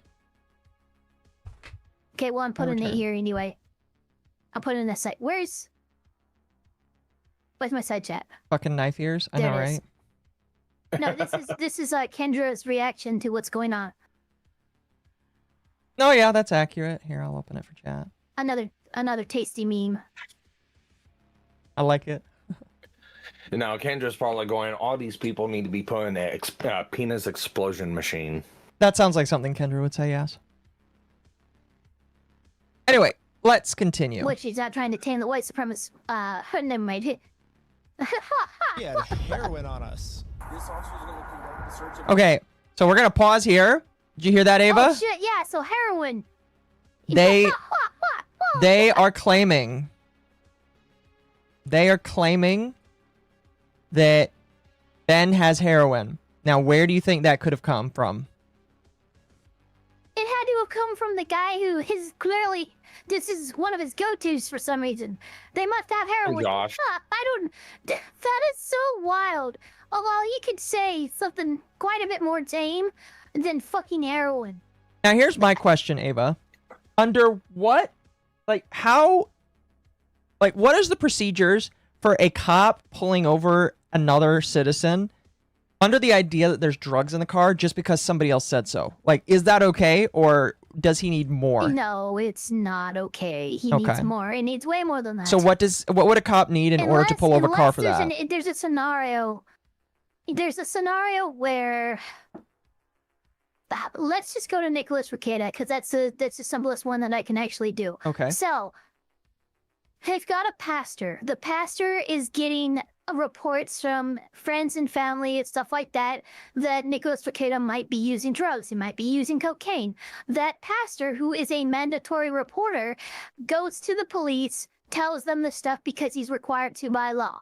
The police then get a search warrant and arrest warrant on suspicion because a mandatory reporter carries with them a higher, there's more weight to what they accuse someone of than just some random citizen. Okay. So the only way that this could have been done appropriately, where the cops are not at fault for just fucking taking the random word of some citizen, is if Josh is somehow a mandatory reporter or something like that, and his word carries more weight than an average person. I don't think that is the case, so this is just in all ways and sizes, this is just inappropriate. Totality of the circumstances going to the credibility of the complainant and of the complaint itself is a general rule. Illinois versus Gate. Some states may have a stricter Aguilar spinality test. Ignore what I just put in their chat. We'll get to that later. We'll get to that later. That's very interesting. Anyway, let's continue. Person because there are substances in the vehicle. Really? So he's gonna do that. I'm gonna put this away, and then we'll be right. Don't reach in your pockets for me. Okay. Sounds good. Thank you. Like this, the vehicle will be searched. Okay. I'm gonna have you stick by with my sergeant. And so now they're searching the car. Yeah. Is this a fair search? Well, I mean, it's the reason that they're listing, if they can get that through, technically it is. Yeah, thank you, Sparkies. It definitely depends. Okay. The issue that I'm having here is that they kind of just told them that they were going to conduct the search, and they let them conduct the search. Testimony, and the only thing I know is that she just gave me $20. So obviously, I Thank agree you. with everything she. No, Police are way out of line here protocol-wise, but Jesus, Mary and Joseph is Ben making it easy to sympathize with the town. Using people's own scripture in a ham-fisted manipulation attempt will get a negative reaction like this. It 100% will. I agree. Yeah. So, and it's not right. And it's not. And why I say this, don't take it as me defending the cops or anything like that. But like I said, in my area, in my neck of the woods, where I'm from, people usually have tendencies of habits, and yes, that's profiling. You're not supposed to do that. But people usually have tendencies of habits and all that other good jazz. Like I said, there's a bar down the road from my house. I go down there. I used to go down there all the time, but I go down there maybe once every 2 months, a month to 2 months now. They had to have credible suspicion. Yeah, reasonable. How they got that suspicion really varies, and that's where Ava's breakdown of it comes from. Is like, how do they know that? And it's the credibility of the source. Right. You can also have anonymous tips and reports too. Right, but what tips and reports are counted as credible enough to get this? An anonymous tip especially cannot be used as a thing to cannot be used as credible. A traffic stop to then do a warrantless search of someone's car. Yeah, it cannot be done that way. Yes, 100%, but it happens way more often than what anyone thinks. Yeah. Considering Josh probably does not have a history of credible complaints or a valid explanation of, so how did you see the drugs? You can make an argument that this stop is bad. Once again, that's from Sita. I guarantee what he probably has is like, look at the dude. He's disheveled. He's shabby. He sways all over the place. He acts strange. He is just. So your profile. He's just out there looping. Yeah, again, like I said, profiling, and that's why I said beforehand. That's why I said beforehand. I guarantee that's probably what happened. Not right by any means, but it happens that way would more make than more anyone sense thinks. if it was like weed they were looking for or something. Heroin is not something that someone just, oh yeah, you look like a heroin user. No, a heroin user off rip doesn't have a car and is usually like homeless on the streets or in a crack house or someone. No, heroin is so far above and beyond any standard you would need for a typical LA fucking hippie California surfer dude. Yeah, I'd expect him to have weed. I would profile him for that. I'd profile him for freaking shit like Xanax and stuff, but heroin? Absolutely not. That had to have come from an accusation. Yeah, he looks more of a stoner. He looks more of a stoner to me. But I don't remember if weed's legal in Utah or not. I don't either. I know it's legal here. Assuming not, but I could be wrong. I know it's legal here. I wish it wasn't, but it's legal here.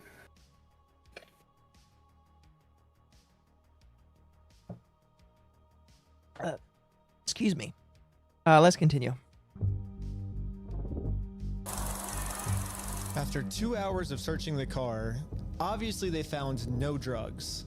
So, he didn't find... Which, by the way, is one of the most embarrassing things that can happen to some police. And if I were them, I would be like, okay, we need to go back to Josh. I'm actually going to do something weird here. Okay. No, it's not. I am going to give them kudos for this. In the face of formally a false tip, the hit to the ego and pride can sometimes be unbearable to the point where a police department will absolutely plant evidence. As embarrassing as this clearly was for them, they didn't do that. And I will give them kudos for that. Yeah. Same here. They're not as bad as they could have been awarded. Yeah. Because, like, I was gonna say, you don't know how many times police are begging and chomping at the bit to be able to search a car, and usually the only thing they need is probable cause or legit reasonable suspicion. It's like 51% chance. Yeah, because here's the thing: it's not much. Yeah, because when they have that chance to do it and they're able to do it, they can find other things too, and that's usually the goal. Yeah, there's a whole police department that was exposed by an old police canine trainer for doing a lot of setups and planting drugs and shit, and using anonymous tips and criminal informants as their excuse for how they were coming across this quote-unquote information. It was a pretty big deal. Is that the one where they had the dog trained, where they can get the dog to respond on command and not know? Yes, it? It's called a false mark. Yes. Yeah. Yeah, that's actually a very, very famous case of police corruption, like the kind that we're talking about, being exposed by somebody who used to be a part of that corruption. Interesting. All right, let's continue. By the way, we will have body cam footage from this because, like, he didn't get the body cam footage from this until it was leaked, basically. We will go over those points because there are some interesting points from that should be talked about and discussed, but we'll get to that when we get to that. Yeah, we have the archive link here. And we also have a video channel, someone who's uploading all of the relevant unredacted stuff, so... Yes. I explained to the police that we didn't have drugs, I didn't find anything. The reality of the situation is that Bricks and Minifigs is so desperate at this point that they're willing to do anything to get us arrested so they don't have to pay for the property they stole. And the police was arguing back with just some of the worst comebacks I've ever heard. You know what's really stupid? I'm pretty sure I know that mountain range right there. You can barely see it in the background. Do you really? I used to live in Salt Lake County. I'm pretty sure I know that mountain range right there. There's only one area that I kind of remember from Utah, because we went through there when I was really little, and we went to a attraction. It was kind of like a national park thing, but it was called the Hole in the Wall. And the reason why is because it was this giant boulder in the middle of the desert that this guy decided to just carve his house out of. And you can actually go in there and you can see he had made an entire house just carving into a giant piece of boulder like it's some Minecraft shit. That's cool. Occo lol. Shut up! The Wasatch Front is one gigantic mountain range. It's very easy to tell. So what you're trying to tell us, Occo, is, and let me use some reckless bin logic here. You've been in the area, so most likely you're Mormon too, so you know these people and you're in on this, right? She just gave me $20. So No, this is in the Provo area, I'm pretty sure. I didn't live in Provo. Weed is illegal for recreational use in Utah, but medicinal is okay. As for him specifying heroin both in Utah and back in Oregon, I do know heroin and fentanyl is a growing problem in Portland, Salem. That might explain it. I don't feel like that's fair, especially since he's from LA, which also probably has a major drug problem. It's making no. What happened is Josh has found an accusation that gets the cops to hop to, and he has used it more than once. So here's my problem with Josh. And, because obviously there's swatting that is shown in this. I'm just going to spoil it a little bit right now. There is accusations that Ben has basically threatened a lot of other individuals with basically death threats. Now, me off rip, I don't believe that Ben would be doing that. I think that would be beyond reckless, in my personal opinion, for somebody like Ben to make that kind of shit. Obviously, it will be proven in a court of law if that actually happened or not. But, like, the accusation from Bricks and Minifigs is that Ben has given multiple death threats to these people. And because of that, the cops are giving more escalated responses. Do you want to know what that is? Like, there's a specific term for that, Ava. Do you know what that term is when people are lying, saying that specific actions are happening when they're not happening, granting a very aggravated police response? What is that called? What's that called? What's that called? Called swatting? Swatting. Yes, it's called swatting. So, if it turns out that Joshua Johnson and Brandon Best lied about that, I think they need to go to federal prison for multiple years for trying to swat Ben. If it comes out that they did that, they should go to jail for multiple years.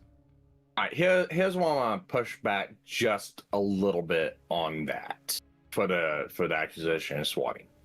So, and it depends on a person's terminology, I guess, on what swatting is. They were able to get a warrant, weren't they?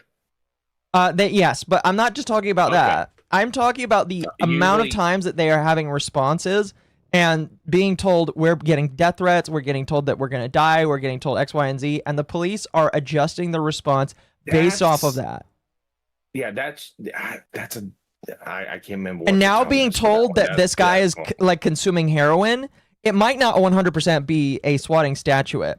I'm willing to be okay with that. But if there is lying saying, oh, this person does drugs, oh, this person is violent, this person is giving me death threats, the police are going to adjust their response based off of the information that they're given, especially it sounds like if they trust this individual.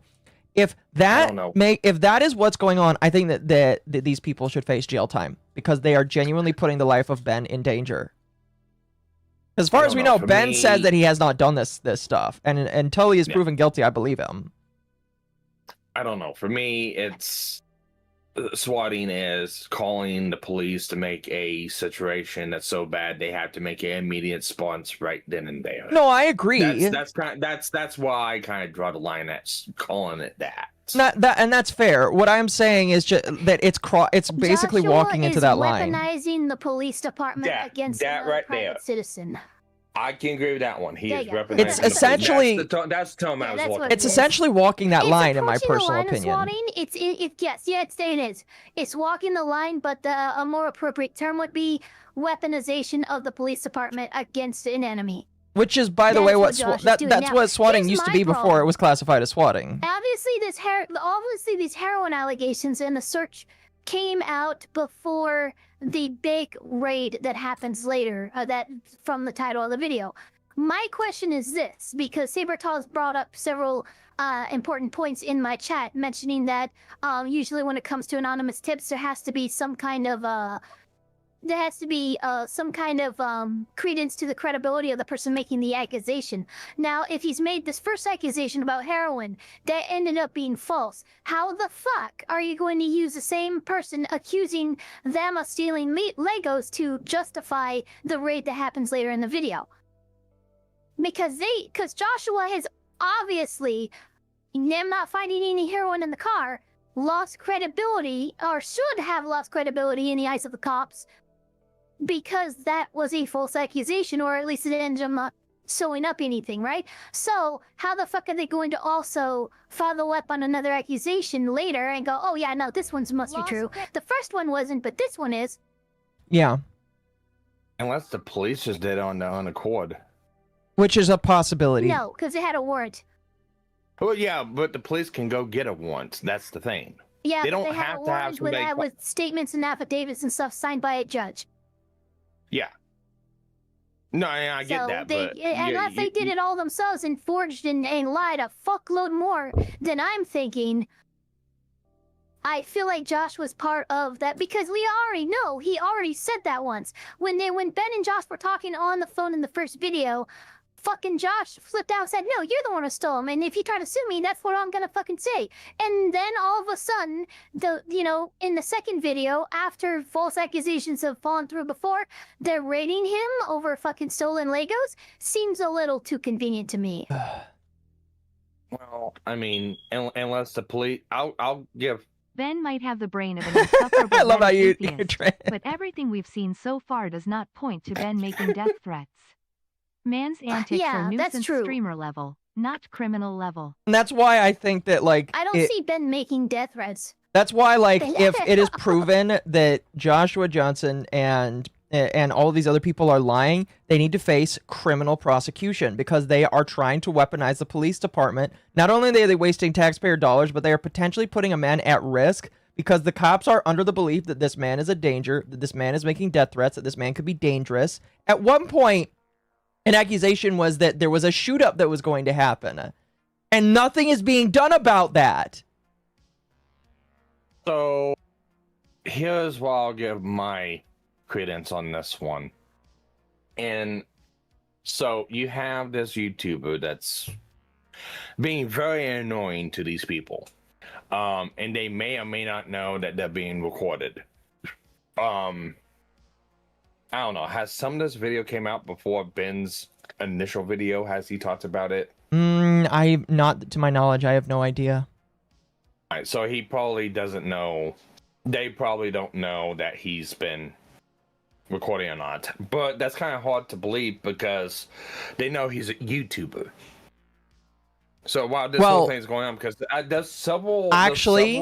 I don't believe that they knew he was a YouTuber until the first video came out, or when, like, they knew eventually. No. There's clips of videos that Ben's put out from his own video and from the cops stating that he's a YouTuber. Yeah. What I'm saying is, I don't think that they knew he was necessarily a YouTuber until after the first court case. Because I don't think he ever mentioned, "I am a YouTuber," by the way. I don't think he mentioned that. Yeah. I think they found out, but I don't think they found out initially. Yeah, we don't know that, but I know at some instances they knew he was a YouTuber. Mm-hmm. I just don't know what time point that was the thing. The smart thing you can do, and a real conniving person, and I'll give the conniving to Josh and all them, is to also record your own conversations. I would agree. So, unless they recorded their own conversations before, because again, we don't have the full context of the conversations from Ben. This is one of the downfalls of Ben's videos. We don't have like the start or the middle or the ending of a lot of these conversations. So we have no idea what was said or done.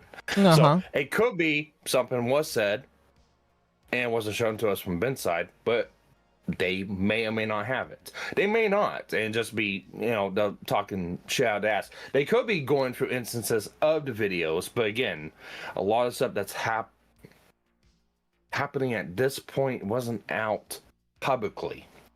So, because that first video, I mean, I know there's a lot of suits that's come out since then that cites some of that stuff, but I don't know. I think people making a big mistake just calling off Josh and them as very stupid.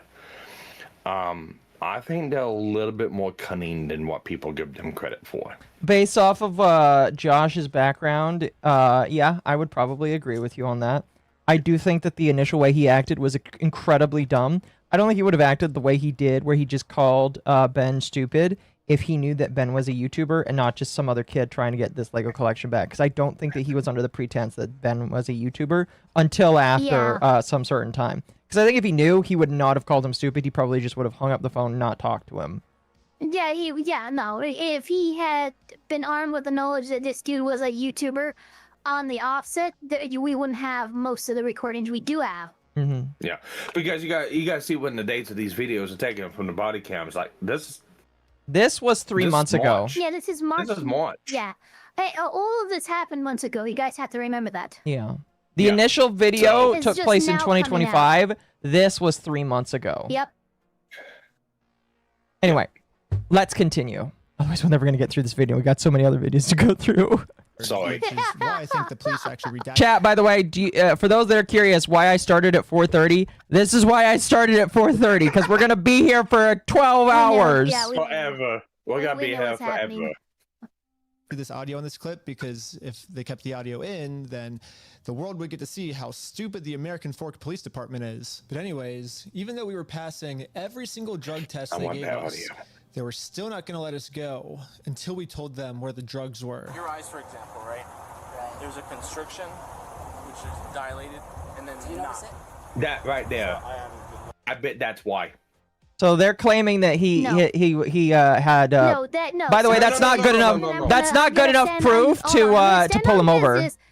Hold on, No. I'm about to stand on business because this is something that DUI What was I got to say? testers it happens all the fucking time. What was I got to Just say? said that their eyes. No, hold on. He just said their eyes were constricted and dilated at the same time.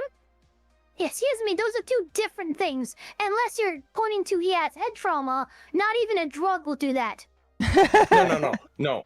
What I'm saying is, this is probably why that warrant was given.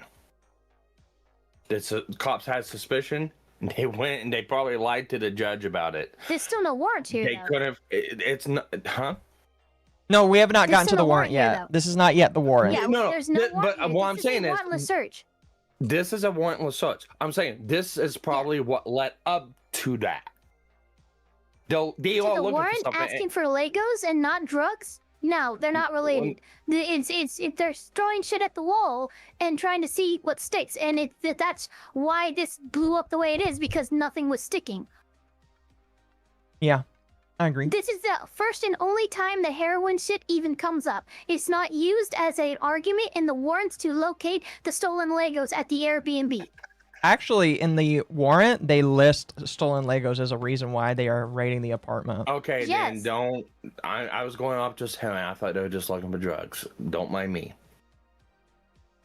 No, you're good. Trust me. In any other situation, you would be right here, but that's how disjointed Gotcha. everything they're trying to pin these Don't- kids on. All right, I'm done. Don't mind me. You're good. Let's continue. I'll show him. Go ahead, look at him. I'll look at you. Yep.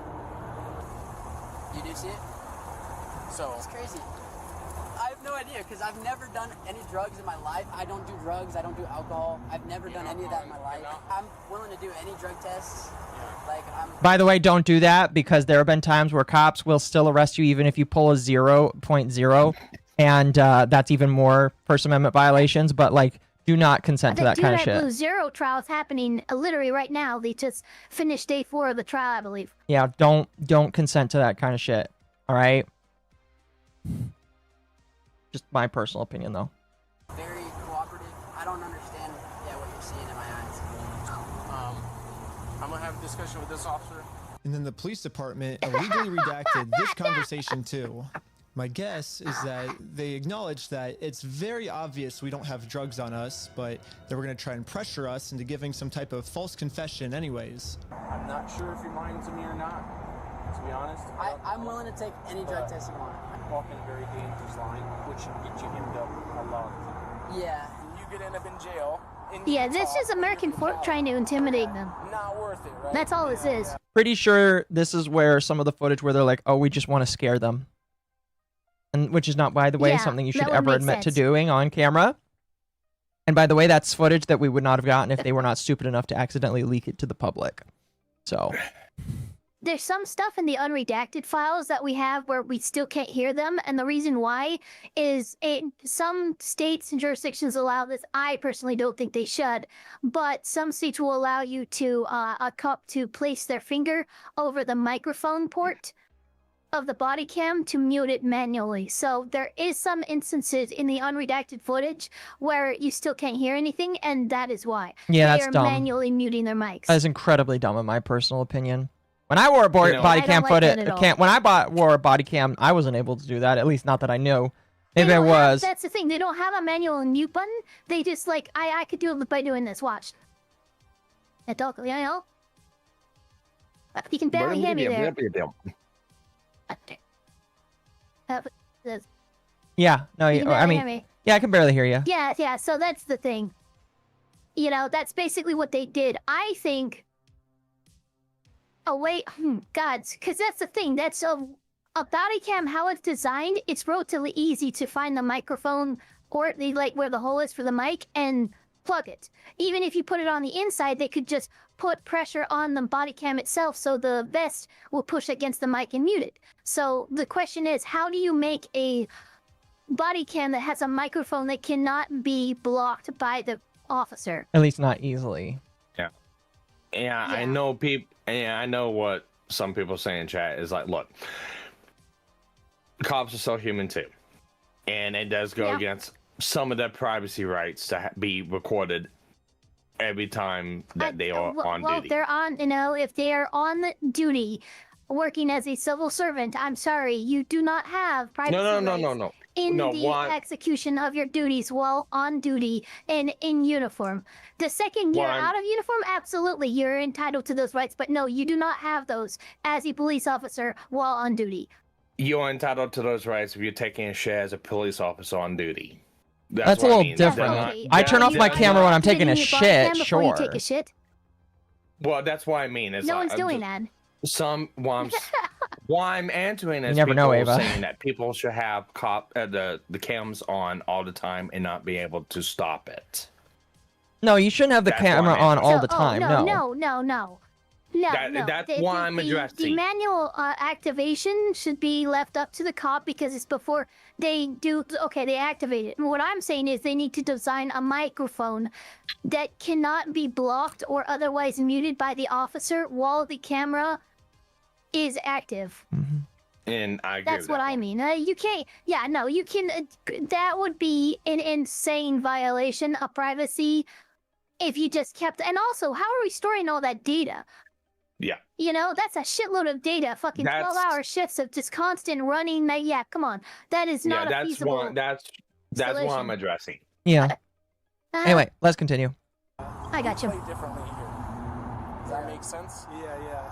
I'm willing to cooperate with you guys and do anything you want me to because I'm not hiding anything. I can promise you that. I promise. We weren't giving the police a false confession like they wanted, so eventually I guess they just got tired and let us go. We'll let you guys go now, but you're walking a thin line. Just be mindful of that.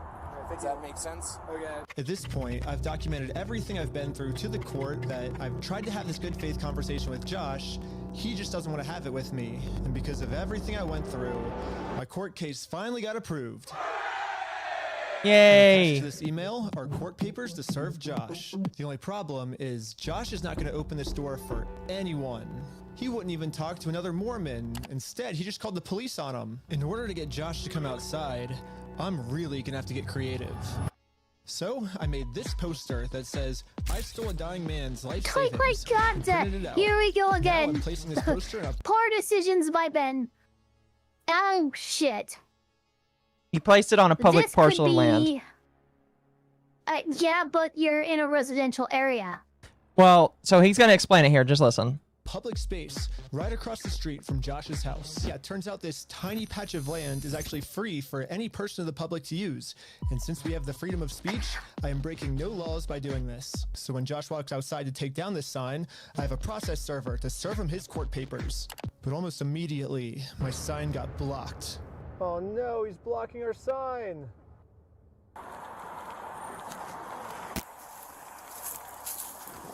What are you guys doing? A process server is enough to deliver these papers. I would agree. I would agree. Although he should not be present. He should not be in the car here. I would also agree with you there, yes. To serve him legal papers. So I explained to the cops the entire situation. I'm not going on his property. Right, no, that's fine. Yeah. That's fine. The police realized that we're not breaking any laws, and they've been called here for a false reason, so they decided to leave. Awesome, thank you. This is going so much better than yesterday. So now it's time to serve Josh these court papers. And then we got the police called on us again. Hello. This man stole basically his family's life savings. So we're just here to serve him his court papers. Again, I explained to this police officer the entire situation. I wish we could just send him an email or a phone call, you know, but yeah, the court requires us to come in person for some reason, so. Again, the cops realized that we were doing nothing illegal and decided to leave. Now it's time to serve Josh his court papers. But we got the police called on us again. Hello. Yep, I see those papers. Yeah. So this is what you're trying to serve him with? Yes. By the way, by this point, they've already been talking to the guy. They've already been talking to Josh. The cop is coming over here because Josh is under the understanding they're trying to serve him. And he's like, oh no, it's a fake lawsuit. And the cop is like, you know what? I'm gonna go investigate. So he's going to grab these papers with the understanding that he's gonna check it out and then give them to Josh to serve.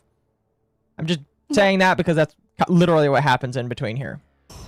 That's and that's also what should be happening. As soon as the cop is given these papers, the cop is kind of duty bound to. The cop is now a them. process server, basically. The cop is taking over. It's one of the big things that cops and sheriffs and such do is they fucking serve court documents to people who, guess what, don't want to be served court documents.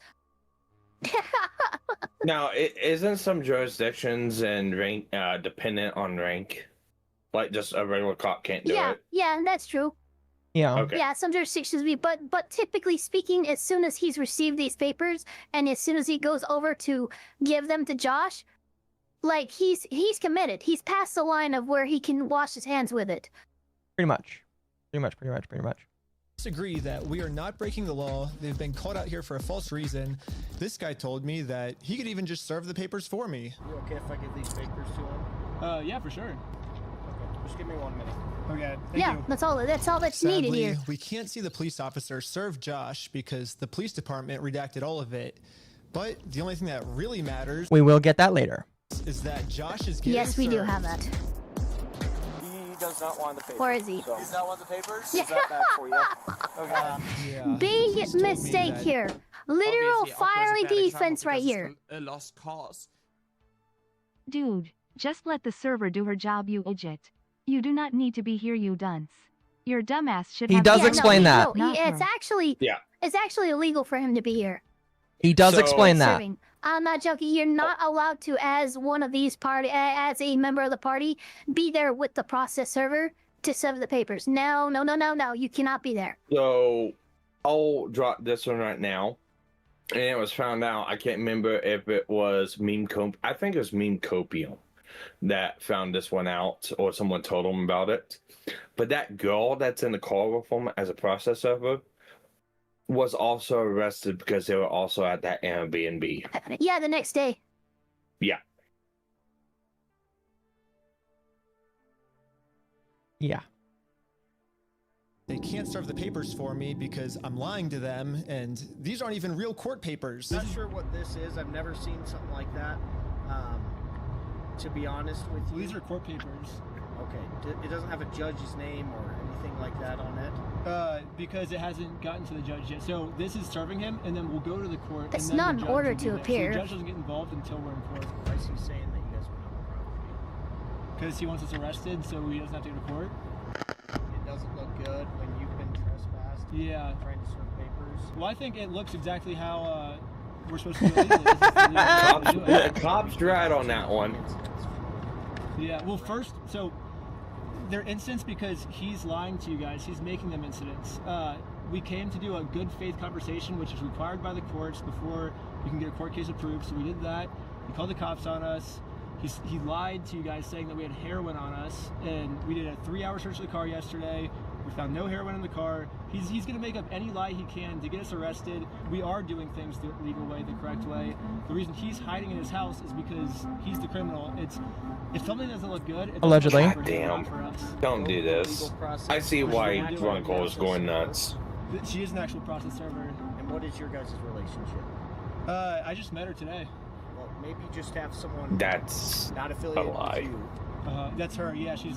Yeah, we have I no just relationship. That's barely why she's met here. her. Yeah, that's why she's here. We have no relationship, and that is. God damn it. She is the exact person that you were describing. I always thought that the police were supposed to remain unbiased. How should he have gone about serving these papers? Give $100 to a sheriff and tell the Hiring sheriff her? to do it. Yeah. Or that. Oh, yeah, $100 to a bailiff. You can get a bailiff. It's cost a bailiff. Yeah, Well, You get here's the about, that would be well, better. a bailiff to serve. But Well, another here's- way you could have done it is hire her, even if you've known her, because she's not a party of the case. It's fine. Send her. She serves the papers by herself, or if she needs backup, someone else who isn't associated with the case. There's a very simple way to do this, and it all involves him not being here. If I remember right, there's some bailiffs you can go to that can. Yeah, you go to the bailiff, you go to court, Yeah. you get a bailiff, can go and serve papers. It costs $100. Yeah. There's some bailiffs that do it themselves, and there's some bailiffs that know people that would go do it. Because the They're bailiff. like 14 in Virginia. Yeah. Well, Wow. it's like the bailiff That's a lot will. better than my state. Yeah, the bailiff is a multi-purpose job because they Yeah. try any which way to make money, and one of them, $100 processing fee. Do bail bondsmen occasionally serve Brick by papers? brick, motherfucker. Possibly. Yeah.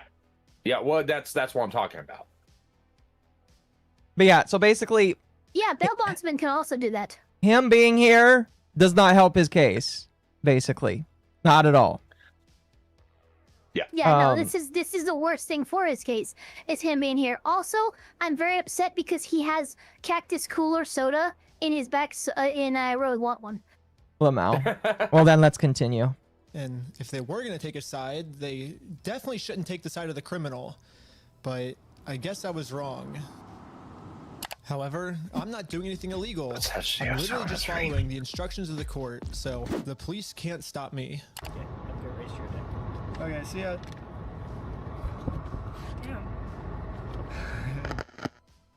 Now that the police are finally leaving, it's time to game plan how to serve Josh. But then, you guessed it, we got the police called on us again. Swag. Oh, sure. Did they actually leave? The serving paper. Yeah. Here you go. Well, They think it's a false case? What the heck? thank you for holding. How can I help you? Trying to speak with. Okay, so Oh, so they actually call and follow yes, up. at this point, Okay.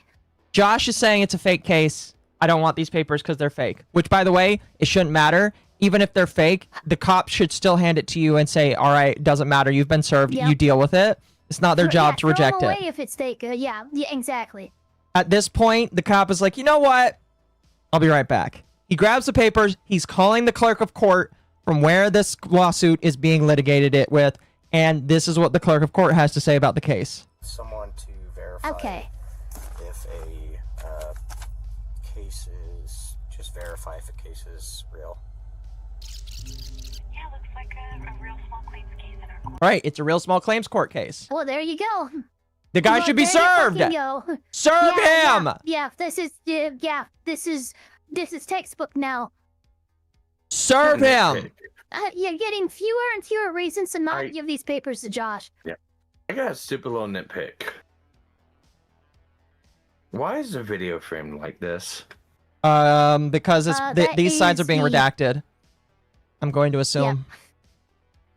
Because I don't think it's Probably. redacted. I don't think it's redacted in the Ask the American Fork PD. No. Ask them. No, I think this is Ben's redacting. I don't. honestly. Well, I don't know why he would do One that. video like this? Why would he do this? No. So let's calm down then a little bit.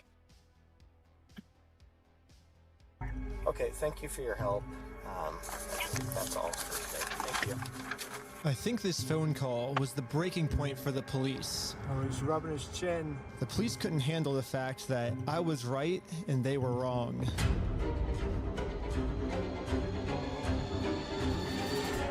Oh, here they come. And they arrest him. Am I being arrested? What the fuck? Really? I mean, that was gonna happen. Ben got arrested. I mean, technically, like, they didn't technically say he was anything. already He shouldn't have been trespassed, there. so Yeah, but he wasn't on their lawn. Yeah. it doesn't matter. No, but he could have been arrested for stalking.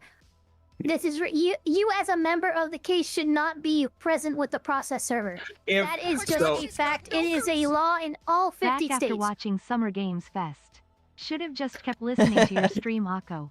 That's 3 hours I'm never getting back. Ah, you're fine, Alpha. I appreciate it. So here's the problem. Ben's been trespassed. He knows he's been trespassed. He's not supposed to be there. What is his purpose of even being? This is not even his hometown. There's a legitimate way that they can get him for this, for even being in the town, if he's been trespassed. Because what business does he have here? Now, that's a long shot. But that's the thing. He should not be anywhere in this area.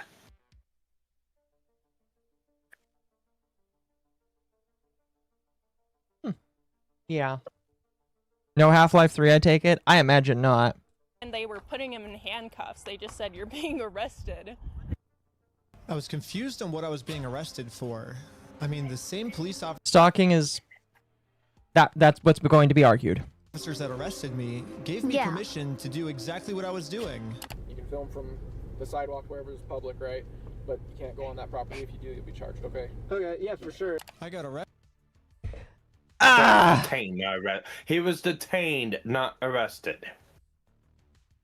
If he well, wait, we'll have to see.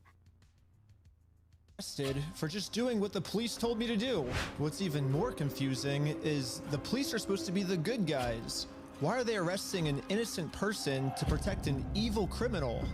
Well, back when I was still waiting in the car to serve Josh, I got a phone call, and this call was from Brian, the collector's son who got all their stuff stolen. And he has a theory of what might be going on here. Yeah, the cops down there are definitely all in with the Mormon community, and being the bricks and minifixes. Oh shit! That is not a good look for fucking Brian. God damn it. It is not a good look for Brian, no. It is not. No, come on. Come on. Empty sums to the Mormon church, of which all the cops are probably a part of. Yeah, Brandon Best, Joshua Johnson, and Eamon, the CEO, are all super Mormon. Like, the CEO even went to the Mormon University. And when I looked up all the police officers who were treating me unfairly, they were all Mormon too. It's also not a good look, I gotta admit. It is I not. gotta admit. Look, It is not. Not a good look for Brian, not a good look for all these cops and the CEO of Bricks and Minifigs, and not a good look for... No one is looking good at this point. Atari, thank you for the raid. Atari, you and Mizu and anybody else can come over and react to this Lego Sloppa with us. Please come over and enjoy. It wasn't a good look to begin with whenever he was, you know, it's like 2 instances for Brian. It's like the first one, No. refusing the settlement at first. There's more to that one now. I really want to know what it is. And then the second one, participating in that whole fucking, hey, yeah, let's get credit cards and get 10,000 out, and we'll give you 10,000, and you give that 10,000 back to us, and then we can put that. That's why I don't give Brian leniency, because he's been a part of this. Mm-hmm. Hano, thank you for the raid. Welcome. Thank you, thank you. Care of their own, man. They're like a huge clan that takes care of each other. Why did he spell clan with a K, bro? Yeah, that was Jesus Christ. Mormonism look bad. They're for some reason choosing to protect these criminals. But eventually, I got released from jail. Out of jail now? And this is when it really hit me that the justice system. Okay, so if he was transported to jail and then released, he was arrested. He was not detained. But was he actually transported to jail? In that instance. Okay, that's fair. Yeah, we don't know if he was actually released from jail. That's fair. Because yeah, if I remember right, they left.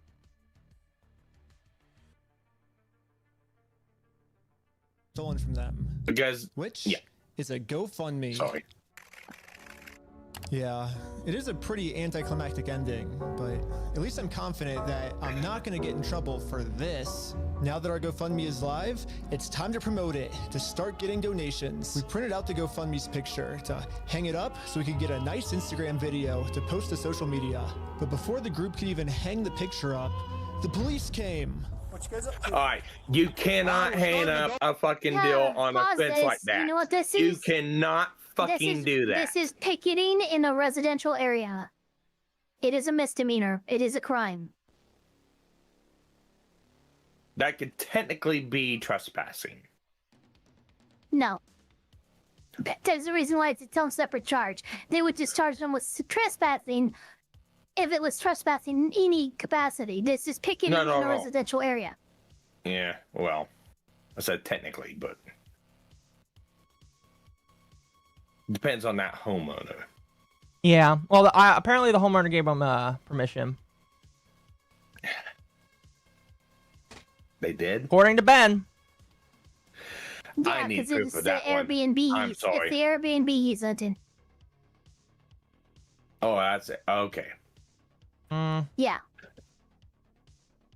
But it doesn't matter, permission or not, because he's hanging it on the residential side. It's considered picketing in a residential area. Now, if he had hung that up on the side of the wall above the fence line, on the property, on the home, there's probably nothing anyone could have done there. But where they are hanging it is the problem. This is MommaOcco's testimony, and the only thing I know is that she just gave me $20. So obviously, I agree with everything she. No, Brian really living up to the worst anti-religious Oregonian stereotypes by promoting the Mormon theory. And FFS Ben, stop living up to ACAB Californian stereotype. And that crime means the GoFundMe should be removed, no? No, not necessarily. I don't know. It's on the fence. I'm surprised GoFundMe hasn't voted it yet, actually.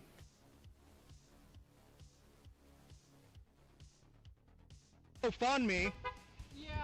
What we're doing is we're gonna get a bunch of publicity to get basically all this money back for this family. Yeah. You know, we're not gonna do the lawsuit anymore. We're just gonna do this GoFundMe. We've already got it started. It can run into some defamation stuff. Again, the police were thinking of any technical. Which, did the cops manage defamation? Which you That's a can't civil suit. enforce or act against. That's a civil matter. If it's defamation, let the courts handle that. Why are you showing not? See, that don't make no sense. I gave them the criminal statute that they can use to fucking get that removed and arrest Ben. They're not using it. I don't know why. Maybe they're not aware of it. But defamation is not something a cop should be walking up and talking to you about. Nope. I agree. That should not be happening. They could think of to protect their Mormon friends. Look at your stalking code. See if it's that. If it's not, Now that's an important one. If it's not disorderly, then we're going to look at the city ordinance. But after going through every law they could think of, it turns out that hanging this sign on a fence and then taking a picture of it for Instagram is not illegal. In fact, what the group is doing is actually protected under the First Amendment, freedom of speech. So one of the police officers let the group know that they were okay to keep doing this. Right now, I don't think you guys break the law. But this other police officer wasn't able to accept this reality. We're going to take it down. And then for the rest of this footage, the police redacted all of the audio.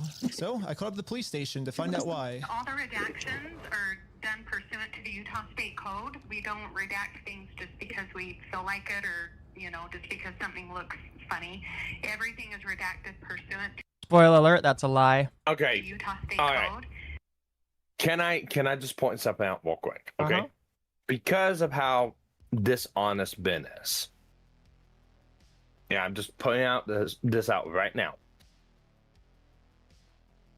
Ben needs to put up the actual video of it being fully redacted the way it is without any of his fucking autistic flair to it. I have that. Because I have a hard time believing the things he's saying I have all that. all redacted. Well, I know. Well, no. Yes. I'm talking about on his end. Yeah, well, why? Okay, well, I don't Do we know that? seems Do we know that the videos he has are I actually lined that up the redacted? 33.5 gigabytes that I downloaded the sheriff originally released. That was the redacted stuff. I lined up with the stuff that he showed that was redacted here, and it seemed redacted in the way that the police redacted it. But what editing has he put onto it? That's what I'm asking. Do we know that? I didn't recognize any editing. That's all I'm asking. The footage that he got from the police, unedited we from have a that. video.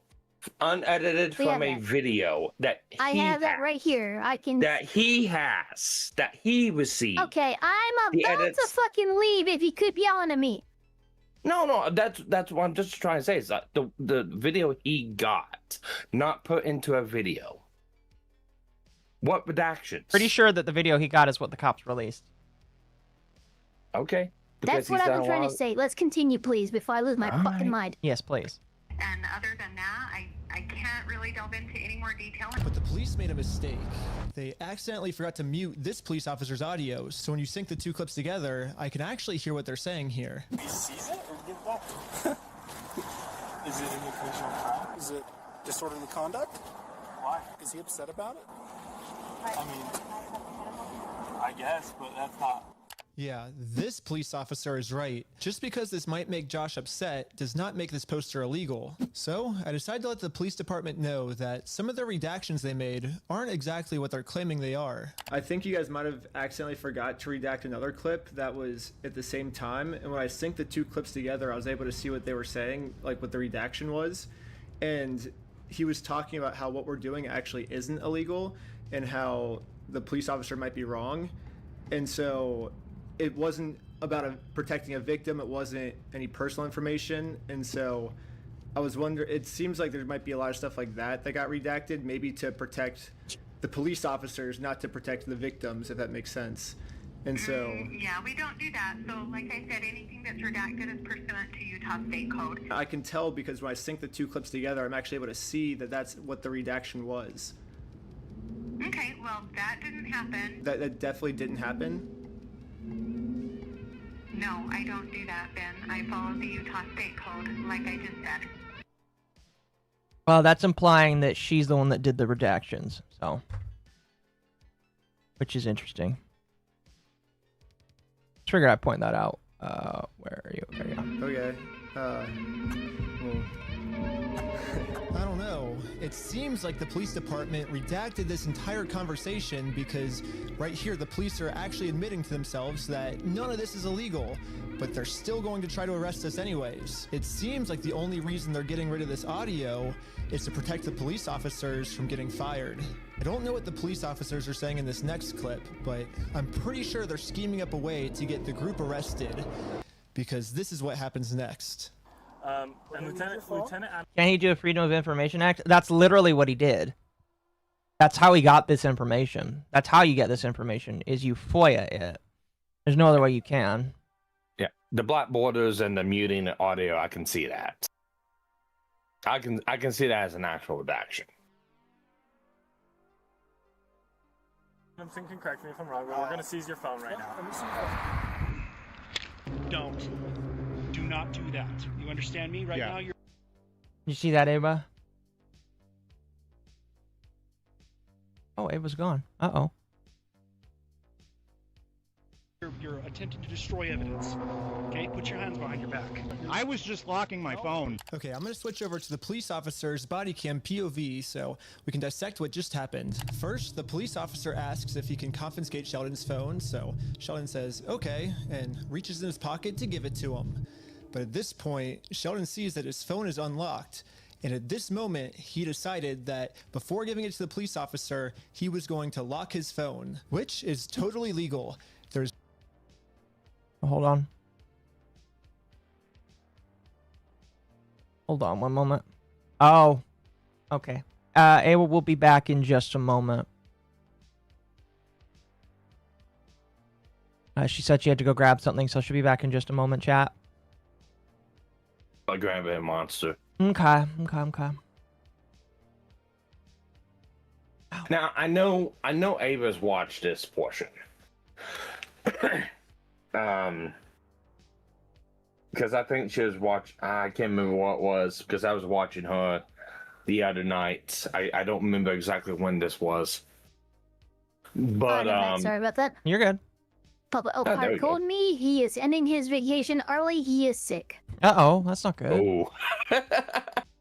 Sick of fishing, huh? No, he didn't even get a chance to fish. Oh, that's not good. Oh, that sucks. Yeah, there's a whole lot there I'll talk to you guys about later. Fair enough. I don't remember when you were watching this portion of the video, Ava. I remember you were watching stream, but I think you were watching someone else talking about it. I was watching Nate the Lawyer's video on it, so Nate I the think Lawyer, it had that's what a it clip was. that included this. Yeah.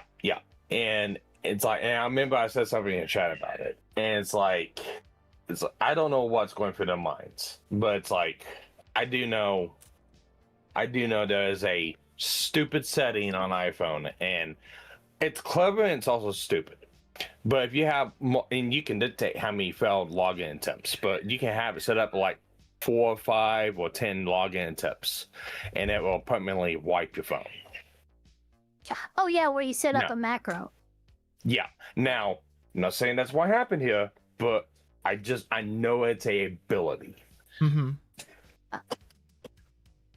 Yeah, but that's definitely not what was happening. The guy reacted It's not what's happening. far He beyond what overreacted. he should have. Yeah, he overreacted. 100% he overreacted. Yeah.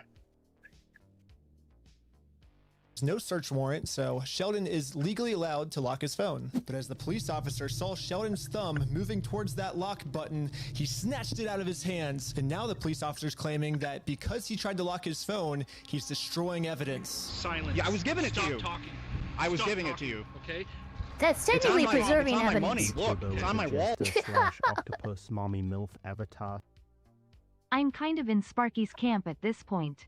Ben's an unreliable narrator here. Wait, why is Ben telling the biased police force about their screw-up? He is too content-brained for his own good. Because it's funny. I'm going to be honest with you. It is kind of just funny. I probably wouldn't do it, but I would just be like, hey, just letting you know, you did this, and I have this information.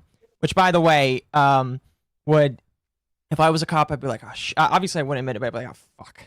Can't believe that just happened there. That's going to fuck us over. You know? But that's just me. I was turning it off. Right now, this phone is being seized as part of this investigation, and you're being arrested. Okay, let's put him in the back of the car. And again, the police decided to break the law, arrest Sheldon, all to protect an evil criminal. You need to stop calling him a criminal. Yeah.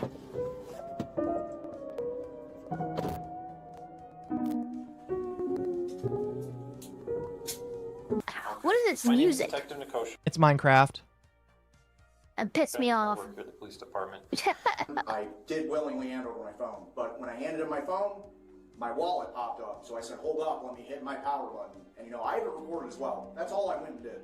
That's not obstruction of evidence. And then I let him have the phone. I wasn't trying to delete anything. In fact, it is actually impossible to delete something from an iPhone from a locked screen by hitting the power button. So in no context could I have been trying to erase something by hitting one button on my phone. Now I'm sure you have a phone as well. When you hit the power button, that doesn't delete anything, does it? I would imagine it wouldn't, yeah. Yeah, so that's all I did. So I don't know how that's obstruction of evidence, but that is what it is. Bro, this guy's watch is way too tight on his wrist. That's a cop Did you for see you. it? Yeah, I know. It was like, God, dude. Do you enjoy pain? Loosen that thing a bit. Also, why is the process server hanging out with them past the process itself? That's a good question. Well, like I said, that's the reason why I brought that up when they're in the court. Although there's nothing illegal about that.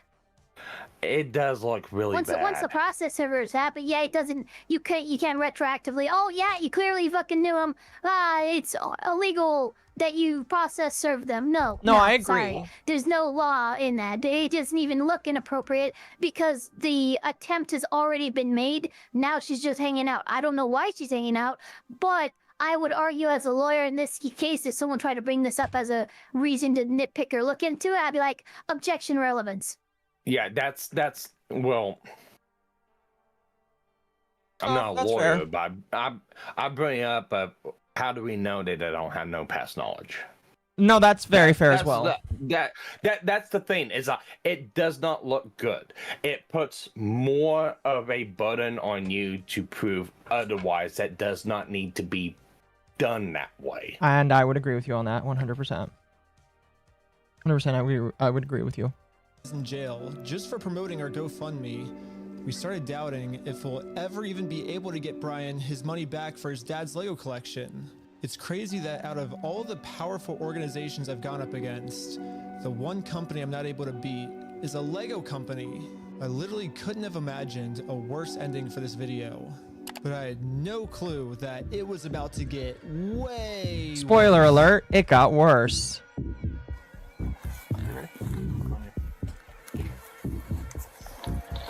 I think this raid is probably the most pissed off I am at American Fork. And fully, like, I mean, I'm about fully aware Ben did not deserve this raid. And deserves a lot. He deserves a few criminal charges that are pending against him, but he does not deserve the kind of raid that we're looking at for the reasons that were listed.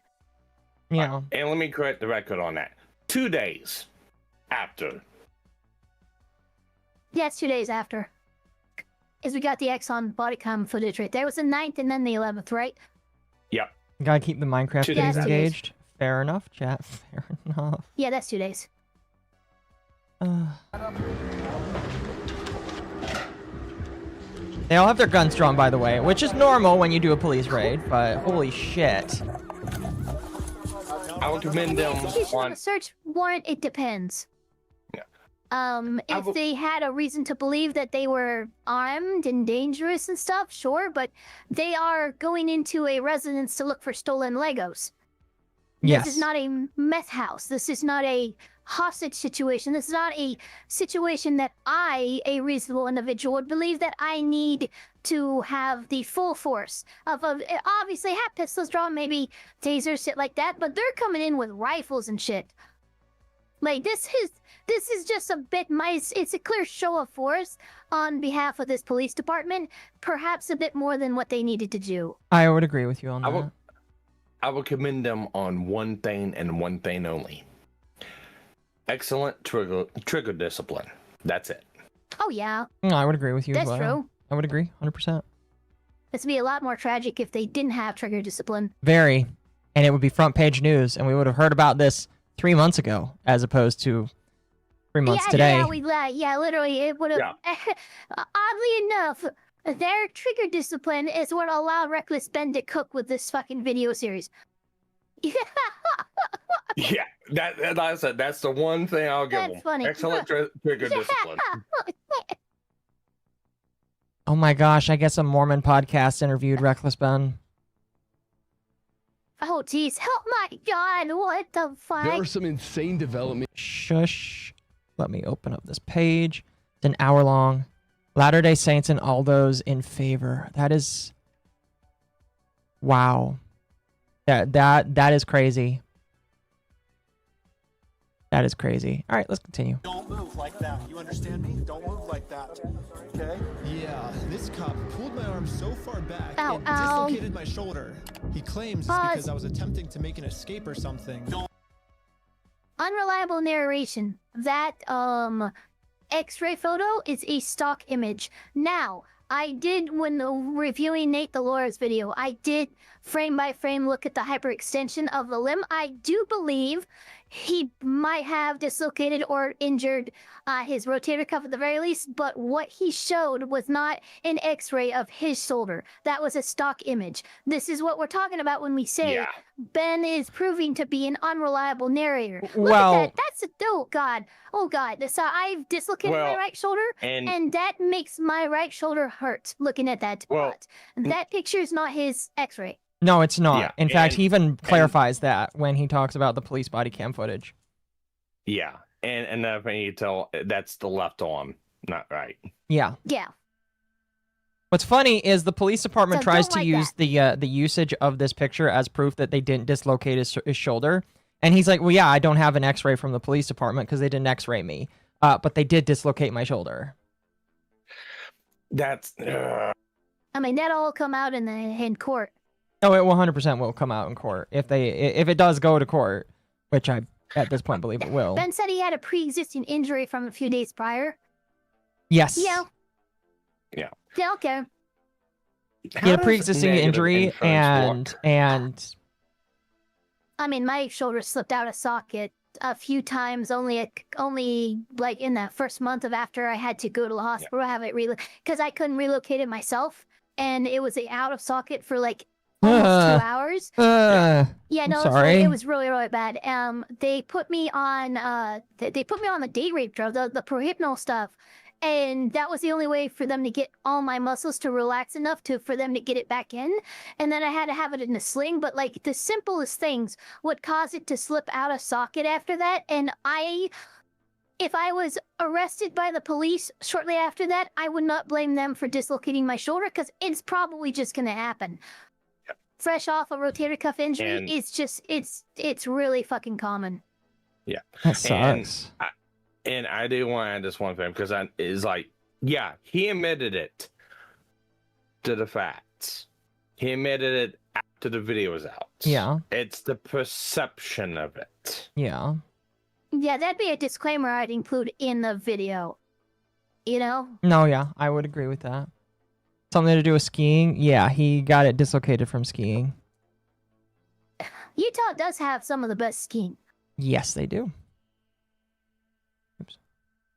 It's because I was attempting to make an escape or something. Don't move like that. You understand me? Don't move like that. Don't move quick. Everybody just chill. But if we go back a little bit, you can see I was being completely still when he grabbed me, and I actually made 0 quick movements. Well, you were moving, but... So this police officer is just straight up lying. I so think it's because he had his phone in his hand. I mean... Pretty sure it's actually because of that. It's stupid. Yeah, it's stupid. That's where he went to seize, yeah. Yeah. So it's because he had his phone in his hand. In the unredacted body cam footage, the cops are like, hey, by the way, these guys might be recording. Just be careful of that. And so the belief is that they grabbed his hand because he was recording, and the attempt was to stop him from recording. And they even admit, we got his phone and turned his phone off. So they did not want him to be recording. That is really not, if that can be proven and that can be corroborated, that's a classic civil rights case. I would agree. I 100% would agree with you, yeah. Yep. Injury.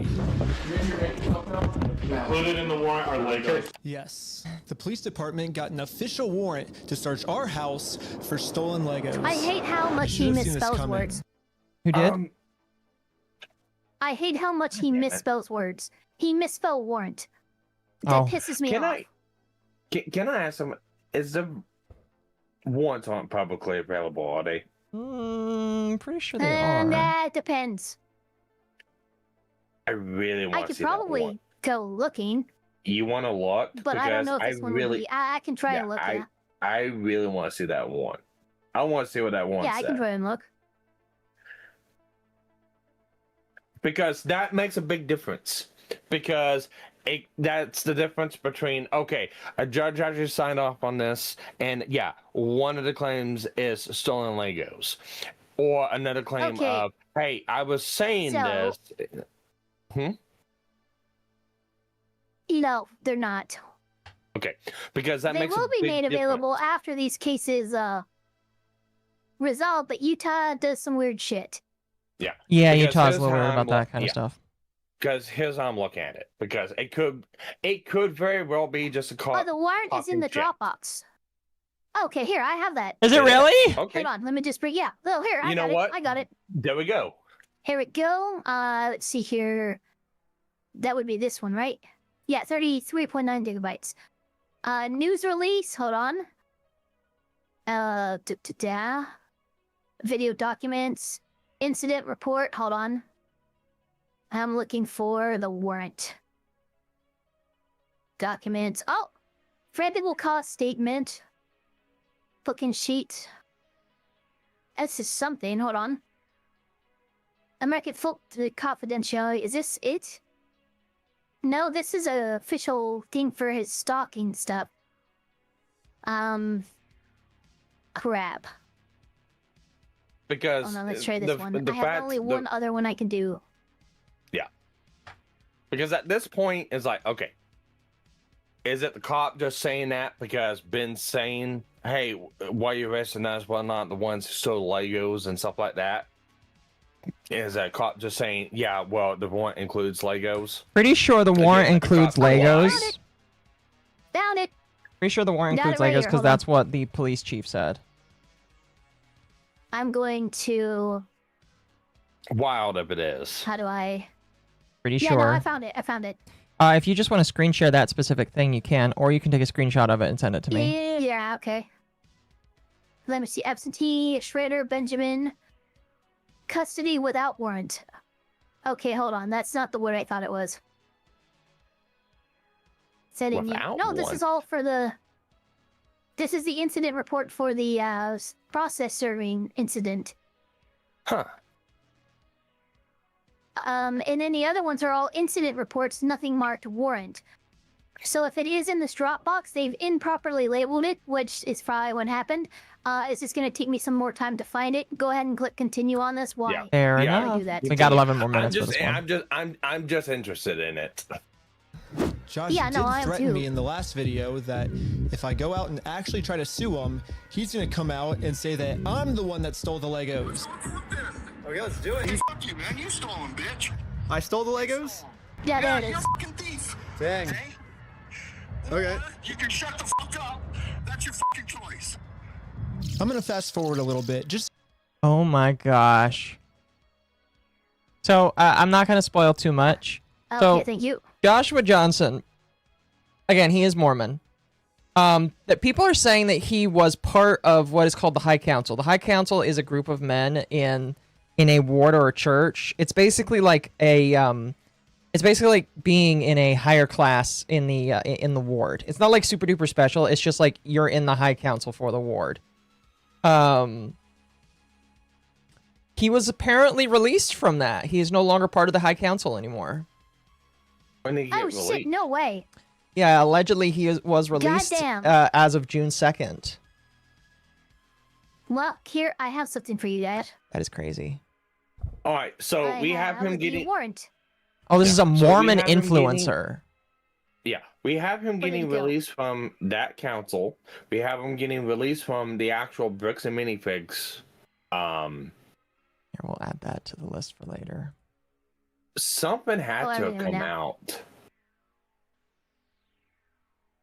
Oh, I'm sure plenty Yes. will come out. Here. Yeah, no, there's gotta be some. There you guys go. I information just that came out. leaked it. Thank you to Sabertall. That is the warrant that we are dealing with.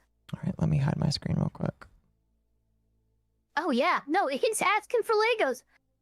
Yeah, that's crazy. Wow. That's actually crazy. What does it say that at? Right here, has been used or in possessed for the purpose being used to commit or consider. No, what is it? Any says- stolen merchandise, specifically There it is. Lego There it is. There it merchandise. is. You found it. Yeah, they actually. So you're telling me Joss actually threw that accusation out, and American Fork actually took him seriously? That's fucking crazy. No, the reason why is because To the be fair, he keeps selling. You know, he keeps putting that up. Stolen Legos, selling Legos, listen. selling Legos. The reason so- why is because the Airbnb person is friends with one of the cops, and the Airbnb person claims that they heard them talking about stolen Legos, and the cops used that as probable cause to really? take it to a judge. Yeah. Okay. Which doesn't make it much better. It makes it actually a little bit worse, in my opinion. Well, I mean, they've done stupider shit. Yeah, what the fuck is the so- Airbnb owner doing? I would say that he Fucking- probably has a duty to Oh, yeah, I report, overheard maybe? them. Where? Yeah, no, hell no, he's not a mandatory reporter. He doesn't have any context to why they're talking about stolen Legos. Does he see any stolen Legos in his Airbnb right now? No. Are we- Okay, no. This is weird. This is why did the Airbnb owner do that? That's so fucking weird.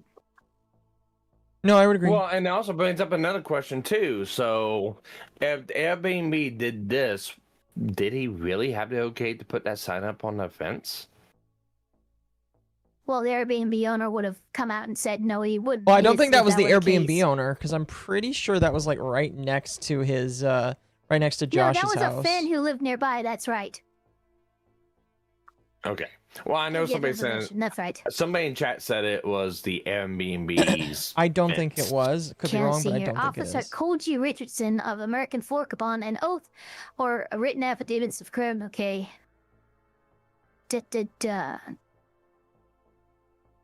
Oh yeah. Later, a third-party individual shared information about how they have, quote, a bunch of YouTubers renting out their Airbnb. This fits the nature of Benjamin Schneider's group. An unmarked police unit went to the address to scope out the area and observe the same Chevy Malibu parked in the driveway. It is known that Ben is arranging various amounts of individuals to go to the victim's residence, enter his property, as well as hang defaming signs. Where does it say that he wants to enter his property? What the fuck? Yeah, that's freezing to make it seem worse. Well, time out. That's all that is. Well, entering in what way? That is absolutely insane, man. Exactly. In what way? That's not. This is actually kind of an important thing you've just unveiled, Sparkies. If there was a certain way that he was intending to enter the property, the cops would actually include that specific way and those details in the affidavit. The fact that it's vague indicates that they are over hyperbolizing the nature of the crimes, the alleged crimes, in order to get the judge to sign it. Yeah. That's looking up, I can't find any hard state facts or anything like that. But Airbnb can be considered mandatory report if it's a safe and welfare of the community that person's staying. Yeah, if it's yeah. So we're not talking stolen property, but we're talking like kidnapping, trafficking, even drug dealing and stuff like that. You know, stuff that can end, and endanger other people's life. Theft of property, it's not included in that. Right. Anyway, let's continue. To give you guys some context, but I actually got a copy of this warrant. The reason they were searching our house was, it says, there is now certain property or evidence described as any stolen merchandise, specifically Lego merchandise. Evidence of illegal conduct on us that we stole the Legos. They're looking that we stole the Legos is why they stormed our house with no evidence. And this is after he's been proven to make up stories about us before. And so now he's just pulling something out of his butt. That was my question. They're the ones that stole the Legos. This accusation came out after the heroin accusation. Yeah. I mean, look, American Fork should not the allegations. Be relying on the credibility of Josh should have been sought after they found no drugs after a 3-hour search. No, I agree 100%. And for whatever reason, the police take him seriously, even though he's acting like a crazy person. Anyways, the cops probably felt pretty stupid when they searched our entire house and didn't find any stolen Legos. Again, the police illegally redacted this conversation to avoid them looking stupid, but I'm pretty sure that's what they were talking about. But instead of doing what any rational police officer would do and let us go, they're sticking to their story that we're the thieves.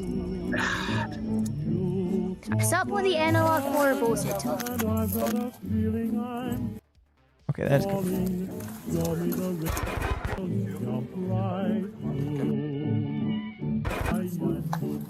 Acting like Slenderman's about to come out here and kill you all. Look at how chunky that boy is. Yeah, that was a very chunky boy. That was the chunkiest boy. Here, I'll reverse it for you. Here's my issue. The police don't do edits that like that for redactions.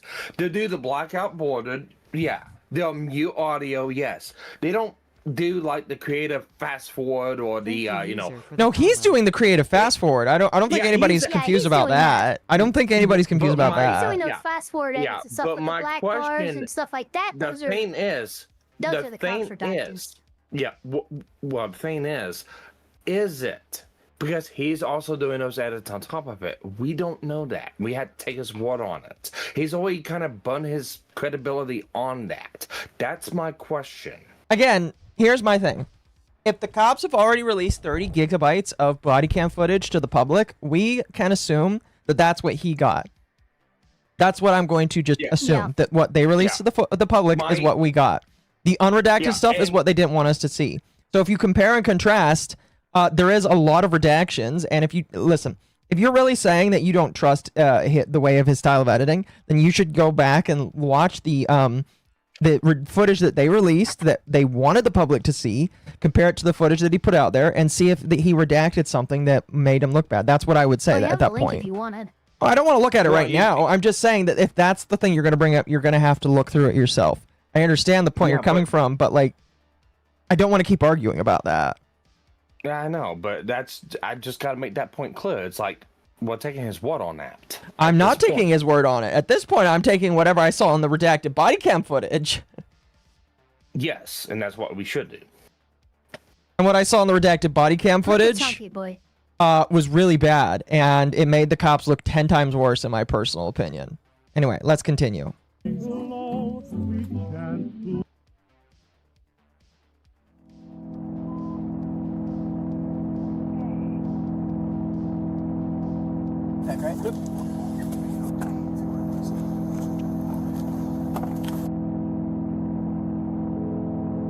Yes. Now the entire group, we are all on our way to jail.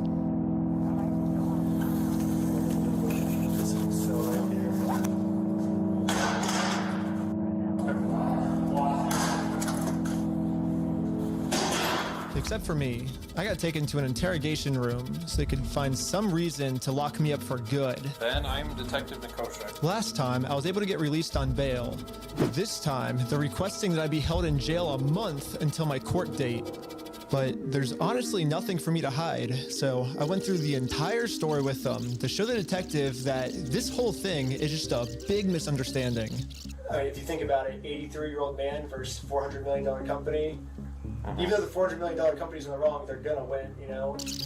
I wish we could just send him an email, like, show up to court this day. That would be so easy for us, but this is how the law works. Like, that's not my fault. Like, I don't make the law. If I made the law, send him an email, and they're like, he doesn't want your papers, you just have to... You should be glad that the law doesn't work like that.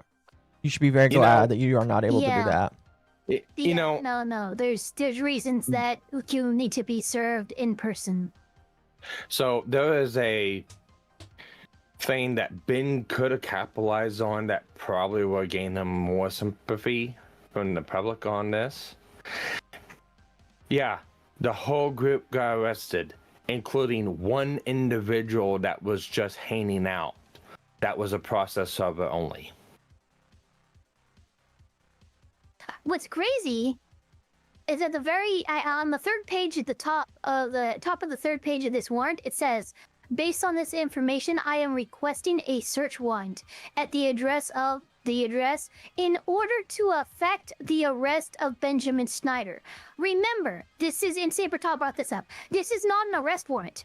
This is a search warrant, but you've stated your reason for the search warrant is to effectively arrest this guy. him. And then that was signed by a judge. Okay, we got a problem. That was signed by a judge.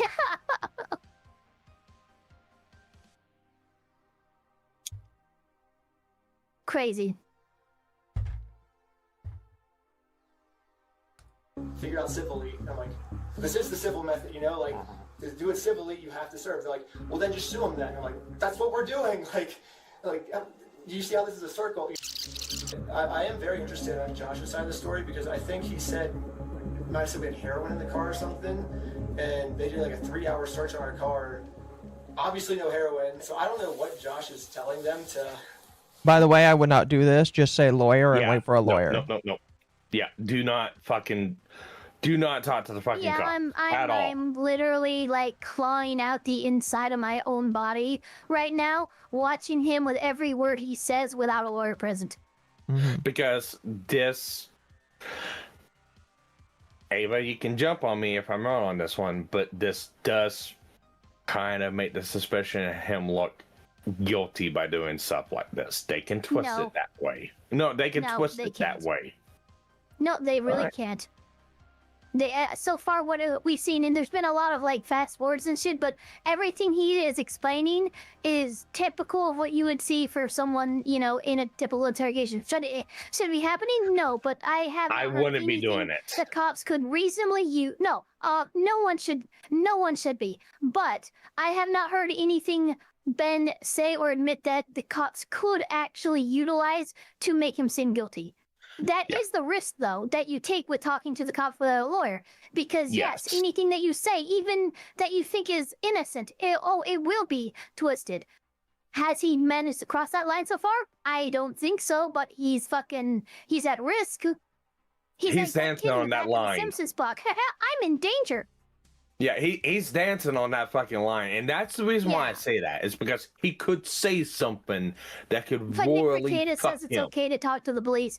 Yeah, Nick Rekieta also does other things I'm not going to talk about. Let's continue. Yeah. Well, also Nick Rekieta. Too bad Nick Rekieta doesn't live in this town either, because the body cam footage would have been released.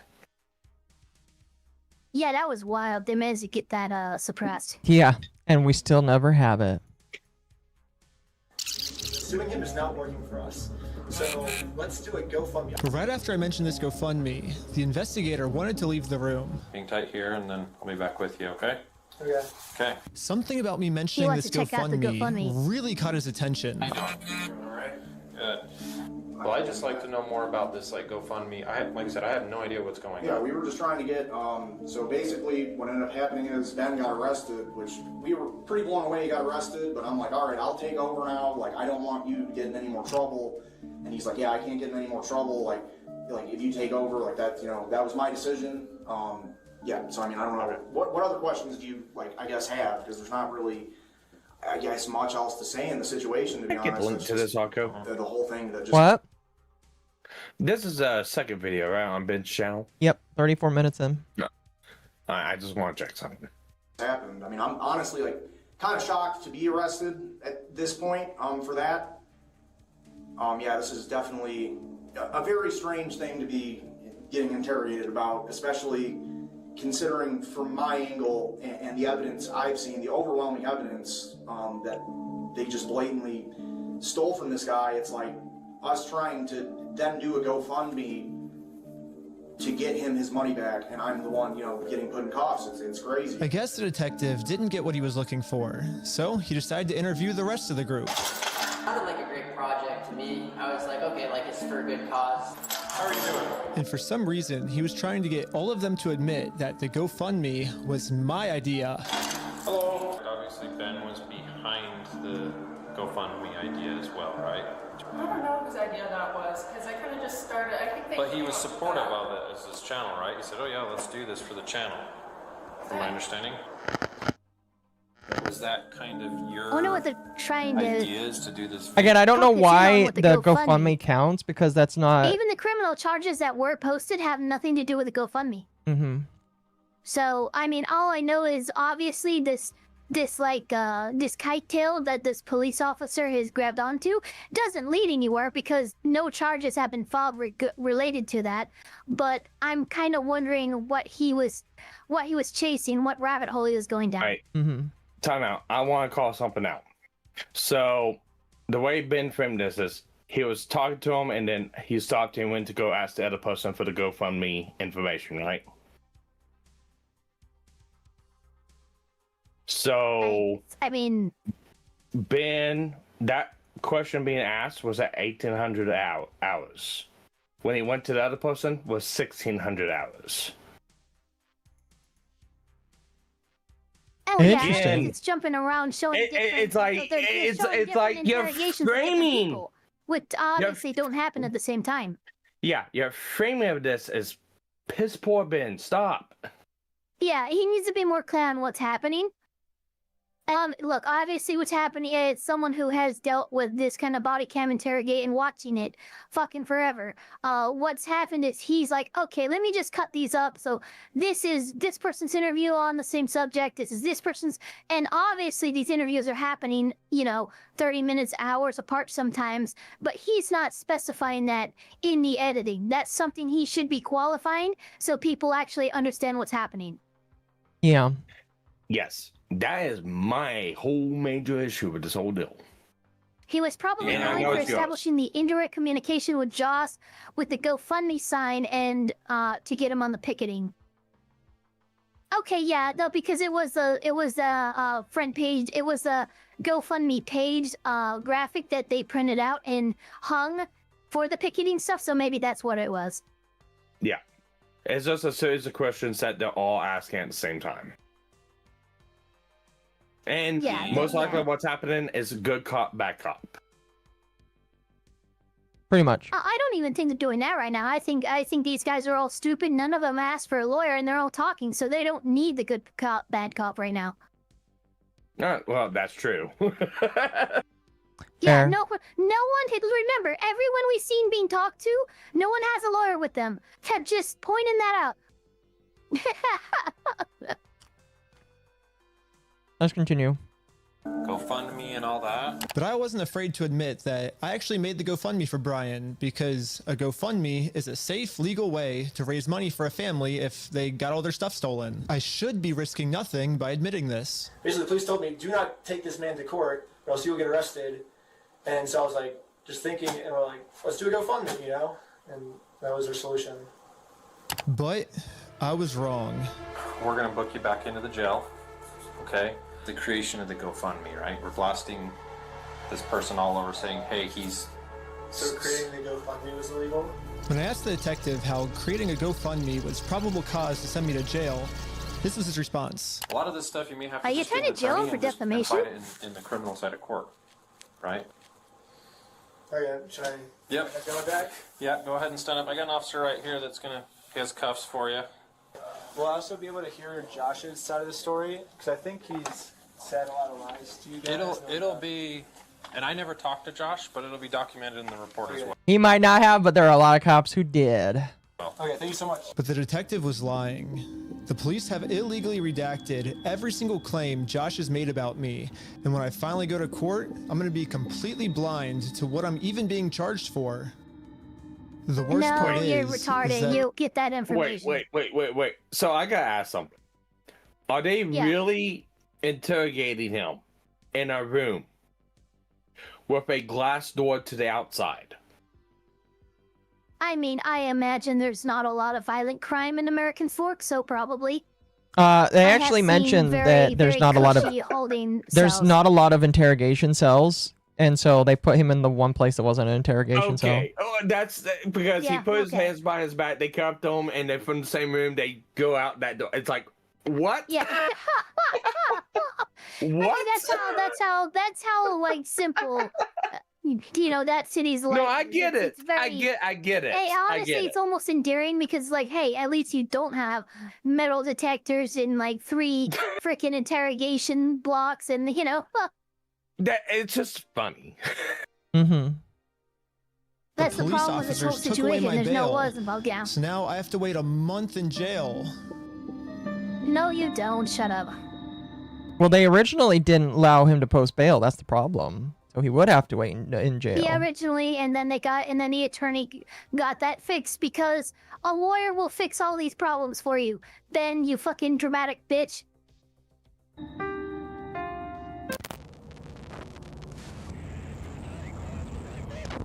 It's also the training of that too. Guillermo got read the I Miranda ended up rights? getting I imagine so. extremely lucky. When a judge ended up reviewing this arrest, they thought the whole thing was so stupid and ended up releasing me on bail. So now, at least I'm There a you free go. man until my court case. The system works. What's funny is there is body cam footage where the cop laments, "Oh, I wanted him held in jail, but I guess they decided not to go through with that, and then he was able to bail out." Oh, that's really not good. Yeah. That's not that's Every not time I start to get more on one person's side, so the other side does some even more stupid shit. I'm like, God, you're really just keeping me That's smack dab not in the middle good. of everyone's fucked. Yeah, that's not good, but at the end, that is kind of a pride thing for cops, is like seeing a person It that is. you arrested get released. Yeah. Yeah, Yeah, for sure. You get into the practice situation with Karen Reed and shit like that, which again, it's its own Yeah, oh corrupt God, bullshit. yeah, that that's a more big one. information's coming out right now, but it's yeah, like that's it's the same thing. yeah, there is, because like Karen Reed's suing and stuff. There's a lot of Lamau. stuff coming out. So- there's a lot of shit came out against Proctor. Fun fact. The American Fork Police Department have re-enabled the Dropbox link for the Reckless Ben footage. The total download size now is 33 gigabytes instead of the 48 gigabytes that they had on June 3rd. So they've removed the footage. Because I have 88 gigabyte download from the archive stuff. So they're being dishonest on every level of what they had. That is hilarious. They initially released 33.9 gigabytes, and then they released 82.8 or something like that. So it would depend on what they redacted too. Yeah, it would depend on what they redacted. So if they redacted it further, what the fuck did you get it to get it back down into 30s? They probably just removed all of the unredacted stuff, honestly. Probably. It sounds similar size to the original redacted files. Well, why in the fuck would they re-enable that link? Make a new fucking link, put shit in it. Yeah. That's honestly just tech illiteracy of whoever is in charge of their tech shit. That's all that is. That's stupid. It's like, make a new fucking link. Jesus Christ. The illegal act that I committed was mentioning that Josh stole the Legos in our GoFundMe. So if you say who the thief is, then that is illegal for us to do that. Now I just have to wait for court, and honestly, I'm not excited. My entire life I was taught if you steal from people, you get in trouble, and if you help people, you get rewarded. But I guess I was just taught a lie. By me trying to help and do the right thing. You can't break the law doing that. No, you are correct. You can't break the law doing that. You can't break the law doing that. Sparky, if you hadn't said it, I would have, so I'm glad you said it. All I did was just screw so like, oh my god, everything stop up. being the victim. Chunky cat. Chunky cat. Chunky cat. I As love a that chunky cat. Get all of my friends in trouble. I couldn't fix anything, and now with all the charges I got in this video, I'm looking at least 5 years in jail. But I finally accept my fate. I failed, and now it's time to go home.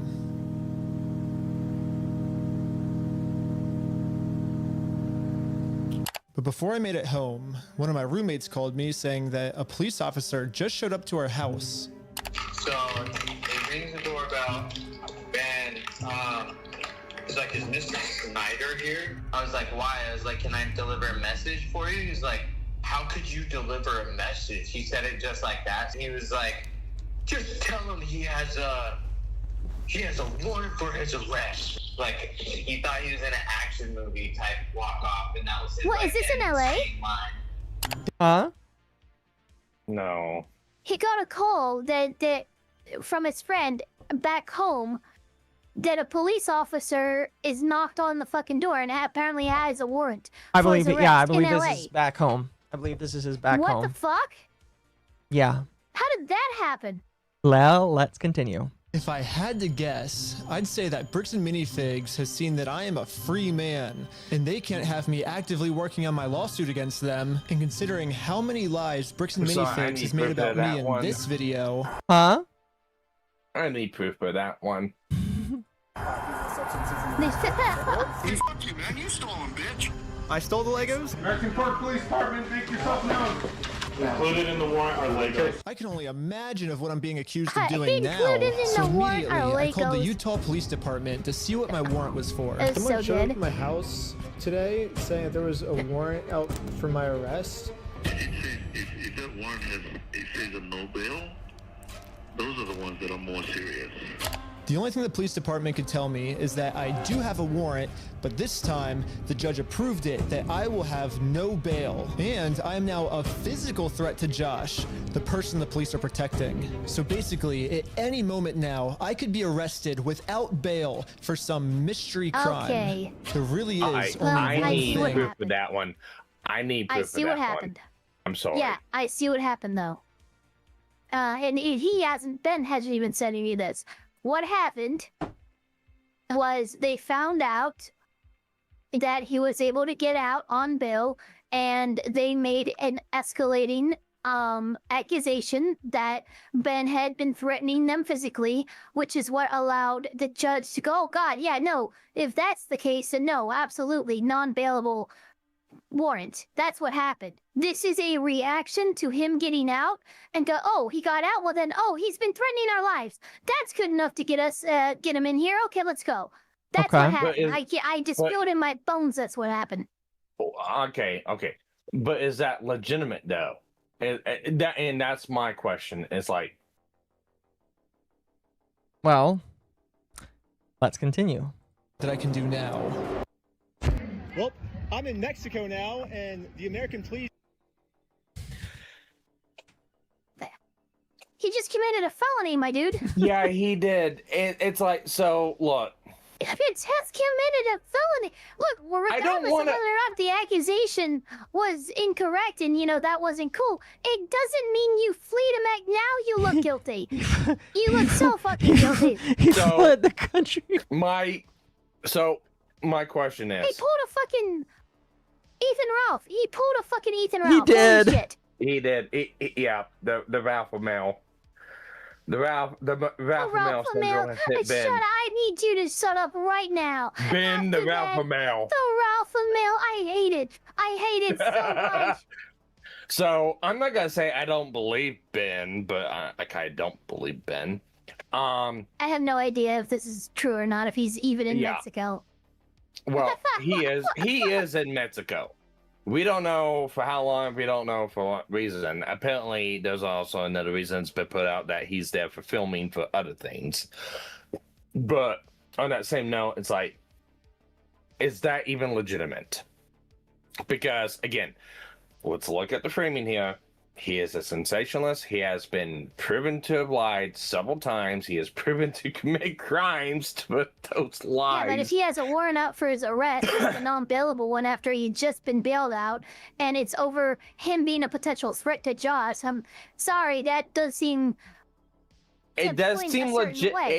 It does seem a certain way. He got released, and they decided to up the ante in terms of the accusation. Then show the warrant. Which is why all of a sudden we have death threats. That's why we have death threats all of a sudden. Yeah, then show the warrants. That's what I'm saying. Don't show clippets of the warrants. Show the warrants.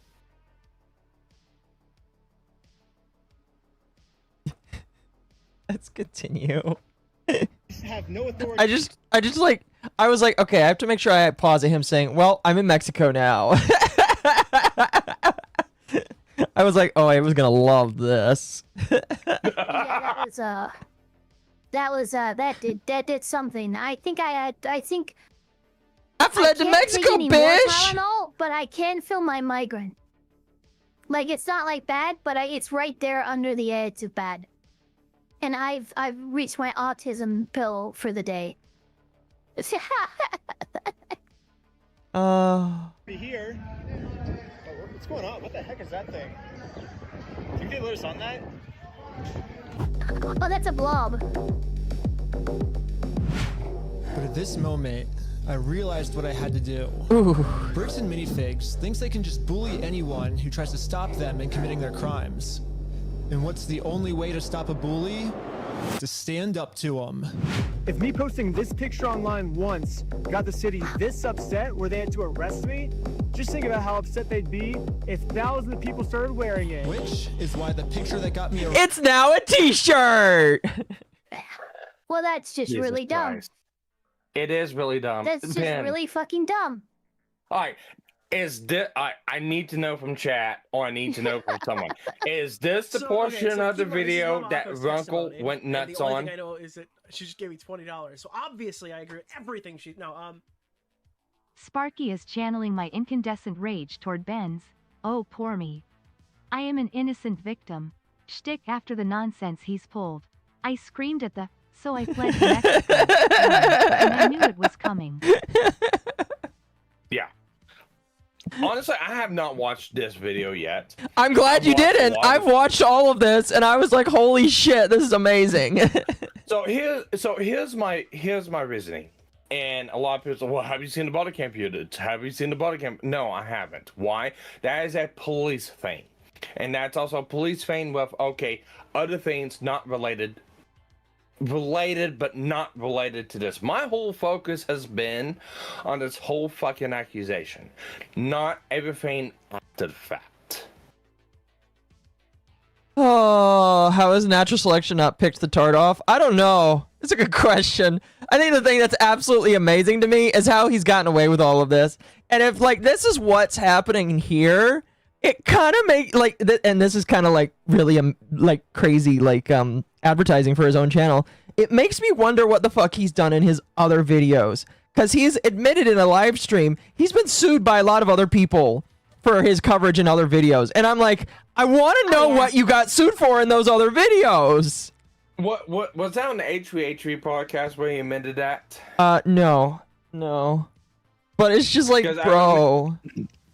Because I've seen a clip of him on H3 and Ethan gave him really solid fucking advice I think he needs to fucking listen to. What is it? Shut up and do nothing? Get a lawyer, buddy. No, that's fair. Get a lawyer, buddy. Yeah, that's just fucking fair. But yeah, this is amazing. This is absolutely fucking amazing. It's in his name. It is in his name. Arrested, I'm putting that picture on a shirt. And you can buy this merch at WeStealFromOldPeople.com. So go right now. It's gonna be sick. And yeah, all of the law enforcement that's protecting Bricks and Minifigs is gonna be pissed. Do you think if I buy that shirt, I'll get in legal trouble? Do you think my manager will be okay with me buying that shirt? Purchasing. I'm telling Dylan I want that shirt. The stuff is not good. No, it's the person who produces the shirt. Chat, can we requisition "We Steal from Old People" shirt? I promise. Honestly, I kind of want the brick by brick T-shirt. I do too. Yeah. But it's $36 fucking, and that's ridiculous. Discovery in court. So here's another thing. Ridiculous fucking price for a T-shirt. Yeah. So here's another thing that I can't remember if it was potential criminal or Runkle or someone else. It might have been Nate. I don't remember. But here's the crazy thing about that whole deal. He needs to stop doing this shit. Because the picture he used is a picture of a private citizen. Well, no, the picture that he used of the Bricks and Minifigures. No, it wasn't AI. It had the actual trademark logo. It had the trademark logo on it. It still had the TM that's even funnier. No. And that was pointed out. Yeah, if that's true, that's fucked. Yeah. Is there gonna be another stream tonight? Chat, it is on there. Chat, the stream that's on right now will last until I am going to bed. We've still got multiple other videos we need to watch here. Until all of my co-stars go to bed and I'm done, we're still going. Yeah, but it's like he's putting this stuff out. This stuff is still on his site. The Bricks and Minifigures still has the trademark logo, little TM behind it. I'm tempted to get the shirt for that reason. Now, regardless of not, if he says that, oh well, this is not trademark, he still includes a trademark picture with that logo behind it. It's still a trademark. I'm tempted to get it just for that reason. That sounds absolutely hilarious. I shouldn't even believe a damn word Ben is saying. I mean, like, you can believe him or not. I still, at the end of the day, think that the Bricks and Minifigs people are worse. I just think that he has done everything he can to make this case for him worse for himself. So here's my thing, and how I look at it, and legally and stuff like that. Whatever. I'm individualizing like Josh. I'm sorry, that guy is charging more for that cheap-ass shirt than the cost of Crochet's Korsh plushie on it. Get the fuck out of here. Yeah, no, that's fair. Sorry, go ahead. So, one of my main issues is the lumping together of everyone. And I get it. I get why it's being done. But it's like, you have to treat Josh and the other guy within that franchise separately from McNeff or whatever the fuck his name is. No, yeah. You technically do have to treat them separately. And one of the things I find infuriating is they keep lumping the two of them together. It's like, cool. You got to separate those to some parts. I get why for like the publication for putting the video out and stuff like that, but It's like, look, I work for a franchise, and I'm not afraid to say it's Peterbilt. My dealership is a franchise to Peterbilt. But whatever my franchise does, legally is not reliable on fucking Peterbilt themselves. There are protections in that realm that protects Peterbilt Motors themselves from Peterbilt, any of the franchise repairing dealerships. Yep. And that is a thing. And one of the things that infuriates me the most is combining the two. Because if you're going to go that route, Crystal and the other guys just as much in the same boat. No, yeah, I mean, I don't. I am going to be honest with you. I am not the most well versed on every bit of this, so I can't really answer yay or nay. But what I do think is, regardless, it's going to get argued out in court, and that's why I'm like, needs to. Well, that's why I'm laughing. By the way, we're done with this video. Basically, there's not much else we can do with this video. What did you guys both think of this? By the way, we've got way more other videos to watch, chat. There's a lot of good shit here. I'll be up for a while. We might have to do a part 3. I don't know. So reckless like usual. I'm not a fan of his content creation style. Mm-hmm. I'm much more interested in everything that's going on like around his videos rather than his videos itself. No, that's fair. Because he's an unreliable narrator. Well, I will say, spoiler alert, the next video, while it does have to do with Ben, it's also got a lot of legal stuff in there to chomp on that I think Ava will love. And it doesn't... I just got done polishing off my 6-pack of Rolling Rock. Well, don't worry, the next video... No. The next video is Leonard French, so you guys don't have to worry about that. Good. This video... I wanted to make sure this video comes out next, because, like, I've been spoiling bits and pieces here, you know? And so... Now we're going to get to a lot more in-depth information that you would not know if you did not watch Lawful Mass's video or Legal Eagle. But because nobody here likes Legal Eagle, we're just going to listen to Leonard French because Leonard French also has pretty much the exact same information and does a way better job, in my personal opinion, in educating people. Now, who came out first? Leonard French? Leonard French. Legal Eagle? Leonard French. In fact, Legal Eagle actually mentions Leonard French in his video. Really quickly, Sarto says, Your Honor, the jury is tainted. The guy Sparky has no intentions of looking at the facts objectively. He's clearly... Wait, what do you mean? What do you mean? Listen, Sparky is very obviously pro no bullshit, and that's fine. I am very pro... I'm looking at the totality of things, and I'm just like, I just hope that Reckless Ben doesn't go to the pee-pee-poo-poo rape dungeon. Because I don't feel like he really deserves it. I just think that Reckless Ben needs to, like... I almost would say be made an example of. Cautious. So here's my whole problem with this whole thing. And look, at this point, because of Reckless Ben, I've got to look at everyone with a side eye here. And that's just the way it is.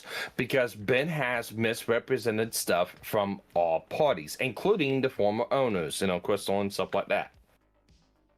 The other issue I have with this is these people do have the ability, they have the limelight on them. They have the ability to come out and go, yeah, no, this information is twisted out of context or not exactly as it's being characterized.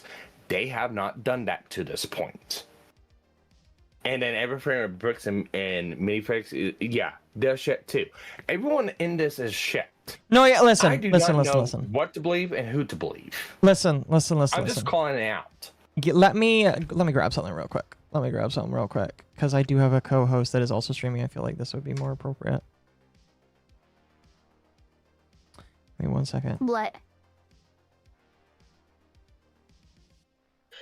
And let me just lament on Leonard French here. He looks fucking exhausted. Hold on, I'll be right back. Okay, I'll wait for Ava to come back. You can continue speaking. Yeah, you speak for another moment. Looks fucking exhausted. Oh, I think he's just exhausted because this is just him in general. But that's maybe a wrong observation. I don't know. I mean, come on, you can see the fucking bags underneath his fucking eyes. Yeah, but he's a copyright attorney. Of course, he's gonna be tired. Yeah. This is not his normal. This is not his normal demeanor. And I'm not saying anything bad towards the loan French. It's noticeable in this one. So I don't know if he's been like doing heavy hardcore research, and once he got done, made a video or something like that. But it's like I'm just lamenting. He looks fucking exhausted. Actually, he looks defeated. I mean, all right, we're back. Yeah. All right, here. Let me play this. Let me play this for you guys. This is how everything is supposed to be phrased. Oops.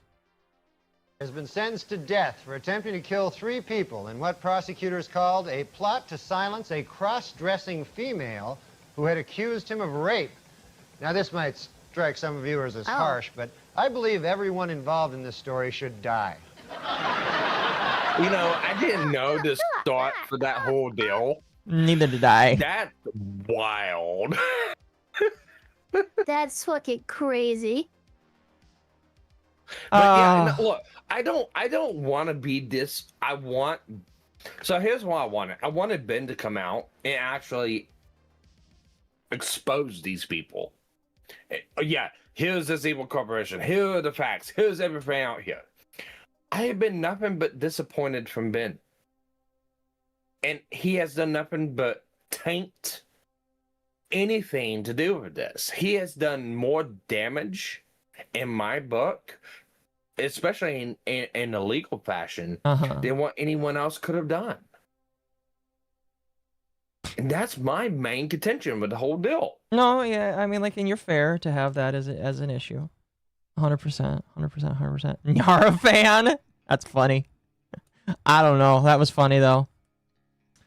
Oh, goodness. All right, let's continue. Let's continue. So, now we are going to go through a copyright attorney's explanation of everything that's going on here. And, oh my gosh, there's a lot to go through here. This is a 40-minute video. I'm having it on 1.5 times speed because this man is a slow talker. No offense to him. And so let's just go on. Yeah, he is. It's a Thursday night in Kaiser, Oregon, and a man named Brandon Best is standing in the doorway of a Lego store asking for the keys. It actually sounds really good at 1.5. Or belonged until about a minute. Actually, this is 1.25. I can put it at 1.5. Okay, it sounds, no. 1.25 sounds really good. It does. It sounds good. It sounds like he's actually, like, the cadence is actually, he's a little. He sounds like he sounds like his normal self, actually. Let's continue.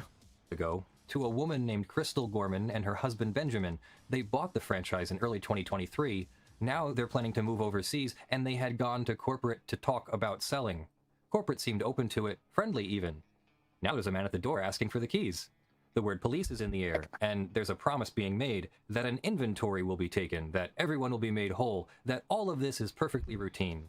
Behind them, on the shelves, filling every surface they had, is a Lego collection that does not belong to the Gormans.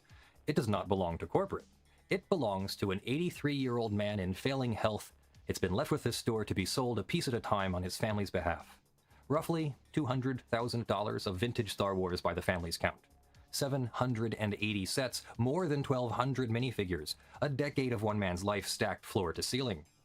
That is the night as the Gormans tell it, and, for the better part of 2 years, as the Gormans tell it, was all anyone had. One side's word about a quiet Thursday.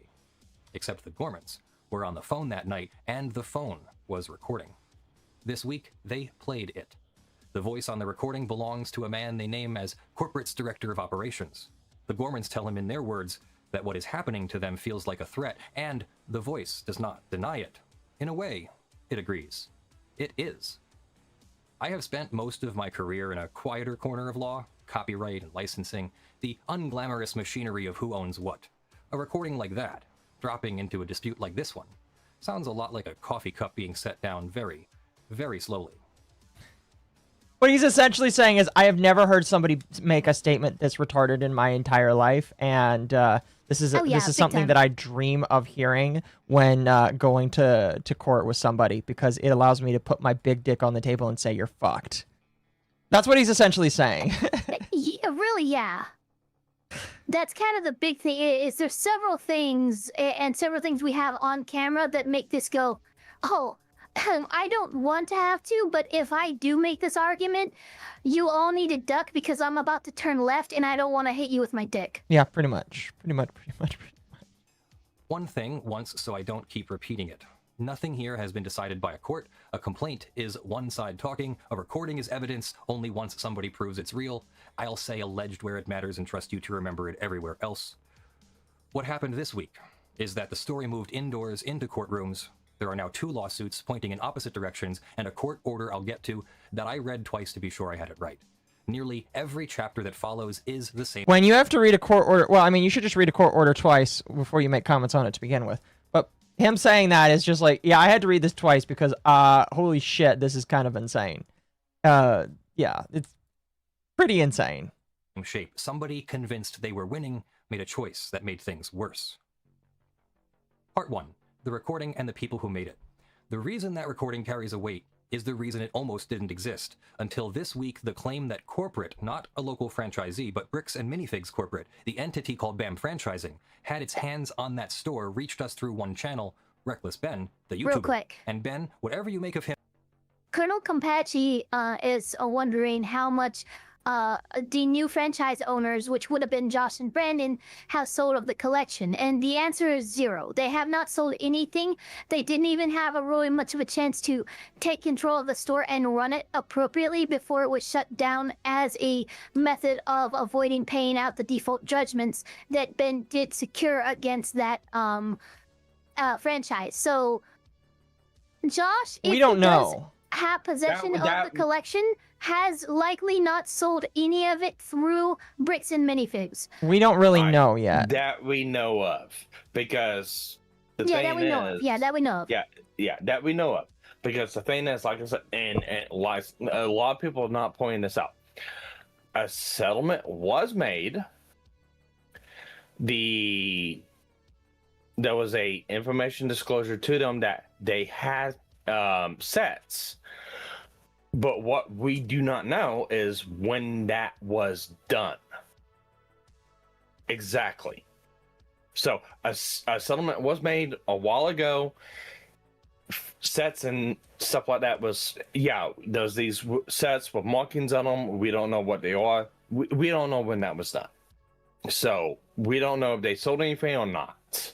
But we do know by Crystal's own wording and their lawsuit, over half of them were already sold. Yeah, we already know a good chunk of the collection had been sold.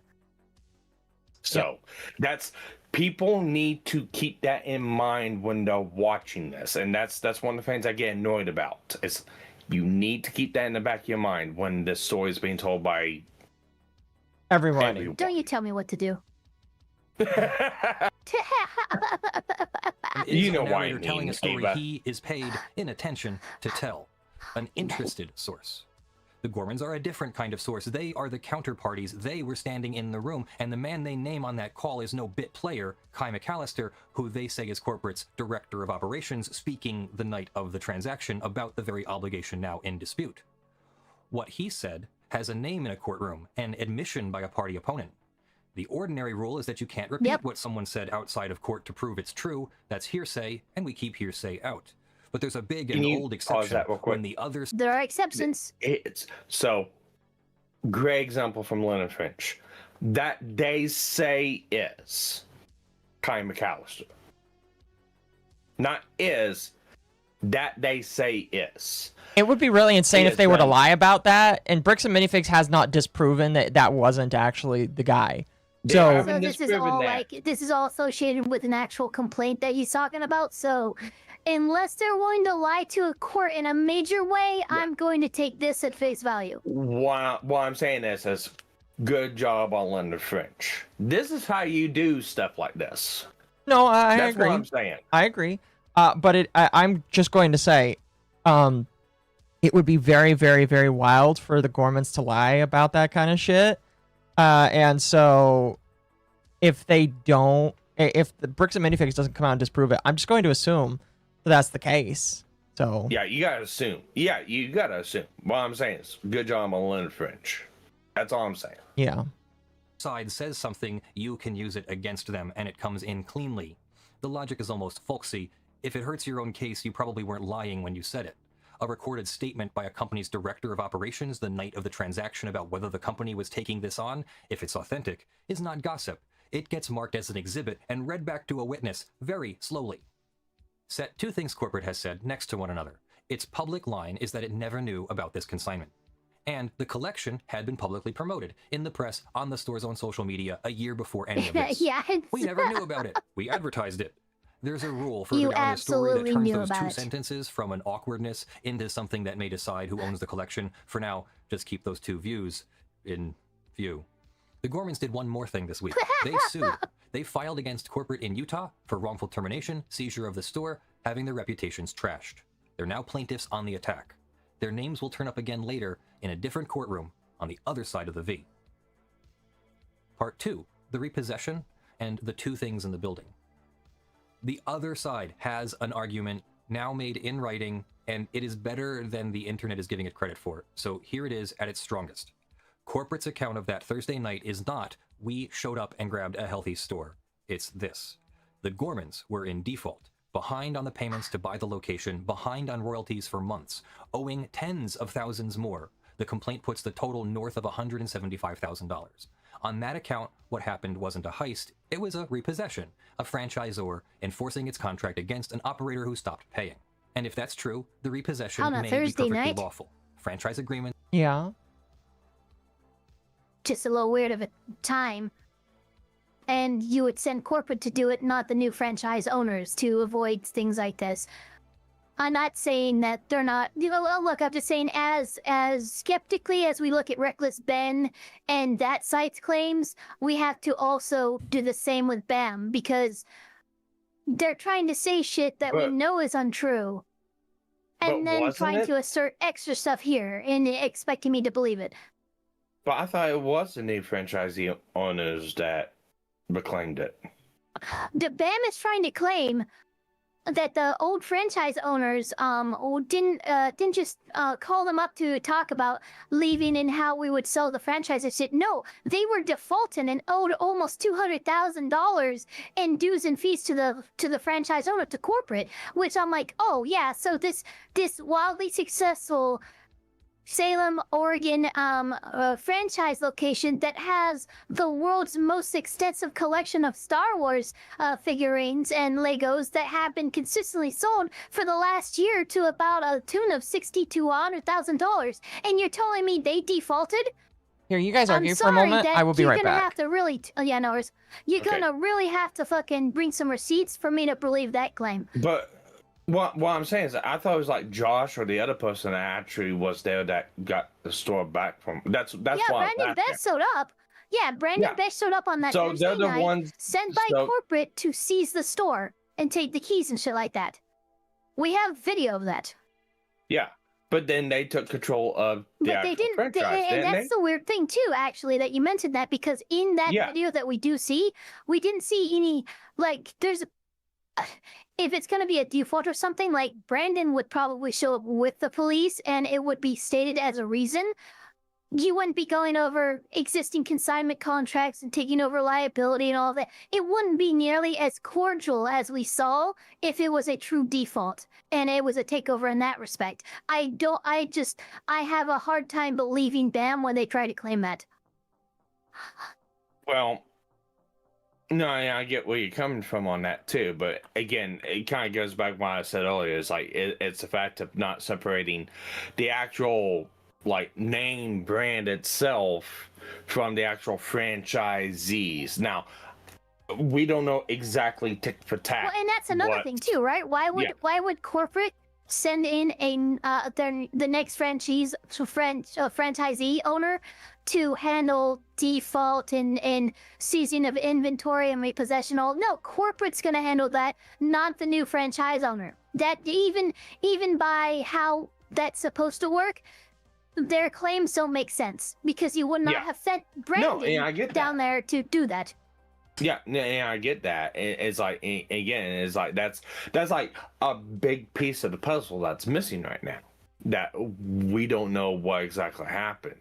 And it's, yeah, strange as fuck. And if it's connected to that's exactly what happened, yeah, 100%. But again, that's we don't really have that. We have a claim of that. All I know is It's strange. I get it. I agree with both of you. I was just going to say that. Thank you, Chris. Yeah. Yeah, I beat you to it. I was just That's going to good. say, I am keeping my eyes glued to, the Utah courts right now, because I want to see how this I'm resolves. I'm still fucking befuddled by the claim of butt cooking. I've got my eye glued on that one. What? Butt cooking? That sounds like butt cooking to me. There's a claim of butt cooking. Yeah, there's a claim that Crystal kept 3 different logs of books of the Lego sets. Oh yeah, I do seem to recall that as well. I can't wait for the courts to sort out this mess so we can take a look back after it's all done and dusted and gone, okay, so that's what happened. Yeah, that's what I'm really interested in. Like I said, and that's another thing. Is like, yeah, we gotta look at everything carefully here because there's way more that's going on. That's what's being told from everyone. I agree. I really like his pictures, by the way. The monkey just staring at us is kind of. All right, time out. No, time out. All right, Ava, do you know the origin story behind that monkey? No, why would I? Okay, that monkey was in a copyright lawsuit about copyright. Oh, wait a minute, because that's right. the monkey took the monkey I do took remember its that own story. selfie. Yeah, the monkey took the picture, and then the photographer tried to. Yeah, I remember that whole story. Was he involved? Was he counsel in that case? He wasn't counsel. He talked about that case. Okay, okay. Yeah, that is a really good case. Yeah, in the story, the guy never got copyright on it because the guy didn't make the copyright because the monkey took its own picture. Right. Yep.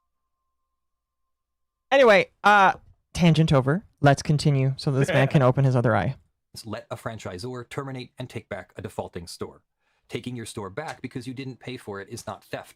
On the store itself, they may be standing on solid ground.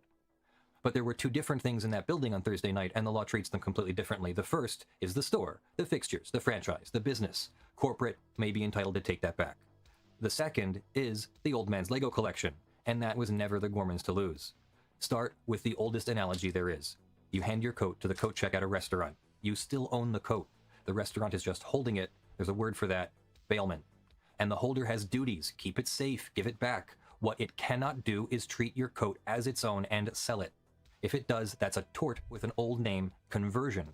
Exercising ownership over a thing that isn't yours. And consignment is a bailment in commercial clothes. The family's Legos were the coat, the store was the coat check.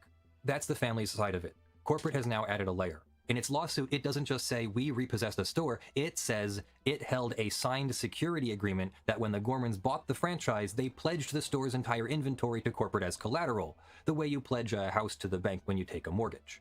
And it says that when it repossessed, it took those assets as what the law calls a bona fide purchaser, a good faith buyer for value, without notice of anybody else's claim.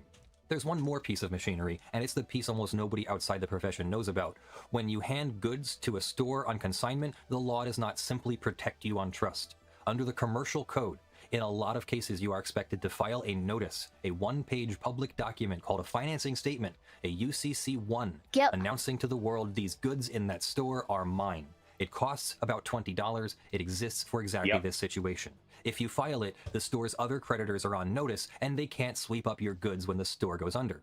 If you don't file it, then in many circumstances, a creditor or good faith buyer who didn't know about your consignment can take your goods free and clear, and your only recourse is to chase the person who put them there. So the whole case may turn on a $20 piece of paper that, as far as anyone has shown, no one filed. That is corporate's real argument, stripped of the press release language. We were the secured creditor, we took the inventory in good faith, without notice of any consignment. An unfiled, undisclosed consignment doesn't beat us. As a matter of doctrine, that's not frivolous. It's the kind of argument that could win a case.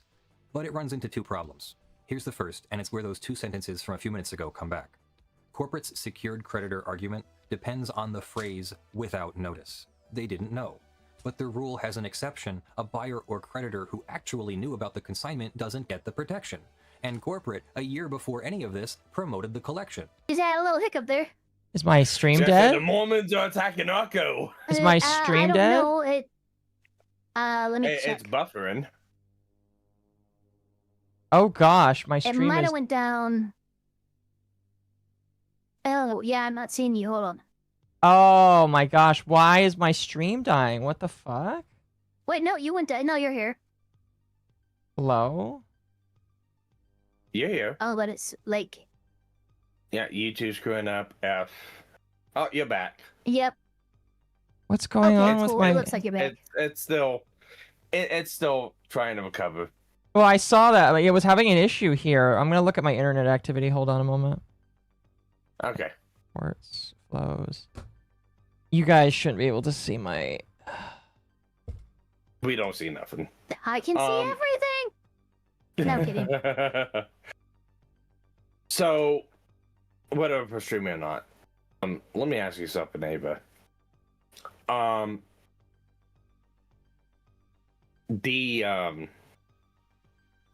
This actually kind of asks me. I'm kind of tempted to ask. So, the cooking book still is the puppet out for Bricks and Minifigs. Because yeah, they kind of why. Because here's my theory on this. And hey, everyone in chat's gonna like it because hey, I'm gonna be on the side of everyone else and go against Bricks and Minifigs on this one. Hey, but if the cooking the books thing came up and it's a convenient excuse, that means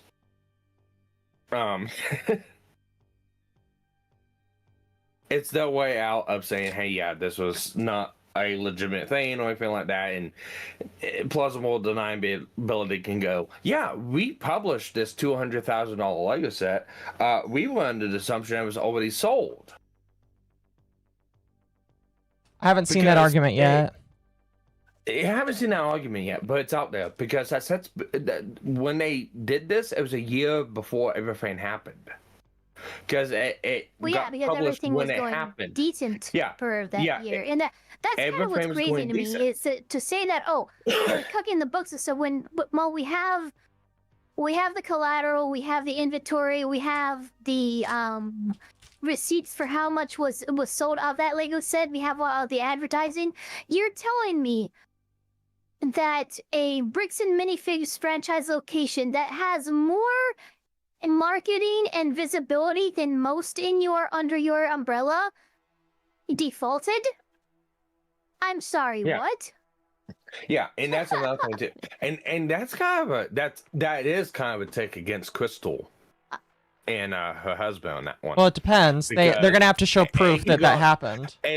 Yeah, it's gonna have to go through court and stuff like that, and they're gonna have to show proof of it. They should have notice of contract termination or notice of default or so. Like, honestly, Bricks and Minifigs with that statement, if they just included the letter they sent of notice of default, which has no fucking legal fucking exposing stuff, that could have been so simple. Oh, look, yeah, they did default, and here's a fucking, like what Mythic did. So with who ended up with what was his name? Mizkif? Mizkif. I think, but they showed... Yeah, remember when Mizkif included in his own filing the fact that he had done a bunch of shit against the fucking contracty stuff, and that's why they were dropping him? Yeah. And he included that freaking notice? Like, if Bricks and Minifigs had included their notice that they should have sent to them about default, alongside the accusation of them defaulting, well, guess what? That cooked book series suddenly becomes much more viable because we have proof to corroborate your accusation. Yeah. My issue is BAM has all these things they're saying and not a shred of proof with it. True. But also in the other sense, would you put that out to the public or would you save that for a court case? For right now, for like damages and stuff like that, there's plenty that you can get them on the court case while still revealing the fact that yes, this couple defaulted on their franchise and that's why we seized it. Yeah. Yeah, but I would be, as a lawyer, I'd be like, absolutely pull that trigger, make that reveal, because then not only is the court of public opinion more on your side, it frees you up from trying to respond to all the fucking desperates and shit and actually focus on the lawsuit. So yes, absolutely reveal that Crystal was a piece of shit, because then everyone's going to focus on her as the cause of this mess rather than Bricks and Minifigs. Yeah. Yeah. Now, I'm not saying that it's anything like that or regardless or not. Yeah, neither am I, because we have no... And And We I have no also context asked, to that. yeah, I also asked Olia too before I got into the stream up. And it's like potentially criminal went over the contract that's out for everyone to look at. Here's the consignment contract, right? Here's a couple problems with this. Okay. So I know with where I work at, we can do certain things at our franchise locations. We have to do it through certain procedures that are preset by Peterbilt. If we don't go through those, anything like that, Peterbilt's, nope, that's illegitimate. We don't know if those procedures were met. We don't know that but right now. Illegitimizing Another one. The consignment through corporate does not mean that the inventory of that consignment automatically defaults. It does into not mean Pam's that. possession. True. Another thing too is, and one claim that was made, and what we've seen is also true, and potentially criminal pointed out is, it does not look like a corporate drafted consignment. It looks like it was a consignment that two people made that are not which is allowed to be which is allowed to be done, because we saw earlier the contract for I paused it and highlighted it and mentioned that franchisees are allowed to consign with customers and clients. It said that in plain English as a period, which means that there was no extra stipulations or hoops to jump through to do that. Yeah, here's the thing. The handbook and what you're able to do is also another step to actual steps that you can do, which would be another please, go ahead. Give me that case. I will walk you like a dog in court. Well, that's fine, but make that argument. That's fine. But sometimes, and we run into this with custom built trucks.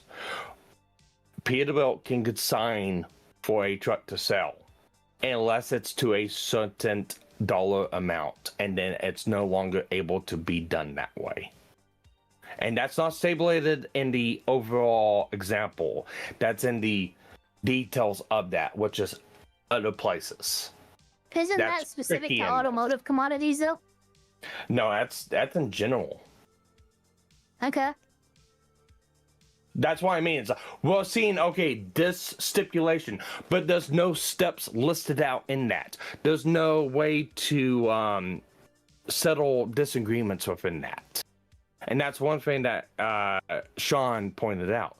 There's no way of remedy for any case of default of any of these parts. I think we need to continue. All right. Yeah. Advertised it are the crack in the bona fide purchaser defense. The second problem cuts the other way. Corporate also offers a much simpler story about where the Legos went, and it's an uncomfortable one for the family's side. It says its own review of the store's old sales records show that the original franchisee, Crystal, sold most of the collection herself before any repossession, somewhere around $50,000 of similar inventory, and may simply have not paid the family for it. On that theory, the wrong here, if there is one, isn't a corporate theft at all. It's a private failure between the family and the Gormans, and corporate is a bystander who took back a nearly empty store. They say they found. If that's true, I hope that it is shown.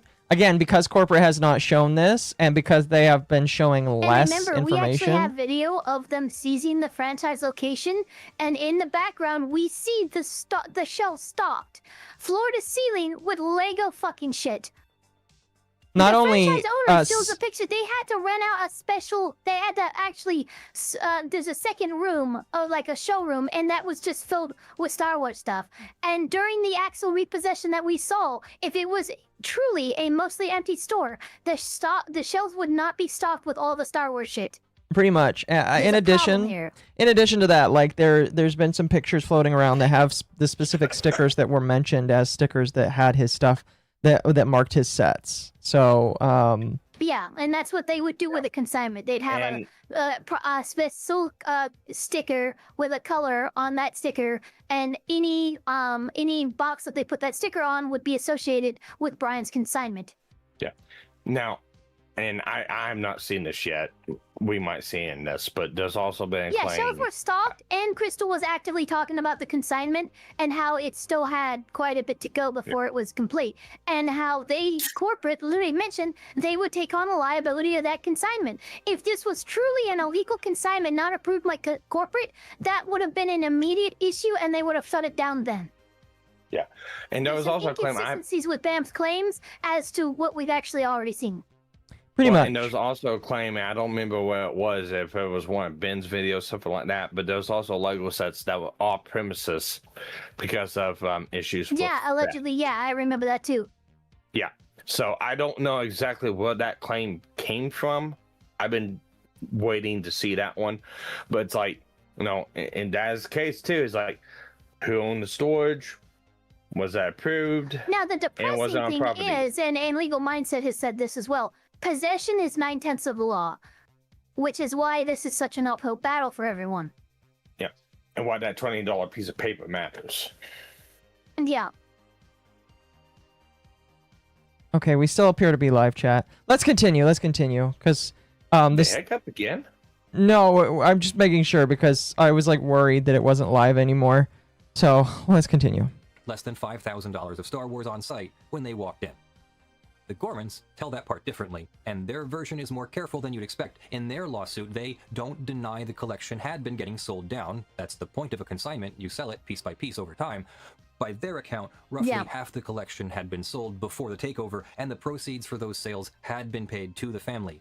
What was left in the store on the night of the seizure, they say, was still on the order of $100,000 to $125,000 in sets, and they say they documented it that night, photograph by photograph, more than 200 of them. They did, so we saw that. the two sides aren't fighting about whether sales happened, they're fighting about whether the family got paid for all of them and how much was still on the shelves when the locks changed. A narrow, sharp dispute. Narrow disputes are the ones that get decided on documents and by juries. Yeah. Which is what's strange about this case. There are documents. The tidy headline, "A corporation stole an old man's $200,000 collection," is now a contested question with several candidate answers. Corporate converted what is left. A buyer without notice lawfully swept it up. The accounting between the family and the Gormans never fully closed. And sitting underneath all three are recordings, photographs, spreadsheets, ring camera timestamps. Both sides building evidence, building a record since the first night. Most of these questions get answered on paper, not by a podcast. Yes. But then there's the live stream. Then the CEO went on a live stream for hours. His name is Oh my Emin God, McNeff. yeah. He opened by I'm so glad apologizing to he covers this. Yes. I'm so good, kids, because that was when we first looked into the situation, and the live stream had basically just kicked off while we were parallel watching the first part, and we had learned that the CEO had more or less been run off the live stream. Pretty much. That's what I was told, so... family, he offered mediation. He asked everyone to put their documents on the table. Read coldly, the first half is a man lowering the temperature. Then there are three moments. The first is the consignment. There's that recording of a corporate figure appearing to take it on. McNeff's move is to reclassify that person as a low-level employee whose offhand comment can't bind the company. On the principle, he's right. A stock clerk's stray remark usually can't rewrite a company's contract, but the Gormans say that person isn't a clerk. He's the director of operations. The defense now rests on a fact. This man was junior, that the other side says it can break with an org chart. A defense resting on a fact the other side can disprove is not a place you want to be. I looked at the LinkedIn, the second and is the photo. Unless he's lying, he's in a pretty high position at BAM.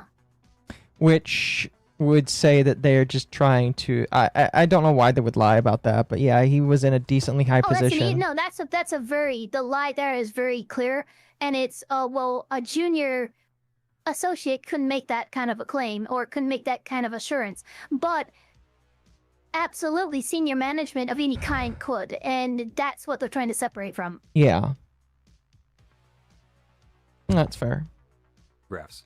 The hosts pressed him on timestamp images that appear to show the collection in the store at the relevant time. His answer was roughly, these are old promotional photos, and anyway, images can be doctored. And in the same breath, that he wasn't sure he'd even seen the specific images. That evidence is unreliable, and I haven't looked at the evidence. What the Cannot share a fuck? sentence. You can... VTuber with a He got 3 answers? Mommy MILF avatar. Hang on a second. Wasn't Ben going on about how Brian was owed $200,000 this whole time? If Crystal said that they'd been paying Brian's family for part of the consignment sold, so something isn't adding up. Let me say this. Let me say this. when somebody's being sensationalized, they're gonna say the most sensational thing ever. They're doing the total price. Yeah, the total And price. that's he's like 200, and it Ben frequently said that it was $200,000 worth of Legos. And it had already been said in Ben's videos even that, yes, some of this consignment was being paid out and stuff like that. But it's fucking Ben. Ben being a fucking unreliable narrator by sensationalizing things. That's all that is. And there's 3 parts that hold to. 1, it's estimated value of the Legos, not the actual value of the Legos. It's what they can get people to sell it for, not the actual legitimate value. It's like Pokemon cards, anything like that. You might have a $500 Pokemon card, but you might get $100 for it. So it's not the actual value of the set. Only 20%. That's insane. It happens all the time, Marco, and you know that. I know. Second one, over half the sets have been sold according to the previous owner, so it's not that. And then the third one, Brian's only guaranteed 60% of the sales, so only 60% of that estimated 200,000. So you got all those calculations go through what the actual value could actually be. Mm-hmm. Yeah, that's for looking into the inventory and stuff too, because they could have sold half the collection, but it could have been the less expensive half of the collection. So maybe they made $75,000-$80,000 out of, you know, the purported. Because I think I remember it was like, oh, it's anywhere between 120 to 250 on the high end. Like there was a spectrum of what could possibly be gotten for these Lego sets, and all of this would need to be looked into with a fine-tooth comb by an auditor or something to see. You know exactly where these lines split. And one other thing I want to point out, and it's a little bit of an accusation, don't shoot me for this one, but it's one of those obvious ones. The sets themselves were not the most valuable part of that whole deal. It was a lot of the minifigs that could be taken out on a bus. Could be taken out in a bus. So that's another thing people need to understand. A purse. A purse. A purse. Oh, okay, let's be real. Let's not. Let's be real. Figurines. No, I'm not saying that. Were shoplifted. I'm not saying that. What I'm saying is, it's one of those things that Ben's mischaracterizing the value and what he's trying to portray. That's what I'm trying to say.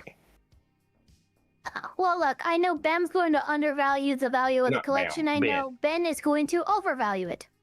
Yeah. So I said Bam as in bricks and minifigs. Ben's going to undervalue it. Ben is going to overvalue it. So we can reasonably land somewhere in the middle of that number. But more importantly, we have to remember the better part of $500,000 has been raised for Brian and his family. He has made a reasonably 5 times as much as what he could have recouped from the remaining of his Lego sets. If they were just and you have to remember that is something important when looking at courts, because courts look at damages, and if you have recouped your damages, you don't have standing. Yeah, and like I said, 200,000. If you just go as is, he recouped it, but he only got 60% of that, and that was estimated value. Yeah, we're dealing with, you know, he's made back the what he was missing or what he was damaged by a factor of 3 or 4 at minimum. Pretty much. And then you have the other one of he was already made whole before this too. That whole rigmarole that Nate and all them kind of brought up. Let's move on, because again, we still have quite a long ways to go, and I am getting the feeling that I might have to do another video on this, but it would have to be later because I already have tomorrow slotted out. So this is gonna be going on for a while. Yeah, and I don't want to take all of Ava's time. Like, I joked about, like, 12 hours, but, I don't want to take all of Ava's time. I'm sure that she wants to do other things tonight. So I want to try and get through at least this video. We have Ben's video where he responds to the police for body cam footage. Then we have Lawful Masses with Leonard French again, where he talks about why Patreon is not taking down the Patreon account.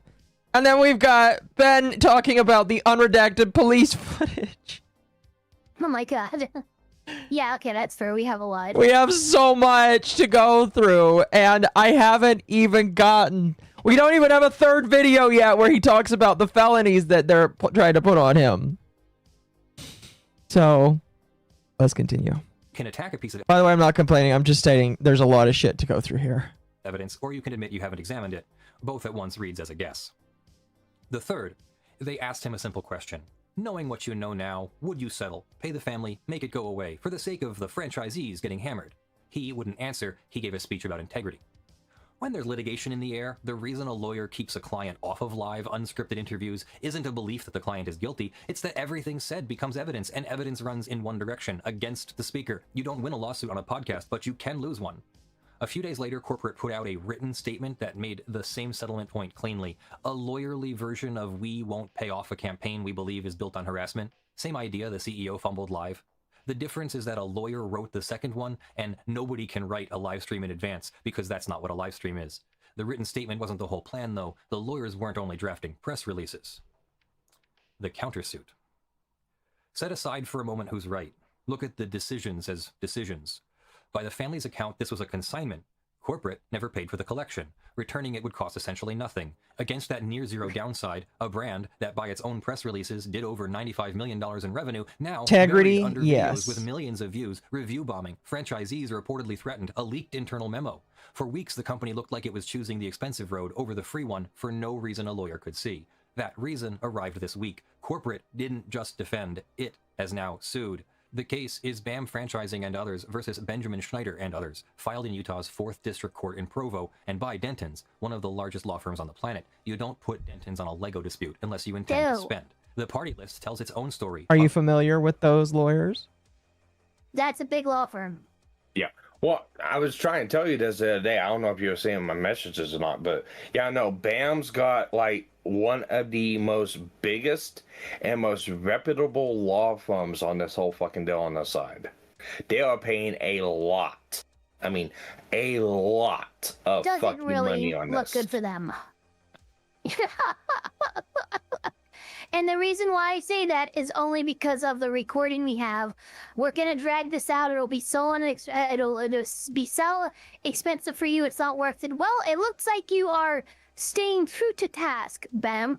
Yeah. Yeah, because that whole case that they got, which questionable if they're gonna drop other people in it, but they're offering to drop Brian on it. Yeah, which they'll have to withdraw that complaint or submit an amended complaint. It's something that could happen, but they can't just, okay, we're only going to say, okay, well, if you're going to do that, procedurally, you have to do some things. You can't just decide to drop someone from a lawsuit. It involves refiling or doing something involving dropping it and then and amending it or whatever. It just, you can't just, I'm going to... Yeah. It's kind of weird because the only time someone would do this is right now at the starting line of this lawsuit. Yeah. Any sooner. What happened? Don't worry, I'll bring it up again. Just give me a wouldn't be moment. Worth it. Give me a moment. All right. Just give me a moment. Went offline again. Nope. Sorry. I am gonna be honest with you. I am activating my ADHD. And so there will be no difference for you guys that are watching. But for my chat, I'll be playing a game in the background now as we continue talking. I gotcha. So, anyway, let's continue. Unless you guys wanted to add anything else to what you were saying. Elliot. No, all right. The only thing I got add is like they're going for attorney's fees also. Yes, and that would be really rough. You always do. It's really rough if Reckless Ben loses. And it's not looking good for Ben. Is Leonard French gay? Not that I know of. I think he's just gay positive. He's married. He actually married, I think, a girl in France. Is he actually gay? He's not gay. No, he married a girl in a girl in France. He actually he last time I knew, he moved to another country to marry this girl. Okay. Well, then my assumption is going to be that he is just friendly towards gay shit, basically. Some of these people are, chat. It just is what it is. Who cares? I don't really care about that for this. Anyway, let's continue. I love how people focus in on that sometimes. No, yeah. It makes me giggle. It's And like, I focus on it too. I get upset with them for being as obsessed with it as they are, but to go the other way and be just as obsessed with it, but obsessed with looking for it to hate on it, you're just as fucking weird, man. Yeah, let's continue. He's straight. Let's continue. Entity, both McNeff brothers personally, the CEO and the COO, and the local operators, Josh Johnson and Brandon Best, and their company. On the defendant's side, Ben Schneider, the man, and Reckless Ben, LLC, the company. The business and the human being, which is how you get to somebody's actual money. Then Brian Mansell, the collector's son. Then Victor Nguyen, who sits beside Ben in the videos. And then a category the law calls Does, John Does 1 through 15.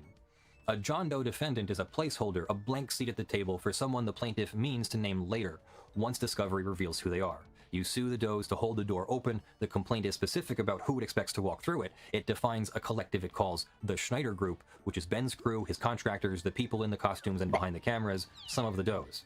And it names as potential Does 1 through 15, Crystal and Benjamin Gorman.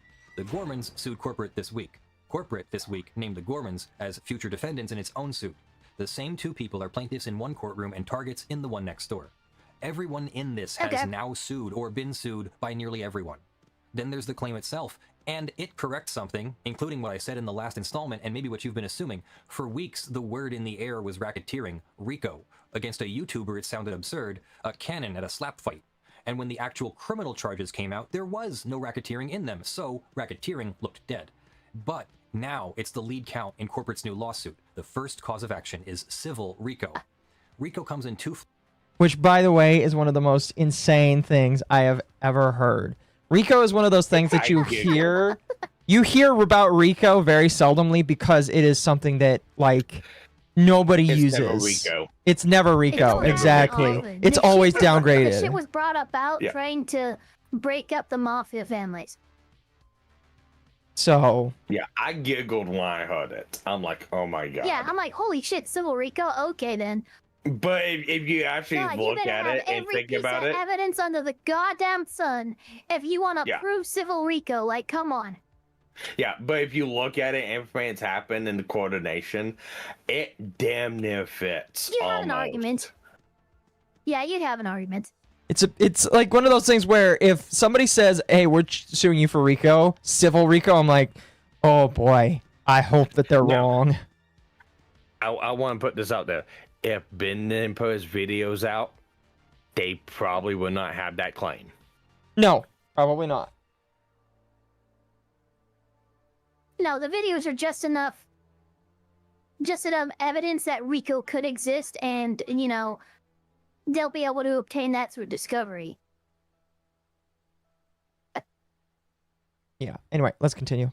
Flavors. Criminal RICO is the prosecutor charging you with prison on the table, the mob statute everyone pictures. Civil RICO is a private party suing you for money over the same kind of conduct. Same family of law, but different posture entirely. The prosecutor here brought small misdemeanors. The company brought the big civil RICO suit. Civil RICO is a fearsome thing to have pointed at you because if it lands, the damages are automatically tripled and the loser pays... Which is absolutely fucking insane in my personal opinion. Triple damages? Yeah, triple damages because it's meant to discourage RICO from happening, because one of the worst things and one of the most devastating things that can happen is racketeering. Well-organized racketeering and conspiracy on that level can fucking take control of small cities. Yeah. Without anyone being the wiser. So we need to absolutely do something in the way of damages that will discourage anyone from fucking conducting themselves in that manner. And a little word of advice for people too. That's going, BAM's gonna be done for. They're gonna lose everything. They're gonna close down. And hundreds of thousands of millions of people saying that. Like a $400 million company, they're not closing down. No. Yeah, well, but what I'm saying is hundreds of thousands of millions of people saying that in defense of this whole deal does not help Ben. I mean, it doesn't hurt him either. Yeah. pays Not the as a winner's judge will attorney's look fees. at it anyway. It's built into it on purpose. To win, you show an enterprise, a group associated together running a pattern of underlying crimes. A YouTuber group. It's a very funny thing to pair that under, but you know what? Where's our homeboy Tater at? He's back home. You want to see Tater Chat? I'll show you Tater Chat. See the Corporate's tater. complaint is maximalist. It lists predicate act after predicate act. Extortion, fraud, forgery, criminal simulation, deceptive business practices, obstruction of justice. 10 causes of action in all. The RICO claim, then defamation, false light, civil conspiracy, tortious interference, civil stalking, nuisance, and trespass, each asking $250,000 or more before the AAA. The ammunition is Ben's own videos. They're attached to the complaint as exhibits. So they are going to use Ben Schneider's videos against him. Yep. I mean, they lay out Not everything surprising. that Rico could. They lay out everything that Rico can name, and I don't remember if Bam does end up losing. I don't think it gets reversed. It only goes one way on that. Yeah. If there is, like, if someone's found civilly liable for RICO, they have to pay triple the damages. But if it's not found that that kind of conduct was taking place, it's not like the plaintiff has to pay out triple damages. It's not like a win-lose kind of thing. It's kind of a... You mean the thumbnail? Money, or You mean weren't found of RICO. You mean the thumbnail an with chat says that you mean the thumbnail with the big red "they're done for" doesn't mean a thing. Not really. Yeah. No. Not yet. Not yet. I don't know who's saying they're done for. Have I put it on my thumbnail? If I have, I'll probably need to change it. There's a ton of fucking people that are saying that right now. A ton of, well, hell, Penguin Zero is fucking saying that right now on his channel. I mean, what's the size of his Yeah, the channel? old thumbnail and has bricks and minifigures and says they're done. So the only thumbnails I've used is "this company stole Legos legally?" ? And then the other one is "Utah Mormons are after Legos," which is not. Yeah. So like, I have not put that that's on fine. there, but You put that some as a people question. have. Some people have. Yeah. And that's a very bad thing to do to Ben and Brian right now. Don't. Yeah, because the craziest thing ever would be that these people try to lump in so many other YouTubers as part of this lawsuit, and oh man, it would be so insane. This has the potential to be absolutely insane. They won't be a part of the lawsuit, but there'll be an example of the damage that Ben has done. No, yeah, that's also what I'm thinking of. That's definitely what I'm thinking of. Anyway, let's continue. Let's continue. The thing Ben made to win the court of public opinion is now Exhibit C in a court of law. It's the live stream lesson again, aimed this time at the hero. Ben on camera says he and Mansell have to do something illegal. In the complaint, Ben on camera tells obstruction of justice, 10 causes of action in all. The RICO claim, then defamation, false light, civil conspiracy, tortious interference, civil stalking, nuisance, and trespass, each asking $250,000 or more before the AAA. In the words of More Pegasus, it's a future prediction, mostly for Hassan. Speaking of which, I heard that More Pegasus responded to Hassan threatening to sue him, which I think is kind of funny. So. Oh my god. That's adorable. Yeah. I don't really care that much about that. But mostly just because the Lego thing is way more funny to me. Oh, am I dropping frames again? I might be dropping frames. Oh, no, we're good. You look good on my end. Okay. So far. How bad would the public's actions be if Bam wins the lawsuit? People are already pulling up to the stores to cause trouble. I think unfortunately right now, chat, because of the video that was put out there, so many people are convinced that Bam is the enemy that I don't think anything that happens will convince them otherwise. And if they win, I unironically think there could be riots in the streets. I'm laughing, but like it's possible. That would be so crazy. So I think Uncle DeBelly said it best. Bam has the ability to destroy Ben and Co. and destroy themselves at the same time. Yeah. Ben has the ability of getting himself destroyed, and that's it. Pretty much. Pretty much.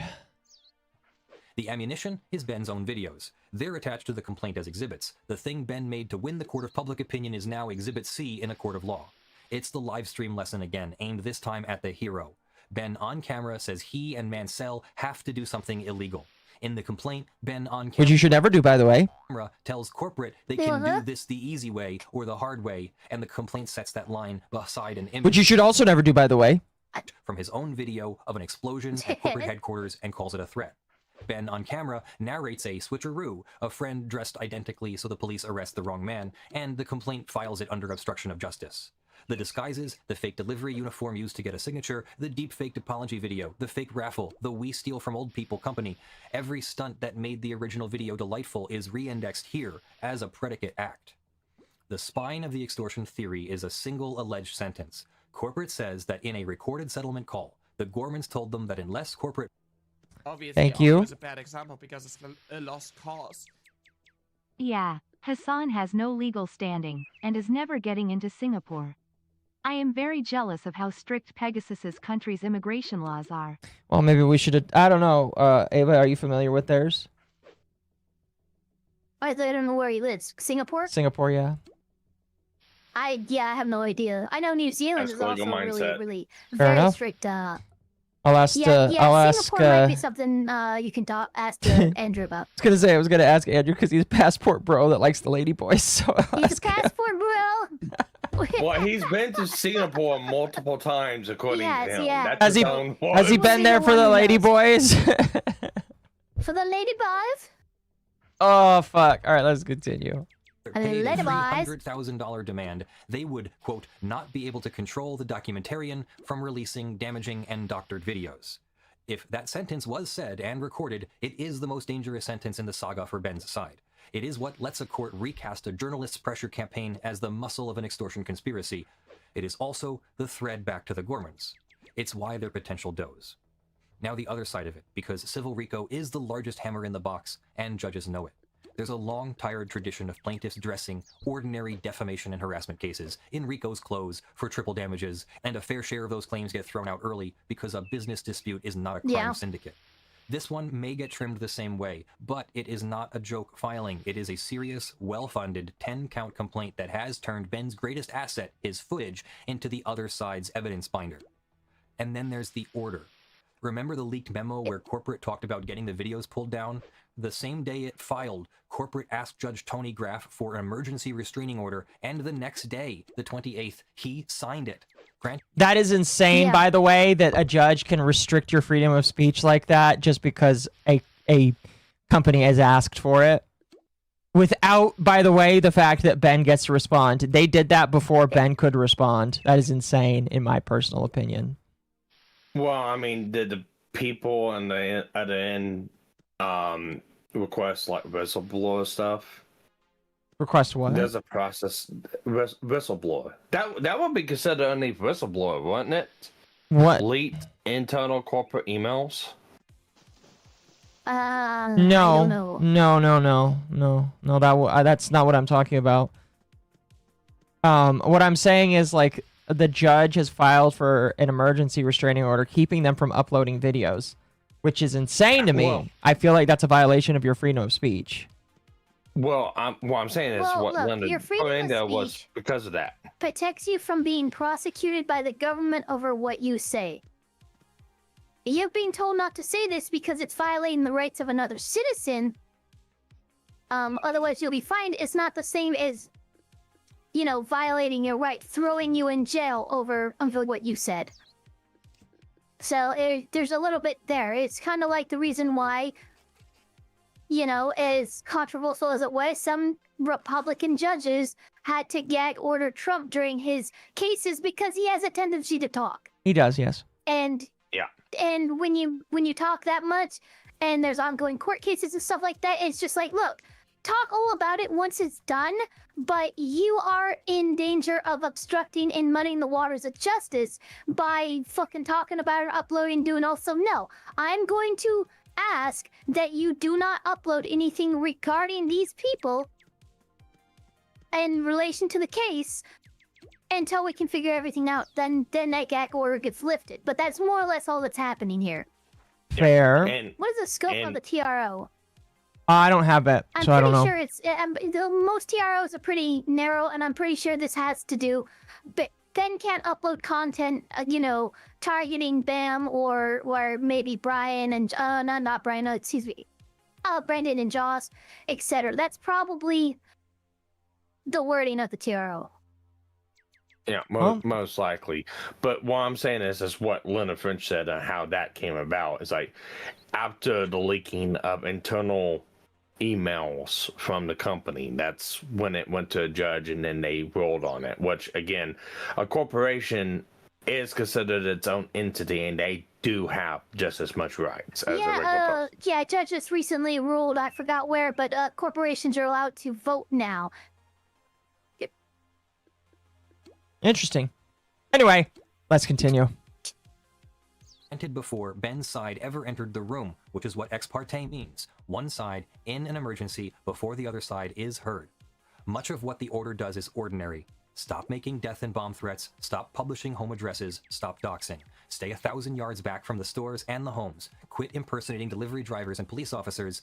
If that were the whole order, it would be unremarkable. Courts restrain conduct like that all the time, and threats and trespass aren't speech the First Amendment loses sleep over. But the order doesn't stop at that conduct. Down in the lettered paragraphs near the end, the court does two further things. It restrains the defendants from creating or posting, going forward, content about the company that the order calls false, misleading, harassing, or defamatory, and it orders them to take down the videos that are already up, to pull the existing publications off of every platform. When a court orders speech taken down, it forbids it before publication. The law has a name for it, a prior restraint, and it is about the most disfavored thing an American court can do to expression. The presumption against it is enormous. Wow. A judge did this? Yes, a judge did this. That's fucking crazy.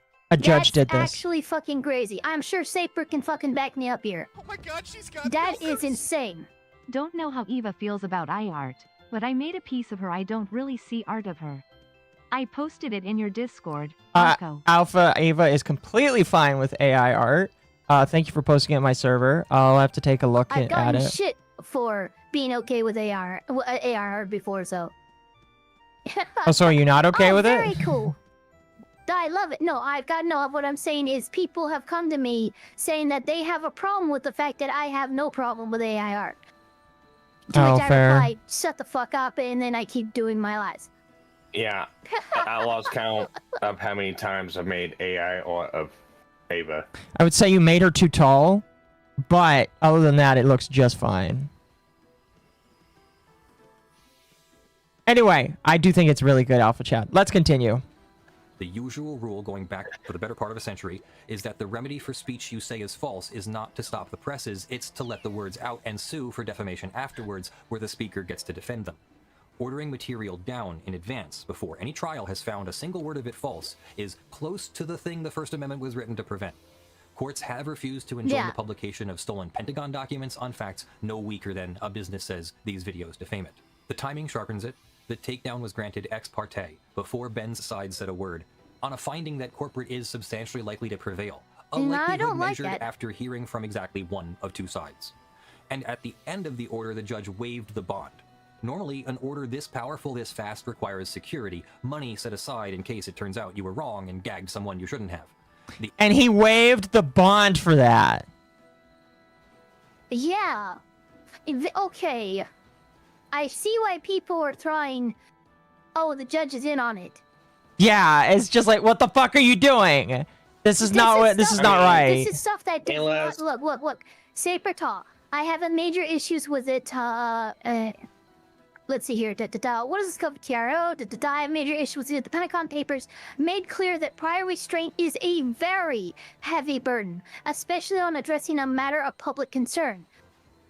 So for them to do this ex parte without the other side a chance to argue is incredibly inappropriate, in my opinion, and in the opinion of the larger courts. Well, you do have been saying we gotta do this stuff. So, whether they looked at that or not, I have no idea. It's kind of crazy though, regardless that they're doing this. Is this indicative of inner corruption? It could be. I'm not gonna say never, but by the same all like. I know is my eyebrow is raised now. It can go either which way. It could be inner corruption. It could be that Ben's video on its face is just so abhorrent that a judge agrees that, yeah, no, this is over the line by several degrees. Yeah. It could be either or. And again, that's Ben's own fault, too. Understand, though, that the judge's actions and grantings here are tantamount to about as close to a legal First Amendment violation as you can get, and it's incredibly inappropriate. Yeah. And it's my opinion that, because again, my whole opinion over this entire thing, I think after the first video, my mindset was, everybody sucks. The question is, who sucks the most and who sucks the least? Obviously, I know who sucks the least. The Mansell family sucks the least. Excuse me, the old man from the Mansell family sucks the least. His son has implicated himself in a little bit of this stuff. Yeah. The Gormans don't suck as much, pending, like, you know, pending anything that, like, They're facing some wild fucking accusations, but I haven't seen any from them for me to, you know, damn them to hell. Yeah. To be disputed. Unless, like, there's proof that they have fucked up, I'm gonna say they're probably one of the also, like, innocent parties in a lot of this. Reckless Ben and Bricks and Minifigs are kind of competing for who, like, is doing some of the worst harm to themselves. I'm going to say still that I believe that the Bricks and Minifigs is still winning that because they have done so much stuff to they've not... already won with this. What do you mean? Here's the thing. The TRO bond being waived is important in the sense that Ben's recovery, should Bricks and Minifigs be proven wrong, and what he can actually recoup in attorney's fees, all of that's severely limited with the bond waive like that. So, like, what I'm telling you is the judge is basically, without even speaking to Ben or Ben's side, set everything up for pretty much a home run in a way that's really not appropriate. Like, okay, give him the TRO, but give him the chance to respond. Dude said, no, this ex parte ahead of time waiving the fucking the bond for the TRO bond. That's I know everything seems to me. Yeah, this judge is setting Ben up to get fucked by the law, and not in a legal way. Yeah. The problem now becomes who is going to sink to the bottom first. And I know a lot of people are going to say, obviously, Bricks and Minifigs are. My issue is, like, I think that I legitimately don't know who's going to sink first. Obviously, they're doing more to sink themselves, but every single time that Ben opens his mouth, he potentially adds more to his own, like, sink to the bottom. He really needs to shut up now. Like, I have no idea what's really in part 3 of his video, but part of me is wondering if he should, like, not release it, period. It shouldn't posted. If Because- his fucking TRO's been granted, fucking he should absolutely not post Yeah, it. he should not post it. So here's my thing. Bricks and Minifigs are only going to be affected by people who are online that have seen this and that's more socially active. For other people, you know, the kid who wants the neat little Star Wars set and parents going to go buy it, it's not going to affect one little damn bit. Yeah, that's true. So I actually think, in Hot Tank, I think Bricks and Minifigs is only going to get a hit. That's it. I think that unless they do something to repair their image, they are, like, tainted in terms of, like, being able to market themselves. Okay, even if they win this case, they're fucked. Yeah. They're gonna have to rely locally on franchisees the hit to their and PR not anything is almost absolute. online. Yeah, but like I said, they're still gonna make money. They're not gonna make as much and money this as is also what they hit the did. news. Like, Ben was being interviewed by Fox News and shit. Like, this is totally broken containment of the usual internet culture stuff. Pretty much. Anyway, let's continue. The order recites that no bond is needed because defendants face no legitimate harm from being restrained. The harm of a channel ordered dark before trial by an order the other side never got to contest, recorded as no legitimate harm at all. So, the read. The conduct pieces, threats, doxing, the 1,000-yard line, are likely to survive. The 2 speech paragraphs, the forward gag and the takedown, sit on shaky constitutional grounds, and it would be a surprise to see it survive in that form once Ben's side briefs it at the injunction hearing. There is, right now, a signed order commanding a journalist to take his reporting down. The parts of Ben that are hard to defend are coming. That order is not one of them. Part 5, the other lawsuit, the one the Gormans wrote. For weeks, the Gormans were the quiet ones, names mentioned, voices on a recording, never the authors of anything. That changed. They filed their own lawsuit against corporate in a specialized Utah court for business disputes. It is not a thin grievance. It is a careful, heavily documented 12-count complaint, built to answer the story corporate is telling. The spine of it inverts corporate's "they just stopped paying." The Gormans say the defaults weren't theirs. They say the defaults were manufactured. When they bought the store, corporate was supposed to hand over 2 unglamorous essential things, the store's bank account and the lease. They allege corporate never properly did either. The bank account froze because the transfer paperwork was never returned, so the automatic... Well, let's play and then we'll talk about that for a moment. That's a big bitch. Here, chat. That's a big dude. If Part 3 is supposedly focusing on the Mormon side of things like is being claimed, knowing Ben's sensationalist tendencies, he might accidentally turn public opinion against him in the process.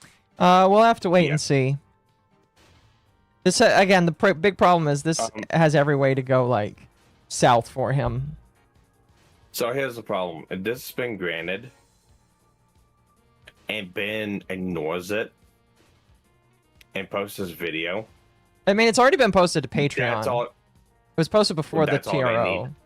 Well, it was posted before the TRO was granted. Before the TRO, okay. If he posts that on YouTube, I think they pretty much proved the claim. That's the problem. It sucks, but Ben has to play kind of by the then rules. you get held in contempt for disobeying a court order. Yeah. You don't get to rule, oh, you disobeyed a court order, so I find you liable or not liable. No, that doesn't happen. What I mean is that it goes against them. Yeah, in the sense that they can get a contempt ruling.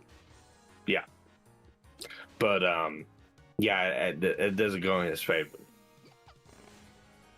It does not, no. Watching this on 2 times to catch up was an experience. How's chat going? It's going good. How are you doing, Grigori? I could just imagine it. Many more people believe Ben than there are skeptics. I mean, I'm not saying not. What I'm saying is, like, he's really got a thin line he's got to carry. You know what? I do believe that, but amongst the skeptics are the smartest amongst us. That doesn't mean necessarily that you're right. It just means that there's a bunch of people that are a lot smart. of the lawyers, a lot of the professionals, a lot of the people who made their life on this kind of stuff, like Legal Mindset has got a 30-minute breakdown. He was a corporate lawyer. This shit he has seen through and through. Yeah. These are the people who have skepticisms that are worth noticing, because guess what? The internet as a whole, I'm sorry, we're all kind of a little bit retarded. So I'm going to look to people who are able to cut through the chaff in terms of their intelligence, and I will rely on those testimonies a little bit more than, you know, some guy named,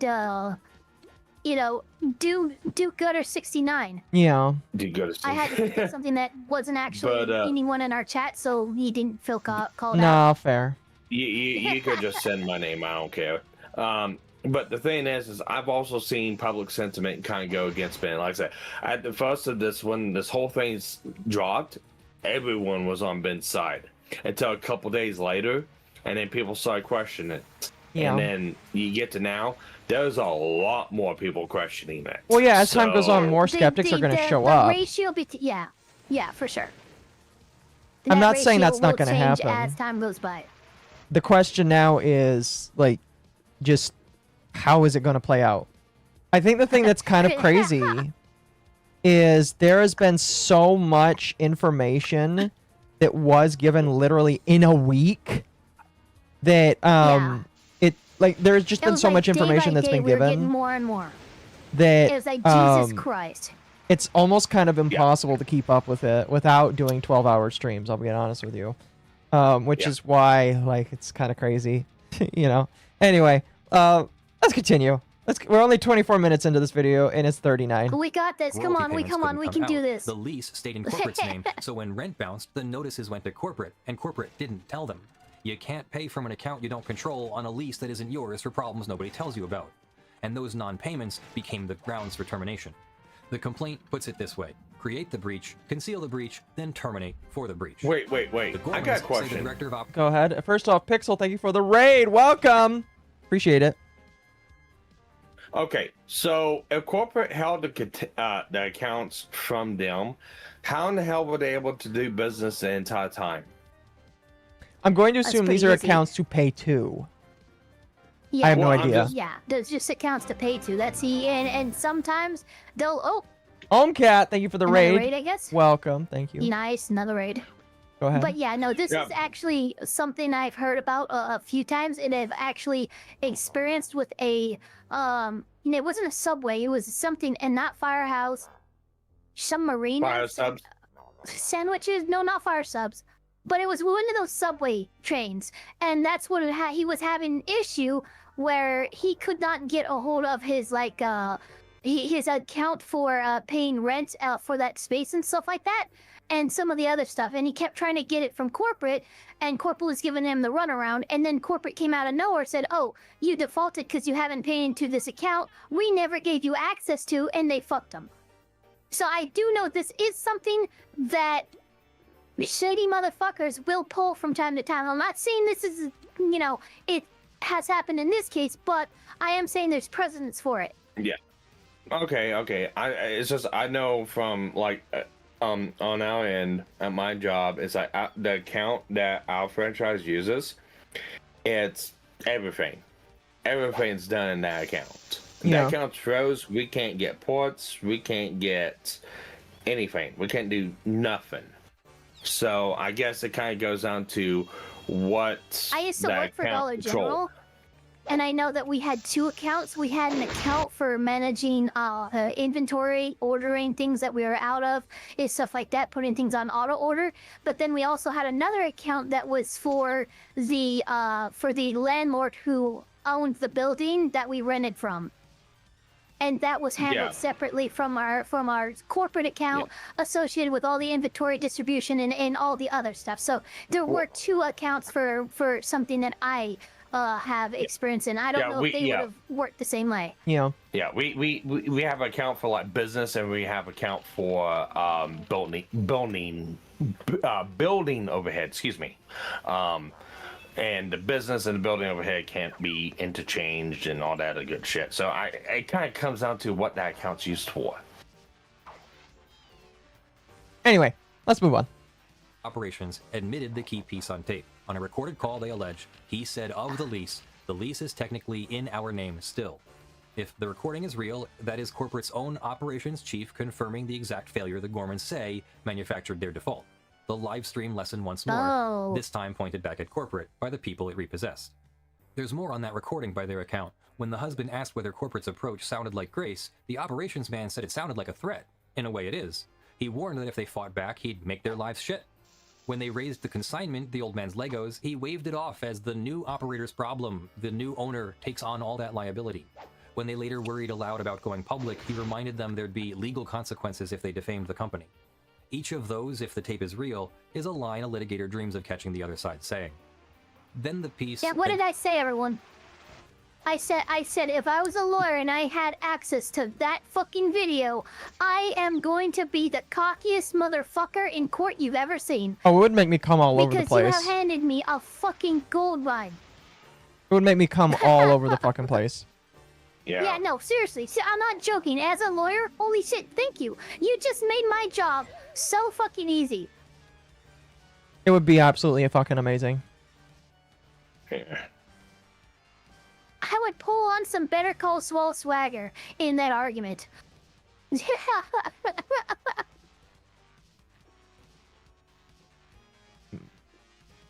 goes at corporate's favorite defense. Corporate's secured creditor argument leans on being a legitimate operator who took the inventory in good faith. The Gormans go further upstream. They say the whole franchise was sold to them on a false representation that Bricks and Minifigs stores Yes, there's were gravity. authorized LEGO resellers. And they attach the receipt, a written reply from LEGO customer service dated February of last year, stating that Bricks and Minifigs isn't affiliated with the LEGO group in any way, that LEGO has no control over what they do.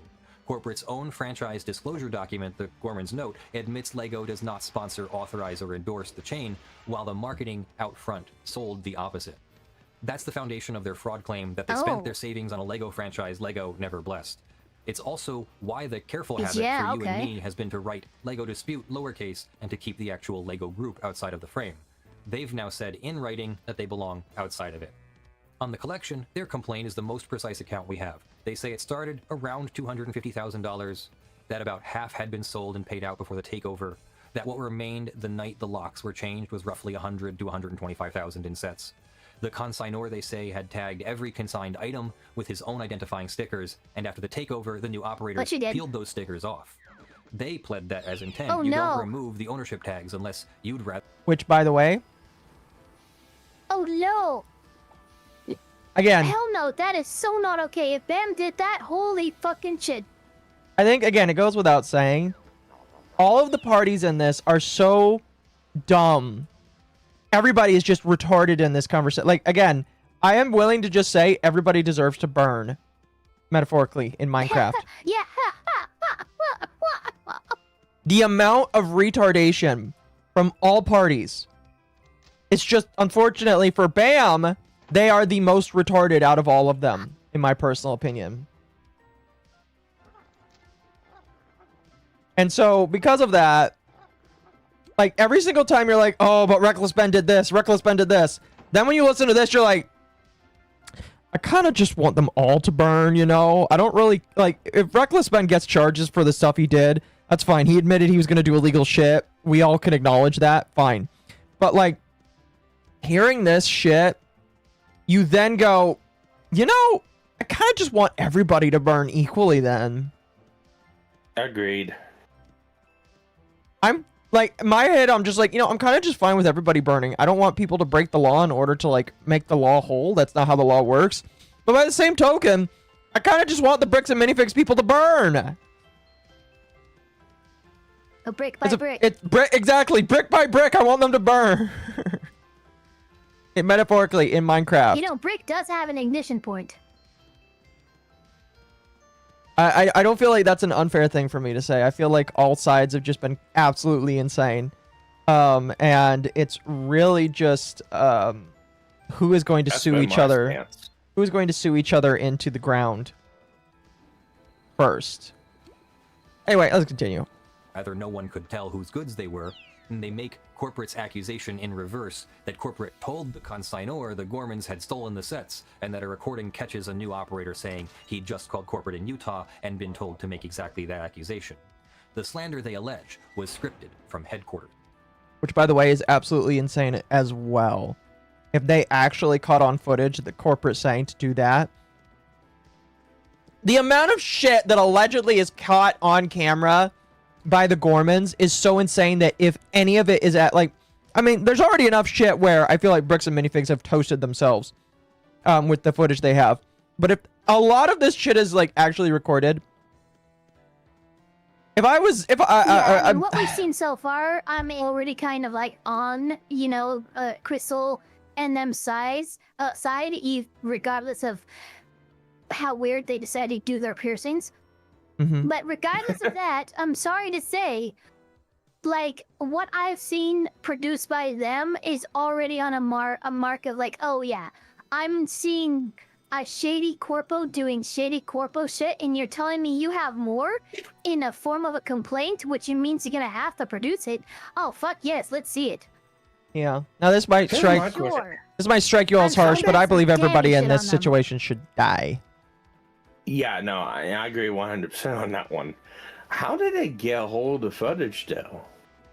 It sounds like it was footage that they recorded themselves. They have a lot of like green, they have like green cameras and shit all up in their store. It's part of why we have what we do have that they released.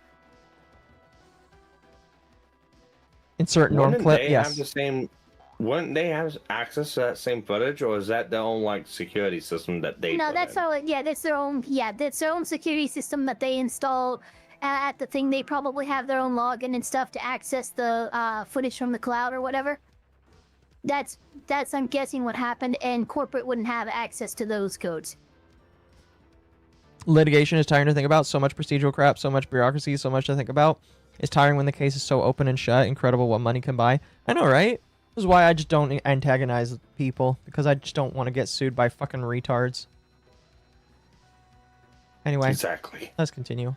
Carl Jobs is Now, knocking. this is the Gorman's own No, I'm telling, kidding. not a finding, and some of its strains. Their fraud theory has to thread a real needle because the law is wary of fraud claims that are breach of contract claims in costume. There's a doctrine called the economic loss rule built to stop exactly that, and they spend pages getting around it, which tells you they see it coming. And a procedural cloud sits over the whole case. The franchise agreement has an arbitration clause, a promise to resolve disputes privately before an arbitrator instead of open court. The Gormans filed in court anyway and offer 6 separate arguments for why that clause shouldn't bind them. So the first fight in their case may not be about Legos at all. It may be about where the fight happens, in a public courtroom or behind the closed doors of private arbitration. Oh, that's definitely Almost what the everything anyone has first been able fight's to going to see. be about. 100%. If they can take it behind closed doors to arbitration. Yeah, they have an arbitration clause. Yeah, they're gonna fucking lean hard on that in arguments. Yup.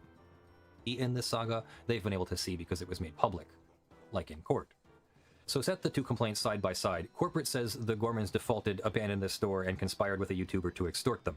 The Gormans say corporate sabotaged them, manufactured the default, seized a collection it knew wasn't the Gormans, and scripted the lie that they stole it. Same nights, same recordings, opposite stories. And the same two people are the plaintiffs here and the named and waiting defendants down the hall, suing and being sued over one identical set of Thursday night facts. That's not a normal posture, that's a head-on collision. Now turning the camera on Ben. The skeptical eye has been on corporate for a while because corporate filed the loudest documents this week. Now it belongs on the hero of the original story too. First, the 2 RICOs because the headlines blurred them. Corporate's civil suit leads with racketeering, the big money lawsuit. But the criminal charges, the ones that could put Ben in a cell, are something much smaller. 4 misdemeanors: stalking, targeted residential picketing, disorderly conduct, criminal trespass, no criminal racketeering at all. One is a company chasing money, the other is a prosecutor who can take your freedom, and the prosecutor did not bring RICO. Look at what the criminal charges are about, not the Legos, not the theft, but the manner of the pursuit. Conduct aimed at one man's house over several days. There's a statute built for that, targeted residential picketing, repeatedly focusing activity directed at a particular residence. Set it against what Ben did by his own footage, the disguise, the staged delivery to get a signature, the sign across from the house, the friend sent to the door posing as a fellow churchgoer. The charges they brought are a tight fit to the documented conduct. Not an overreach, closer to the opposite. And then there's the warrant. Yeah. The police department said at the end of May that there's no active warrant for Ben in Utah. Corporate's complaint... Did you hear that? Allegedly, there is no active warrant claim for him in Utah. Yeah, so what's that about then, Mr. Ben? Did you lie about... Because here's the thing. I hope you lied about having a warrant out for your arrest when you went to Mexico. Because if you actually did, you would be in so much shit, it's not even fucking funny. I agree. So frankly, of all the things that I think that Ben has lied about, I hope he lied about that one. I agree. Hang on. I've gone crazy. I'm gonna come out and defend Ben. In Utah. Was that one in California? In Utah, yeah, that's true. There was apparently one in LA. Yeah, you're right. That's true. Okay, that's right. That's right. People can't fucking say I'm just fucking biased to one side. There you go. Say I didn't defend Ben. Holy goddammit. shit. Everybody gets one, and he just Spider-Man's away. What the fuck? Lamau. Filed days earlier alleges that back in late March, Ben missed a court date and a warrant was issued. Both can hold across time. A warrant that issues in March can be quashed or resolved by May, leaving nothing active when the department speaks. I can't reconcile them from here. Okay. What it means is that Ben's own video, which leaves you braced for an imminent no-bail arrest and a flight to Mexico, is telling you the most dramatic possible version of a situation the police describe as, for the which moment, we knew. dormant. Then the We Won in Court arc, the small claims victory and the closed store the original video built towards, Corporate's complaint tells it differently. It alleges the so-called default judgment was never a real, final, enforceable judgment, and that several of the small claims filings were defective. Wrong entities, some dismissed outright as improper. One thing that was brought up by some other lawyers is that he initiated improper service because he didn't hand it. He served Bricks and Minifigs, but he didn't serve Bricks and Minifigs. He served their company. He served an employee in their company. Yeah. And because he served an employee in their company and not a registered agent that is allowed to accept mail on behalf of their company, improper service. It could be, yeah, and that's the problem. That's the problem. Yeah, motion to dismiss on grounds of improper service. Which is a very it gets through common more thing. Common than one might think. Yeah. I can't adjudicate it, but the cleanest, most satisfying beat of the original story, we took them to court and won, is the beat corporate is now attacking as more theatrical than legal. On the redactions, the body camera footage released with the audio cut, which fed the cover-up talk, this week offered a duller answer. The department says the cuts were made at the county attorney's request, the prosecutor protecting an act. Well, it doesn't matter who asked for it. The redactions show a much different story than what they are saying. Yeah, they were not. That was not appropriate redactions. This is before the redactions, by the way. I think we'll skip to the redactions after this because I feel like it would be more appropriate. Yeah, that sounds good. Active case is a recognized. How are you guys doing, by the way? How much time do you have, Ava? I don't want to take up too much more of your time. I got like an hour and a half. All right, sounds good. Then we'll probably end off on the reckless Ben responding to the footage, and yeah, okay. Yeah. I think that's what we'll do. Sounds good. Is reason to redact. It doesn't answer everything. It takes the most sinister explanation out. And the religion theory, which I'm setting aside on purpose, a lot of the commentary explains all of this through the faith of the town and the parties, the Mormon mafia in the comments. There's a simpler account. A small department reflexively siding with a local resident over an out-of-state, loudmouthed YouTuber who keeps turning up at a private home with a camera doesn't need a conspiracy to explain it. Familiarity and repeat complaints do the work. The duller explanation usually does it. It is a duller explanation, which is... tell you how many times. It's Occam's razor. That's all it is. The simplest explanation is often the correct one. Listen, it is a duller answer, but it is more funny for me to make fun of my religion because you're allowed to make fun of the things that you participate in. You go for it. Yeah, I'm a filthy witch, for example. Exactly. I think it's funny to make fun of my own religion sometimes. I mean, like, people joke about the polygamy thing all the time, but, like, you know... Goddamn tree hugger. It's funny you make fun of it. It's not good to use that as a crutch in an argument. No, I agree, which is why I don't use it as a crutch in an argument. I use it as a form of criticism when I feel it is necessary. And I actually feel like I'm more qualified than people that aren't Mormon because I know firsthand what it's like to live in Utah with Utah Mormons. No, Occo, you responded to a fucking comment on Twitter like the other week or so like that. It's like, I got fucking called Mormons. Like, what? You ended up responding to that one too. You fucking Mormon. I died. Anyway, let's go. Both of these are true now, and refusing to hold both is how everyone else in this story ended up in a courtroom. The case against corporate has teeth. The recordings, the Lego letter, the promotion that undercuts the without notice defense, the manufactured default story the Gormans can apparently back with tape. And the clean, blameless Crusader picture of Ben is harder to hold up. A civil RICO suit built from his own footage, misdemeanor charges that fit his conduct, a courtroom win corporate says was never real. A man can have a real grievance and handle it in a way that builds a case against him. A company can have a defensible repossession and an indefensible takedown order. Part 7. 2 lawsuits, a signed order, and an empty shelf. There are now 2 lawsuits running in opposite directions over one set of facts. In one, the Gormans sue corporate, fraud, wrongful termination, conversion, defamation, 12 counts. And the threshold fight may be whether any of it stays in public view because corporate is likely to push it into private arbitration and the Gormans are fighting to keep it in open court. In the other, corporate and its people sue Ben, his company, Mansell, Victor, and 15 unnamed John Does, with the Gormans named as Does in waiting.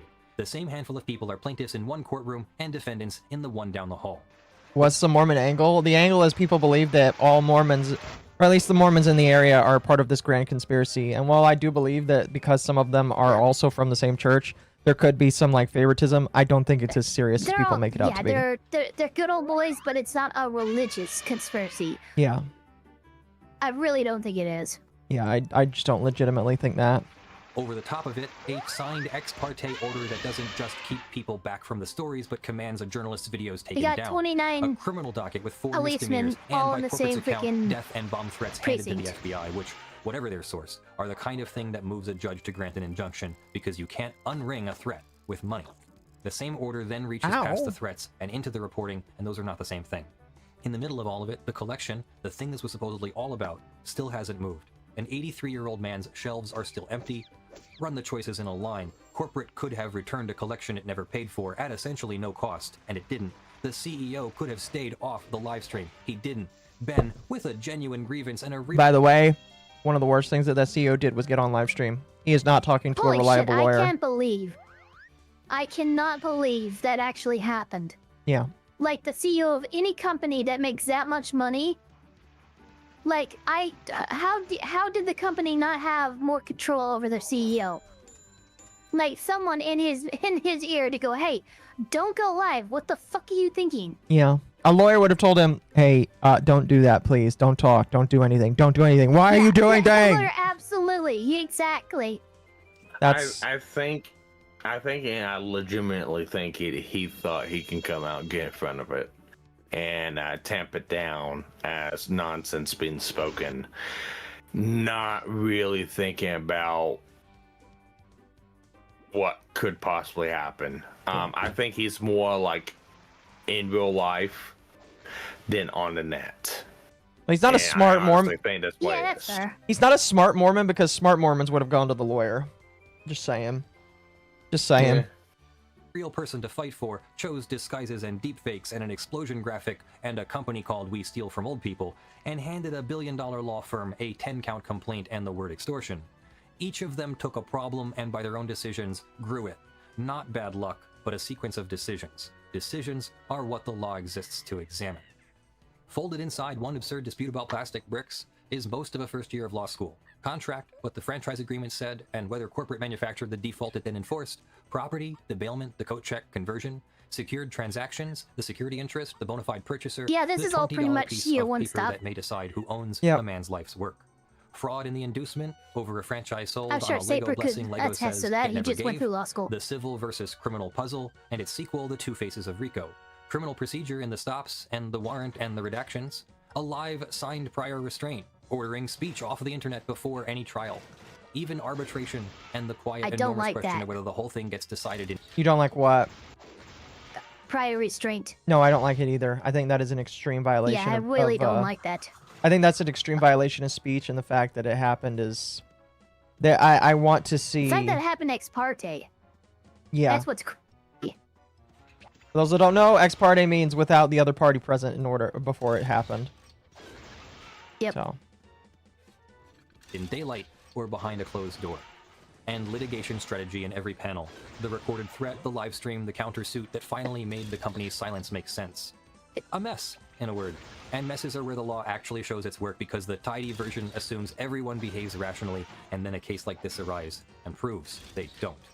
None of it is decided. The two lawsuits point in opposite directions. The takedown order is signed but heading to a hearing where for the first time the other side gets to speak. The criminal docket is open. The collection still hasn't gone home. And the one party everyone keeps waiting on, the actual Lego group, has stayed out of it.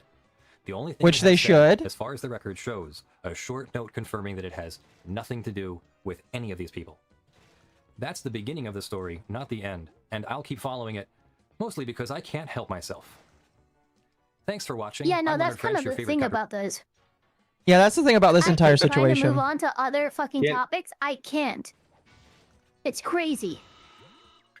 Can you imagine fighting him in copyright court? If this is the production of his videos. Please, no. Yeah. So what do you think overall? What do you think overall, Ava? I mean, like we got. That was a very good video. Oh yeah, I love Leonard French. He's a really good attorney. Down. Like I said, he's one of the oldest attorneys I've ever seen on YouTube, and I've basically like listened to him for quite a few years. He was before the Ricadas and before all of the other people. So I like listening to him. Yeah, I came across London French through Sid Alpha and stuff like that. When I really got to know London French is going over the Emigo Softworks versus Alex Maurer, the MCA debacle bullshit that happened back in like 2017.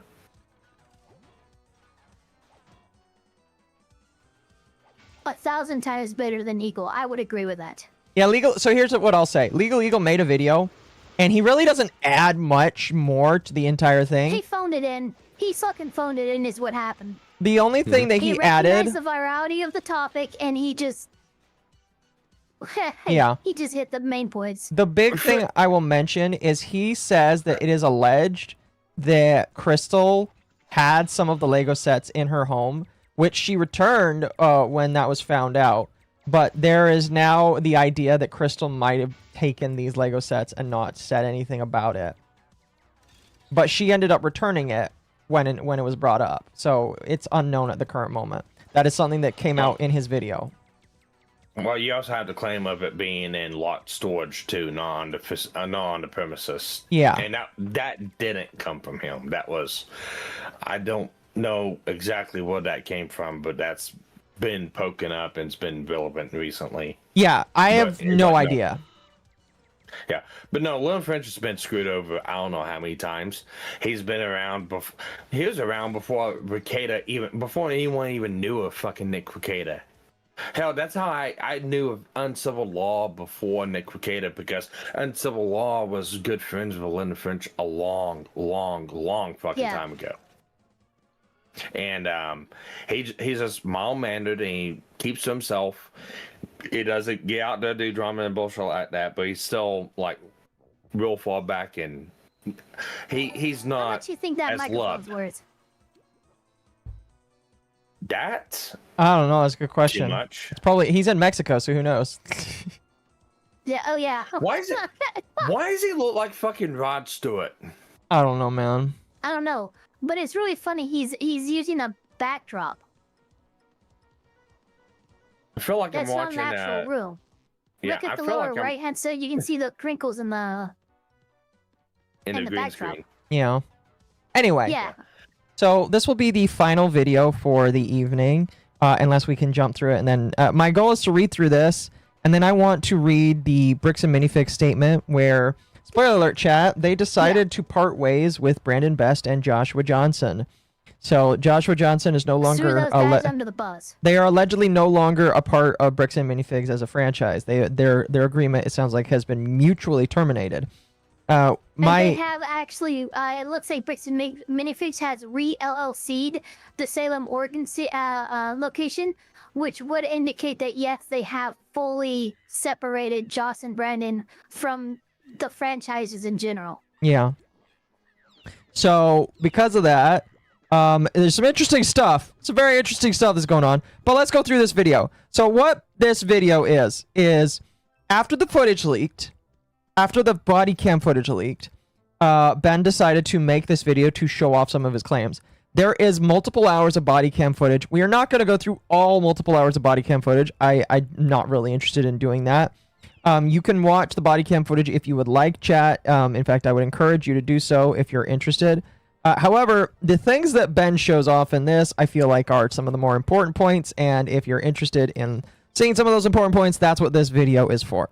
It's a 16-minute video, so hopefully it should only take us about an hour to get through. Anyway, let's get going. Yeah. Oops, let me unmute it. And released all the footage unredacted of my interactions with them. So this is the original footage I got with the redactions in, and this is the new unredacted footage. I'm lining them up, and I'm going to keep only the redacted parts to see what they were actually saying. Chill. I understand. This ends today. I know. We're talking. Okay. Sadly, they weren't able to get the first 2 days where I was accused of having heroin on me, but the final 2 days, we were able to see a lot, actually. The footage starts with me going to Josh's house so I can serve him his legal court papers. Josh knows that if he goes to court with me, he's going to lose. So instead, a much easier option is he calls the police on me to prevent me from serving him. His name is Ben Schneider. He's stalking my house. Will you come to my house, please, and come get them? I'm not going to have stalkers. Are they there right now? They're on the side of the house. One of the dispatchers made a note here saying that you were. So I'd like to bring up something really interesting. That phone call took place between Ben Schneider, or excuse me, not Ben Schneider, between Joshua Johnson and the cop. Not dispatch. No, but he did just say he has a note from dispatch here, which means that he was probably given Josh's number by dispatch, and then this is going to be the responding cop. This is very normal. This is not an indication of backroom dealings. I mean, that's fair. I just figured I would bring that up. Because he literally just mentioned, oh, I have a note from dispatch here, which indicates that he was dispatched by this code. Now, maybe he got the number from dispatch and called Josh personally. Maybe that happened, but, yeah. It's very possible. This was a dispatch reaction. It's very, very, very possible.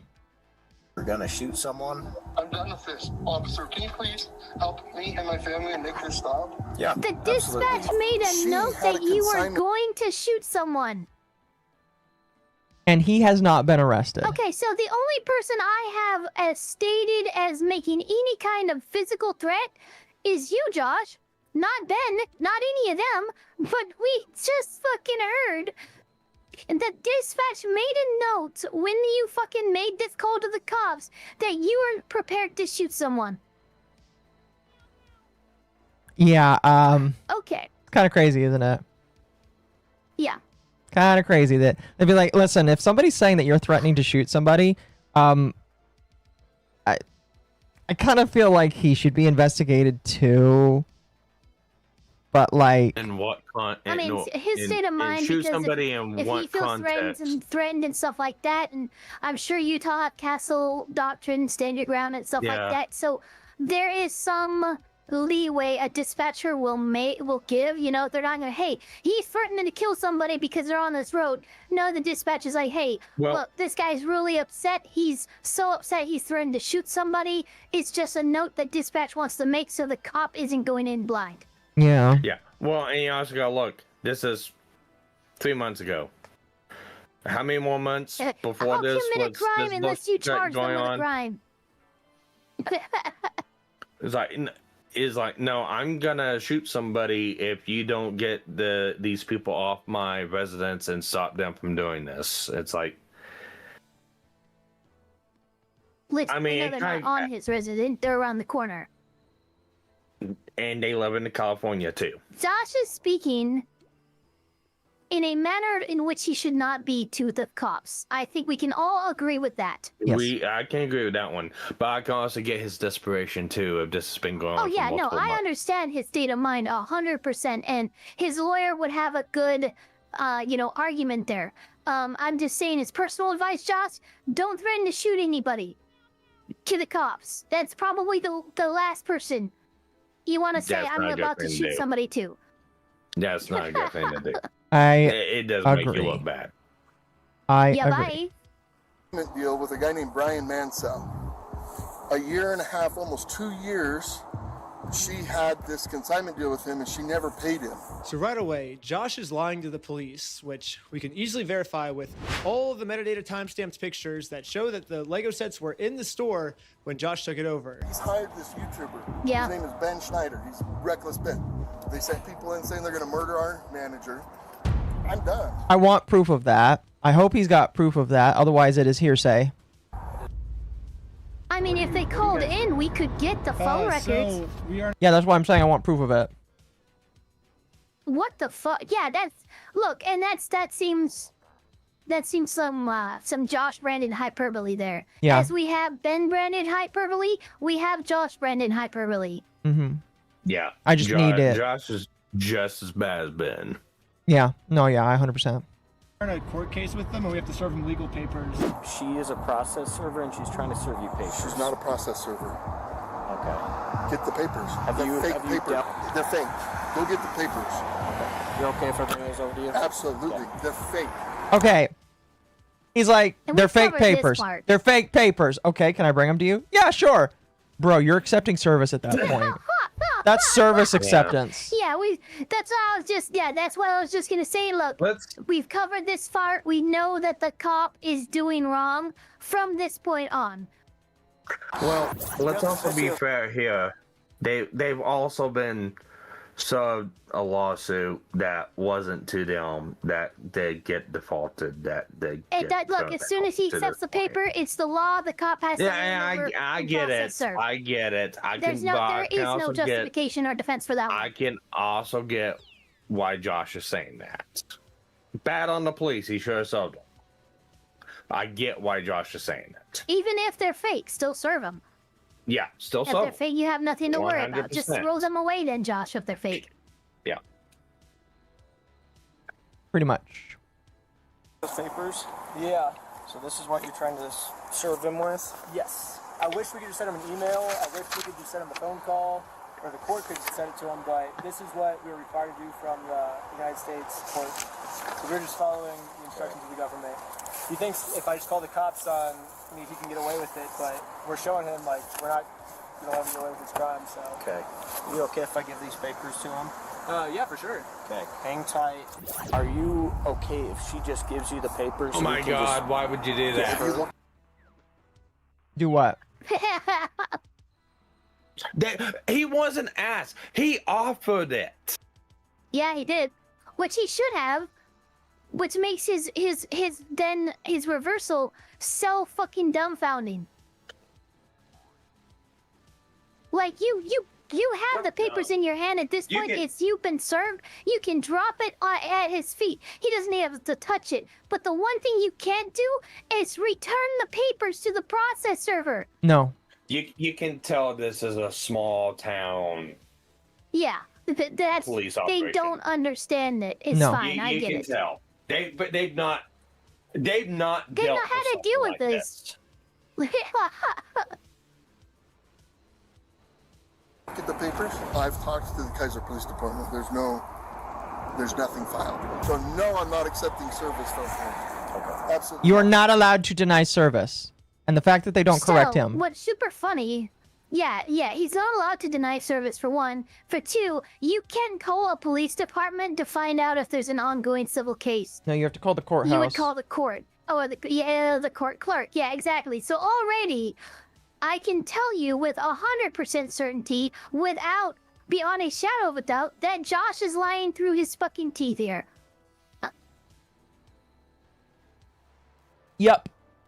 Sorry, I was taking a drink. It's fake. Okay. It's not real. That's completely fine. You have that right? Yeah. Literally, all this. You do not have the right. You do not have the right. You do not have the right to deny service. You have the right to. No, you don't. No, you don't. Holy shit. Oh man. Holy shit.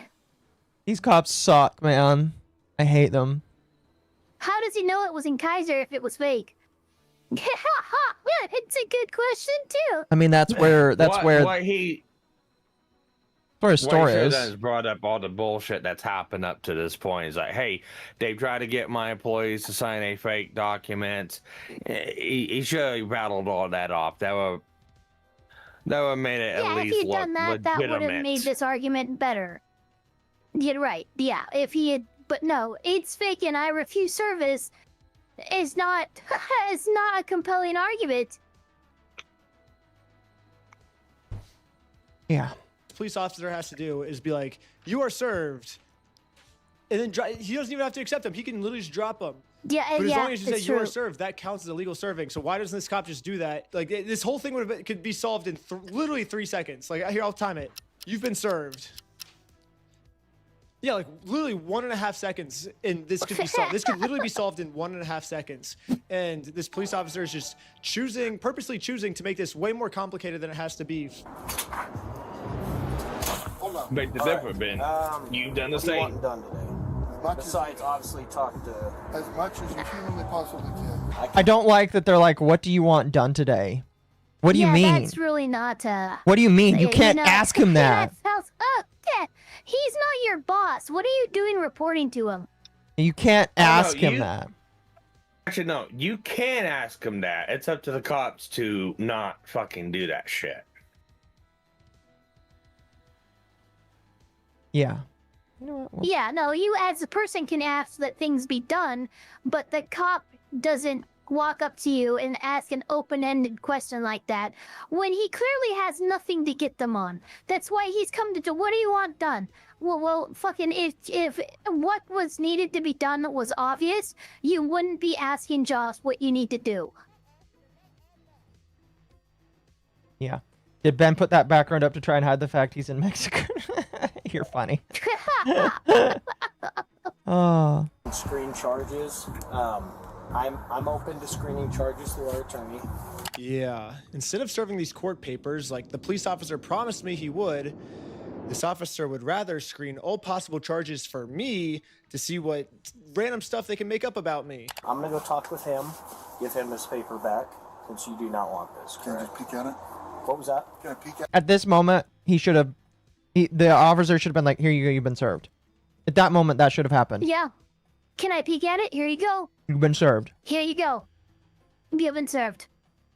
That's what should have happened. But instead, what's about to happen is perhaps one of the most egregious betrayals of this police officer's duties that I've seen Yeah. so far. Yeah, pretty much. it? It kind of puts me in a little bit All of a right, never bind. mind. It's fake. There's no lawsuit anyway. Okay. If it's fake, then why are you so apprehensive to like just It take kind of it? puts me in a bind. Excuse me, Mr. O'Fuck. You're already in a bind, and you're choosing to ignore it. I don't know what the fuck's going on. By the you way- should have already handed him these papers. By the way, according to the police department, the district attorney's office wanted this censored. The district attorney thought that this needed to be censored. Is that true? Huh, I wonder why. I wonder why. Because this literally will get the entire city sued. I hope this entire city gets sued. I hope Yeah, all of these you people can lose find their out fucking on jobs. Every fucking level, these guys are being retarded. Like, I hope all of these people lose their jobs because they are absolutely fucking insane. Absolutely childishly insane. It's crazy. Well, I wouldn't go that far. Like I said, one, it's a small town. Two, I'm not gonna say that they all know each other. I'm gonna say maybe some of them know each other in passing.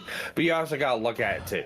Wild ass fucking story. You got somebody out from fucking California making these claims, trying to sell paperwork. You got someone who's living in this town telling a story of, yeah, I know, this is a bullshit thing that's been happening over a year and a half, and I still think that's retarded. It's a shit. So remember the body cam footage in which he actually calls the court and finds out this is indeed a real court case.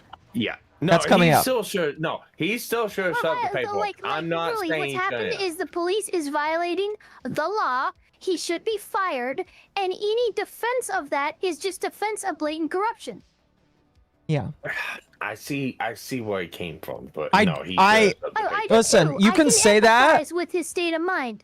I still think that I like can do that, but all I see is corruption. doesn't justify. I don't care. Yeah, it doesn't break. I don't- It doesn't justify a violation of the law. It's like I don't care if it's like it's a small town thing. Don't care whatsoever. It's just like, okay, so you're telling me that you would rather chance your entire precinct being under fire because you don't want to do the proper serve. That is like one of the most damaging and devastating things you could ever say. That is more damaging to your to the people that you're supposed to protect than just doing the right thing. Yeah, I still don't see that. I'm sorry. Like I said, I'm looking at this from I'm looking at it as a small town thing. Again, I still think it's wrong.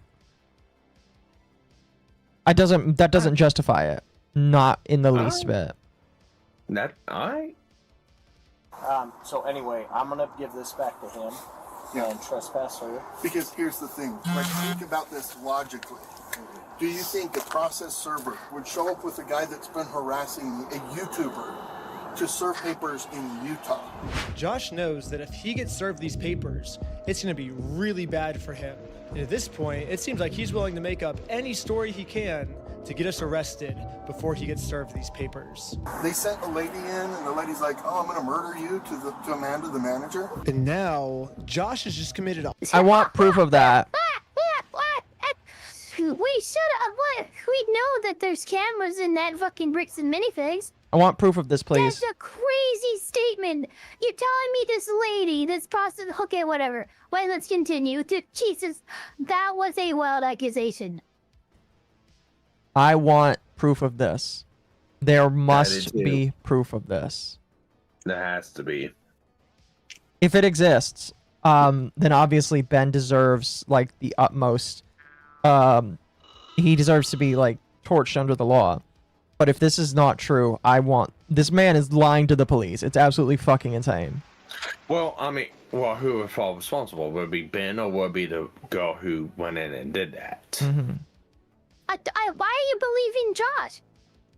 I'm asking. Because it's a girl that did this.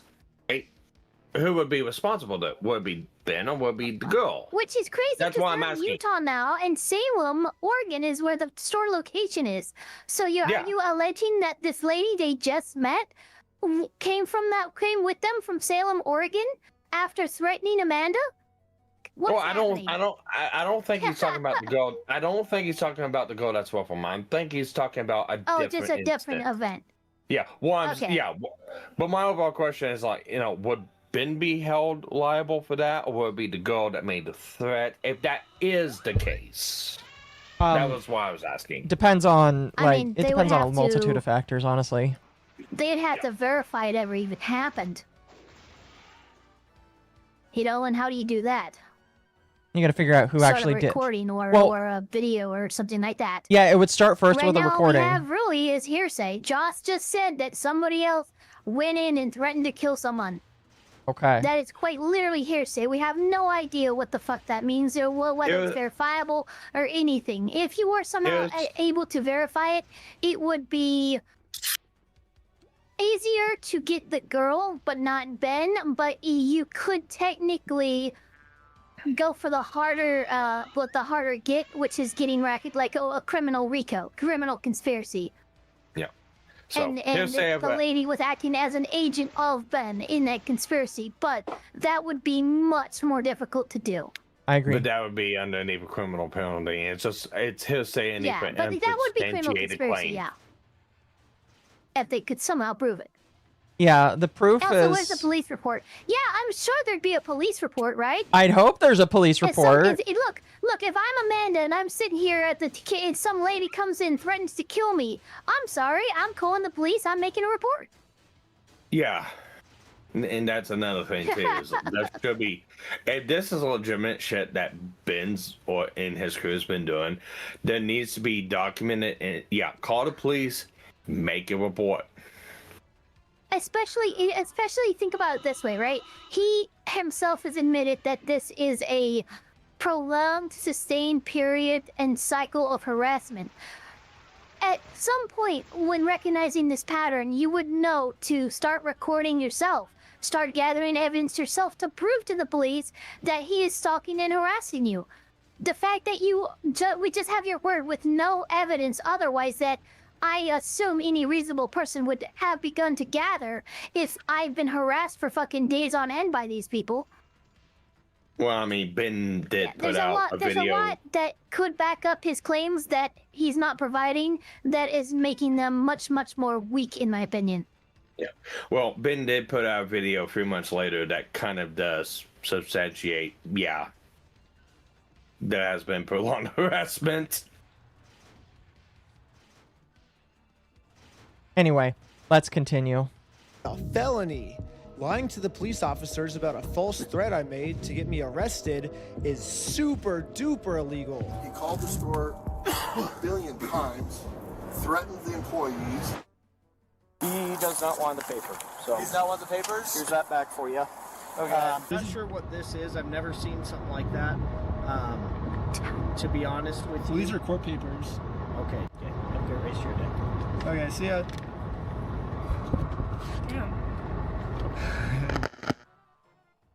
Yeah, process server's really gonna ride with the YouTuber. I mean, how stupid does he think I am? It's not. That is a fair point. Sounds like you're huffing coke. Listen, it's not well, I'm not gonna say it's common, but I'm also gonna say that that's not there's nothing saying that you can't do that. It's just legally dubious. Well, you're not supposed to be there anyway. It's a way. And look, apparently this girl thinks this guy's dangerous or whatever, Joss. I think that's kind of stupid. I haven't seen anyone throwing, you know, throwing bows at anybody else in this yet. So I think her over apprehension, oh, I think he's dangerous. Can you come with me for my safety? Oh yeah, that's fucking stupid. That's just cope to allow the YouTuber to be there when he really shouldn't be legally. So I think that's all kind of retarded, but I think these false accusations are just as retarded. Yeah. No, I would agree with that. Yep. But WW2 dubious. They have fake service papers. But he is just seething. The girl is Did like, you guys "Oh, no, see I gotta that? serve them these He literally papers," had but his they printed arms up the crossed. fake He was lawsuit, you seething. know? And I'm like, oh yeah, do you think the process server would really be riding with the YouTube guy to deliver papers to a guy that he's been harassing? I'm like, do you think I'm stupid? I don't know what to do, man. Do you think you're stupid? So, did you call the police again? I just don't know what to do, man. I'm done with these guys. What you do is you sue them. We're ready and willing to arrest these individuals for Utah statutes for cyberbullying and digital stalking because they're using electronic means for. What do you're willing to arrest? Oh, it's digital stalking, not stalking. It's all of the above. Okay, got it. But Ben's shenanigans have included vandalism and harassment, but nothing we've seen so far points to death threats. Is anyone a reliable narrator here? No. Yeah, that's kind of the problem. Yeah. And I'm going to come into defense a little bit of the CEO because, alright, us as viewers of watching all this kind of unfold, we're getting like a story of what everyone's kind of putting out. You gotta look at it from the perspective too, from these people, including the CEO. He's getting phone calls from Josh, probably. He's getting phone calls from the other person. He's had interactions with Josh themselves, and it's a lot of bullshit going around. I guarantee the CEO probably doesn't even fully comprehend what the fuck's going on at some point. He does.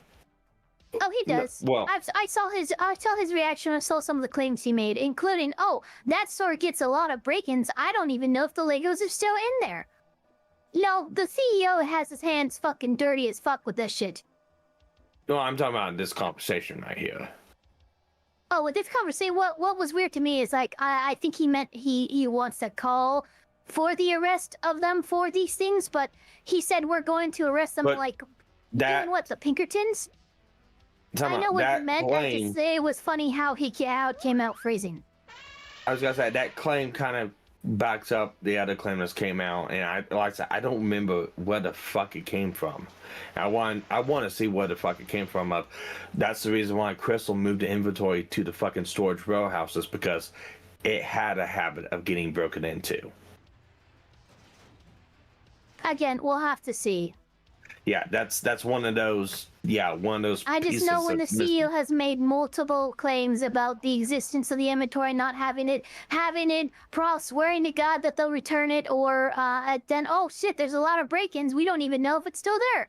When you switch your fucking excuses that often, I don't fucking believe you. No, I would agree with that. You know, and it's a fair claim.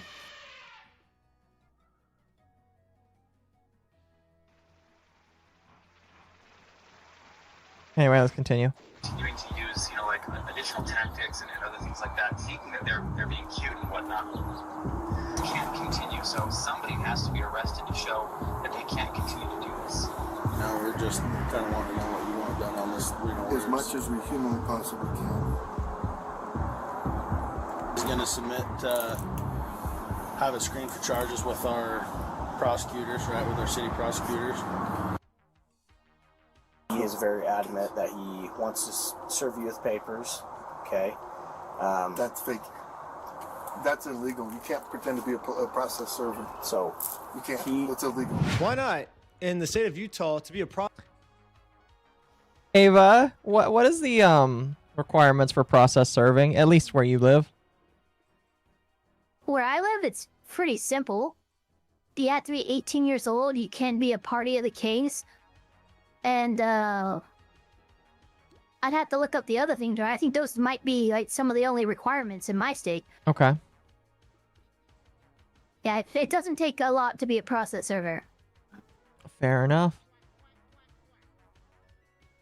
process server, all you have to do is be over the age of 18 years old. You got to be not affiliated with the case, and you can't be an attorney. And this girl meets all three. She is I over 18 consider years that old. being a party of the case, so that's why I didn't include it. That's fair. Like 10 minutes before we showed up here, and she's Okay, so Ben's claim is he has met this woman 10 minutes before everything started. So if that's actually true, then in my personal opinion, that would count. It doesn't even matter. She's not a party to the case, and she's not an attorney for the party of the case. So he could have known her since fucking kindergarten. It doesn't fucking matter.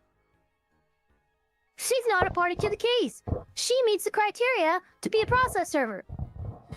My only issue would just be, why are you riding with her? But again, if she wanted him to ride with her, then fair. Whatever the fuck, I think that's bullshit. But yeah, that's what she said. Other thing I would bring up is, and I don't think this is a good enough argument.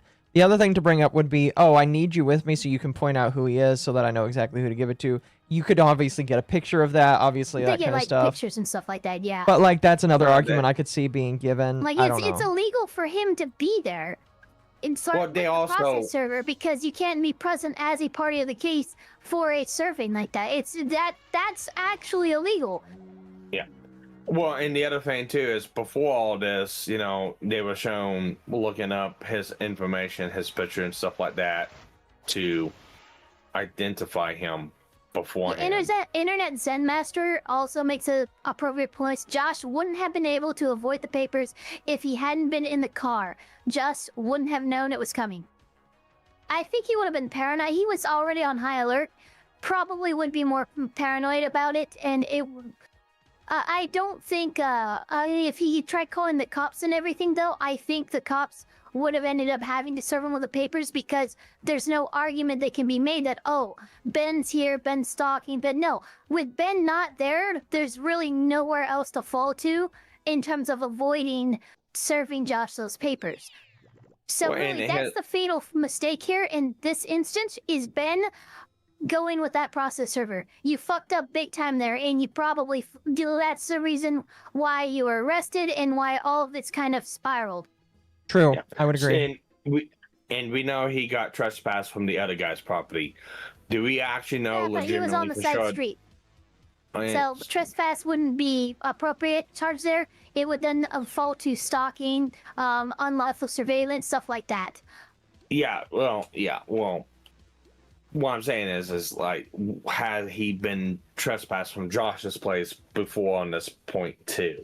Because he may not have been on the property, but that's just, again, everything else on top of that. Yeah, I think we can all agree he shouldn't have been there. He was probably there because of the virality of it, and plus this girl was afraid of it. In my personal opinion, he shouldn't have been there. Obviously, I don't think he should have been there. I think that was a mistake. With that in mind, if these are the requirements needed for if these are the requirements for a process server in Utah, then he is totally within the right to have her go do it for him, and she should have been able to serve the papers. And Joshua Johnson should have been served, in my personal opinion. Really quickly, chat. I'm fighting legal eagles. Isn't that funny? It's funny to me. Anyway, let's continue. Not an attorney. So legally, in the state of Utah, this woman is a process server. And I already explained this to the police. So anyone can be a process server. You have to be 18 years old, and you have to be not affiliated with the case. So she is not affiliated with the case. She's over 18 years old. That qualifies as a process server.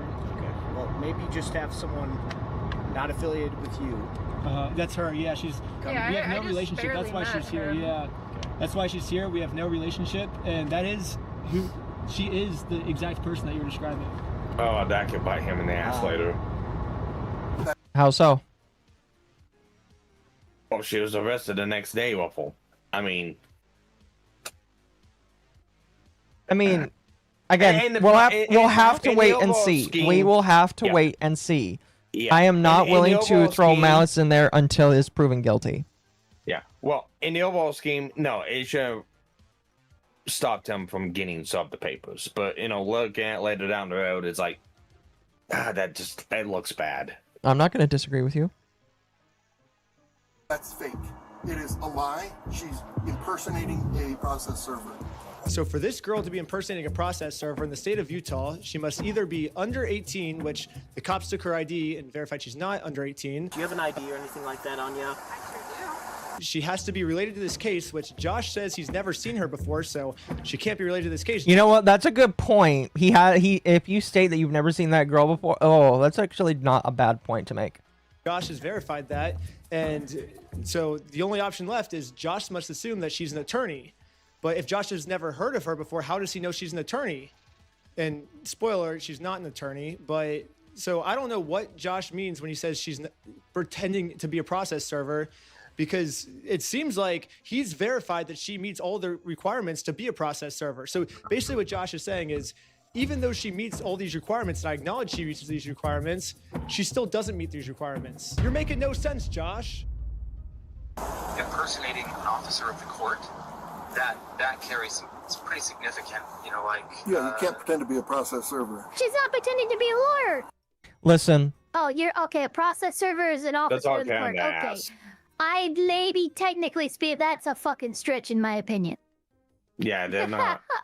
They're not officers. Now, a process server can end up being a officer of the court, like a bailiff or something like that. But not all processor servers are officers of the court. So not all process servers are officers of the court, but all officers of the court are process servers. It's cope at that point. It's cope. Anyway, let's continue. Sorry. Yeah, you Whoa, can't. whoa, That's careful gotta there, be buddy. illegal. And that's, like I say, he's getting combining charges. It's a Class A misdemeanor to impersonate a process. I don't like how he's just showing this off. I mean, I know he's probably doing this, like, guys, look, this is what you can arrest him under. The cops should be like, listen, bud, we'll take care of it. Stop showing this to us. We're watching them conspire on what to arrest people on. Mm-hmm. It's fucking crazy. That is corruption. This is absolutely disgusting corruption, in my personal opinion. And he needs to shut his mouth, which I know he won't. Although, to be fair, he's probably shut his mouth now, considering that he's been let go from BAM. But, like, oh, yeah, he probably ain't saying shit now. Mm-hmm. So, right now... I want her arrested for impersonating a process server. So, right now... I can't just go and pretend... I can't go print up fake documents and go try to process serve people. That's illegal. So, these papers that he printed up... Fake. Yes. 1 billion, trillion, gazillion %. And this is... The cops should not be taking his side here. The fact that they're just, like, listening to him, I don't like this. All right, hang on. It is a Class A misdemeanor to fake documents to process to a person, but that doesn't mean that's what's going on. Fake documents, and that's not a fake process server. That's not what's going on here. It is, but that's not what this is. Yeah, it is if they were, but they're not, so it's not. Yeah, it's not. Brick by brick, chat. Brazilian levels Brick of by corruption. brick. Yes, chat. This is Ammon. I'm with the corporate office. He's the CEO. Oh, hi. So, what's happened is we had a former franchisee. Mr. Schneider is just a YouTuber that got a hold of the story and then went to this guy and said, hey, if I can harass these guys and if I can do some stuff and get some money out of them, will you pay me some of that money? I would like to know where they got proof that this is the transaction that went down. This is obviously hearsay. It's just wild speculation. It is wild speculation and hearsay that they would say something like that, and it could get them in trouble. Maybe. I don't know. It is technically lying to the officer, but, you know. That's what they're trying to do, is the individual who actually owes the money left the United States. And now Eamon has just committed obstruction by lying to the police officers. He created a fake contract, forged a manager's signature up there, threatened to kill her. I'd like proof of that. No agreement. Well, again, with the threatened to kill her thing. Stupid agreement. I like how he can just lie to you guys. He's a straight face. Oh, he owes me $200,000. Oh, that's so ironic. I'll check with the court, see if it's a valid civil case that he's trying. Okay, this pisses me off a lot. So now the cop is like, I'm going to go check and see. Why did you check and see if it was an accurate thing in the first place, fucker? You should have done that. Yeah, that's what you should have been doing.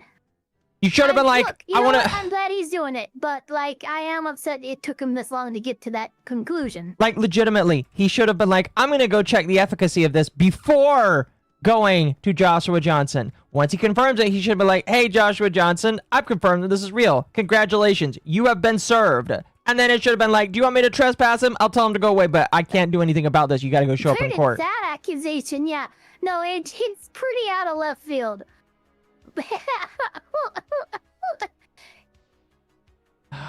His qualifications are he's on the Mormon. Okay, I don't think you guys understand what the High Council is. It's not really as big of a deal as you think it is. It's just like a... It's such a big deal. It's not really a big deal at all.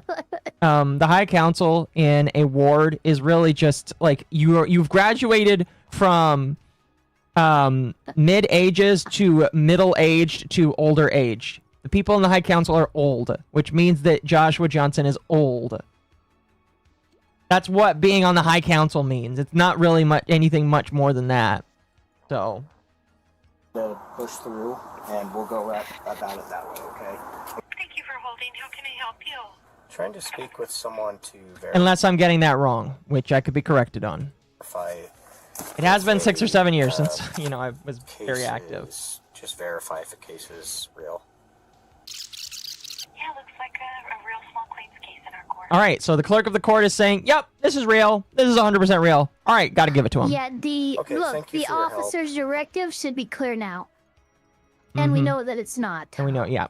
But, like, at this point, especially, you should have removed any fucking doubt that you had before that you could have used as a shield in the accusations of inappropriate behavior here. Now, you have no fucking thing to hide behind. Well, now it gives Ben a defense saying, well, I couldn't be breaking the law. I'm required to do this thing. And they could be like, well, shouldn't you, like, have somebody else do it? It's like, yeah, but, like, I'm doing this, and that. Like, they've given him more of a defense by confirming this and not doing what they're supposed to, which is just serving this motherfucker. By not serving this motherfucker, they are putting themselves in a situation where Ben can walk out of some of these claims. So. Negligence of duty. Pretty much. Thank you. And after this phone call, I guess the police officers turned off the microphone on their body cam because I guess they really didn't want literally anyone to hear this, even if someone gets a hold of the unredacted stuff. Because what I was talking about the physical mic mute. Yeah. Yep. I got a question. Yeah. So this whole thing is one whole the body cam, right?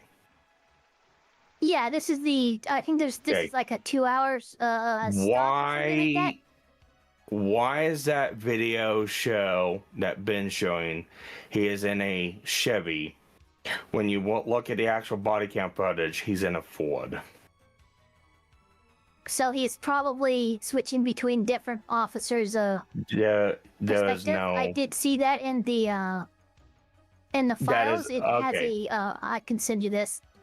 Okay. It has in the files a key. I'm looking at because it actually has a whole thing breakdown where it's like, okay, this is body cam 1, this is whose officer that belongs to, this is body cam this, and it has like this whole fucking Okay. Hold on, where is it?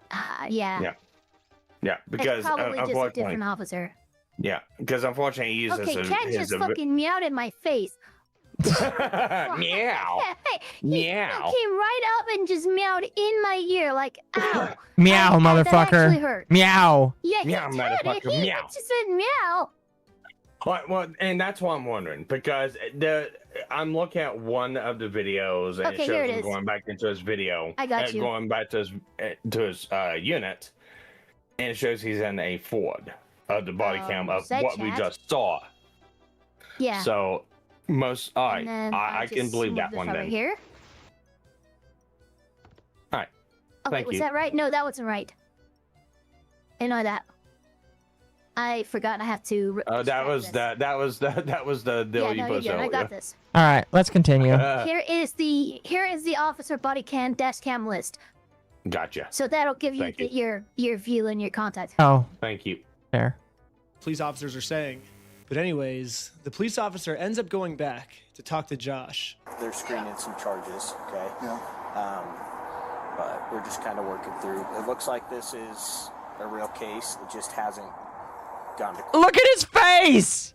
He's like, what the fuck? What do you mean it's a real case? he seems genuinely surprised. This is the face chat of a fucker that knows he's this is a real fucked. case? Look at this face. He's like, God, why have you forsaken me? Oh man. Oh, fuck. Well, if this is the consequences of my own actions. I know, right? Okay. It's a real case. Who's it against? Against you, You. him versus you. Ben Schneider? Mm-hmm. What an idiot. So, he's just racking up the charges, and we're working together. So basically, the consensus What is is this? we were all wrong here. However, let's just arrest Ben anyways. Like, letting them go Yeah. cannot be an option. No, legitimately. Okay, I found legitimately. Okay, I found it. No, that's on the 9th. On which one?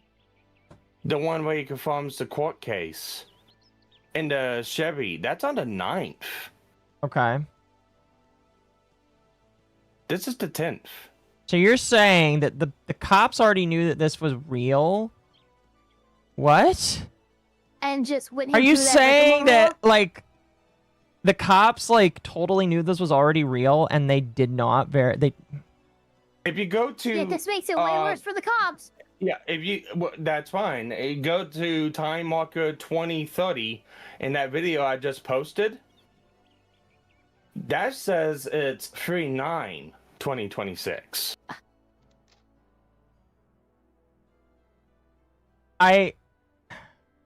It's already midnight, so I would encourage people to look it up themselves. Let's resume. Alright. Yeah, there's probably a discrepancy there, but let's resume. It's a weird one though. It almost sounds like maybe one of the body cams doesn't have a proper fucking timestamp date or something.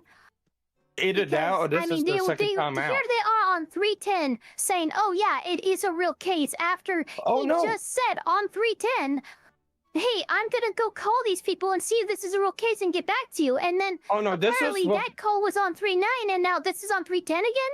Yeah, no, that was with any- Preacher what Boy. the fuck? That was with Preacher Boy, not the Roman process officer. That was with the guy that they picked up at the courts. This is the second time at this guy's house. So what I'm hearing, Okay, let's just resume. yeah, I'm just gonna resume.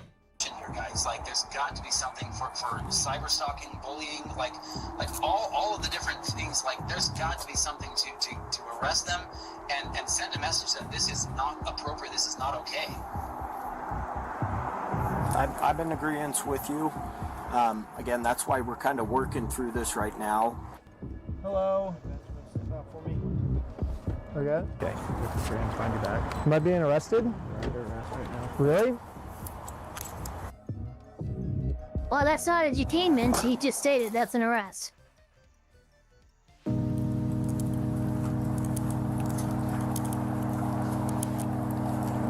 love you. I love you. Hello, There we go. I love you. Okay, I love you. I love you. Is it any wonder why all of this footage was censored? Is it any wonder? I'm not surprised. Yeah, I see why. I'm not surprised. I see why. This is really bad. Now you come back to get the attaboy from him? For fucking, oh my god, let's just continue. I am Dear not surprised.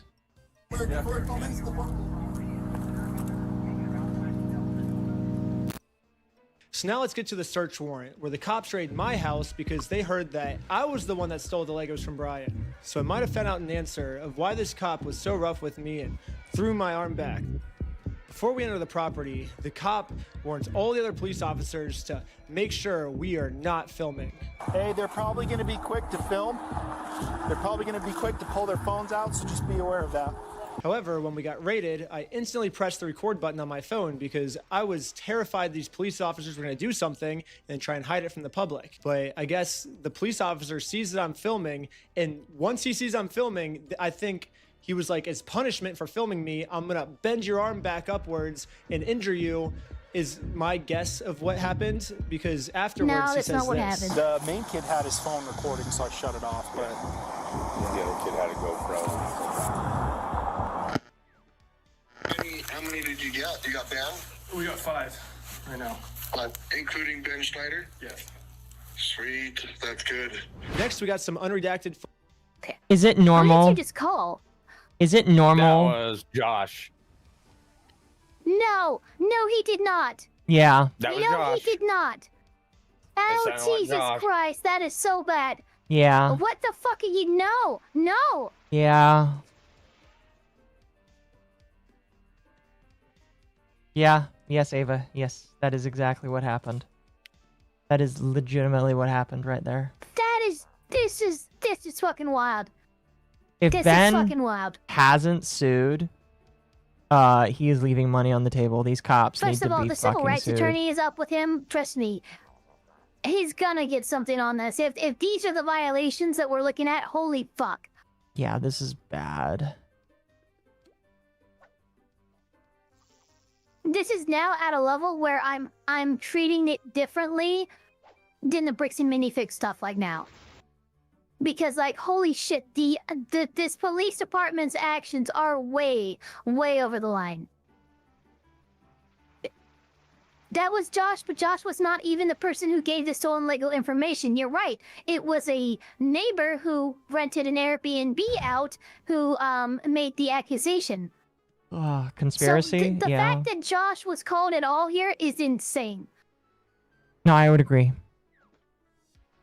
I am just like, it's absolutely fucking baffling in my personal opinion. Absolutely fucking baffling. Footage of me using the bathroom. Which they are required to do, by the way.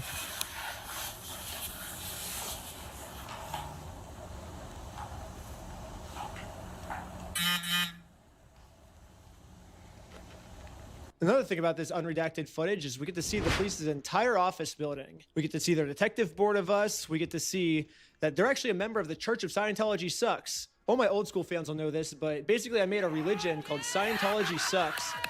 And it legally got approved by the IRS. And Scientology Sucks worships a gold plunger as their god. I even got it tattooed on my wrist right here. It's like a plunger cross on my wrist.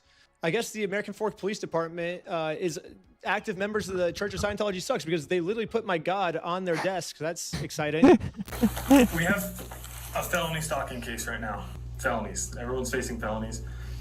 That's pretty serious shit. It's super serious. I know that you've been told all of, oh, it's a fundraiser. This guy stole $200,000. Who's the old If man? that's the case, that guy would be in jail. That's a good question. I don't know who the old man is. I haven't watched any of this man's videos, so there's a chance it's like his dad or something. I have no idea though. It's a good question who the old man He is. shouldn't be allowed in the fucking room. That's the that's why I'm questioning it. Maybe it's his attorney, who's just really casual right now. It's a possibility. Who knows? if that's his attorney, this is the smartest man out of the entire fucking group.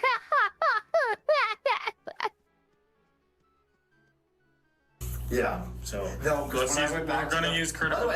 Anyways, we're gonna fast forward a bunch. So this is basically a spoiler for episode 3, but basically this Bricks and Minifigs company has non-stop been making fake bomb threats, fake fire threats, fake murder threats in my name that I'm going to murder them. The only problem is obviously these are all fake threats. I would never do something like that. I hope. But I hope and pray. I hope and pray that's true.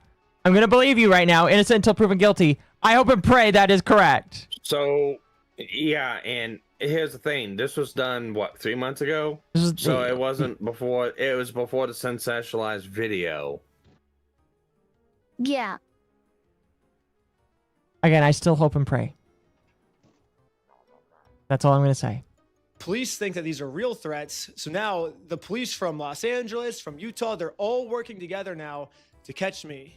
Here's a phone call from just a few days ago of the Los Angeles police calling the Utah police of them scheming of a way to get me arrested for all these mystery threats that I've been making. Paul, we got a complaint from a guy in Provo about this guy Schneider. Okay. And so it seems like I talked to the guys in Sandy police too, and then trying to get a hold of Provo police. So it seems like, yeah, Schneider's kind of all over the place. Yeah. Basically, so he called me and he's just like, this guy's crazy. He's like making threats against us, my employees, our business, etc., etc. It seems like this guy might live in LA, or his last known address is in LA. So I guess I'm just trying to track down like what you guys are doing, if anything. I know, like, at least I've been told that Police have no jurisdiction over, so they're never gonna catch me here. That is not. Good luck finding me. You are never gonna find me, police officers. That is. Oh God. Okay. Okay. That was 2 days before his video dropped. Yeah, it was. Here, hold on.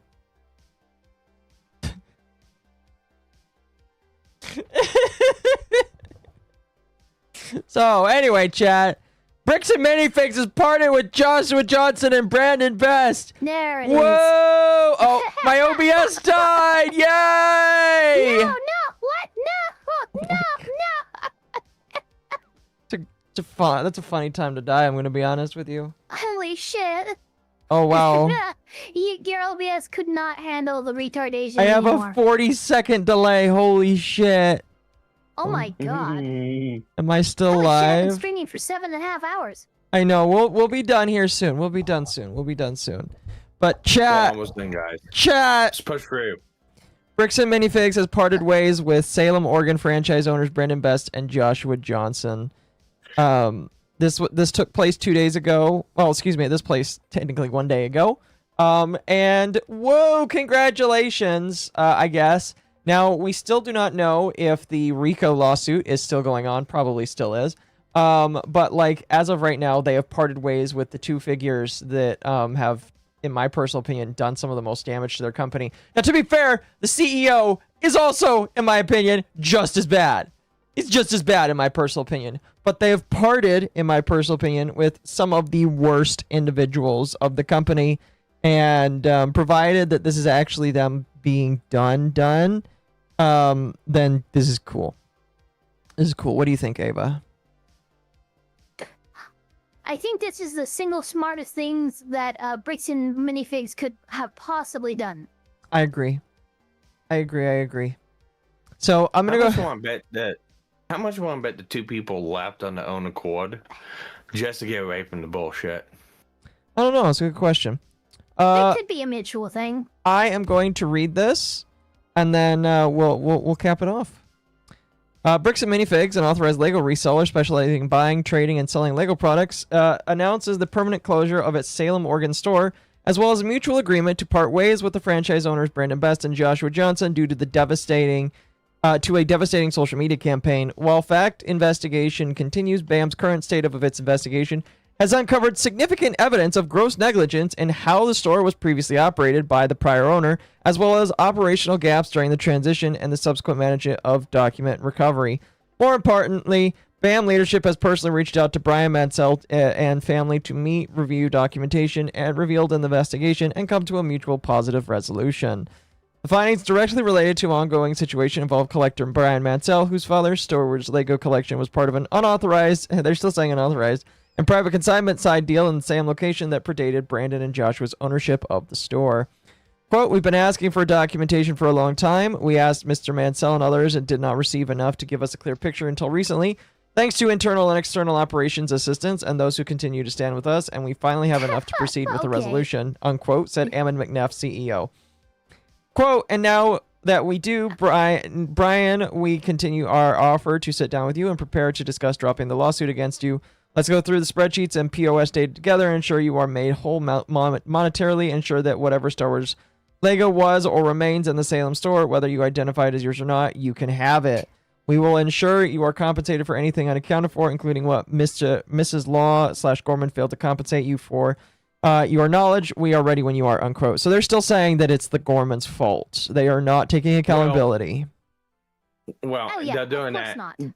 Yeah, they're doing that, but they're also topping it off with, we will pay you for that. So Yes. Yeah, we're gonna make you right. Yes, pretty much. Which well, you know, I said this in the beginning. I really could give a fuck about Bricks and Minifigs, about Ben, about any of these people except for Brian and his family.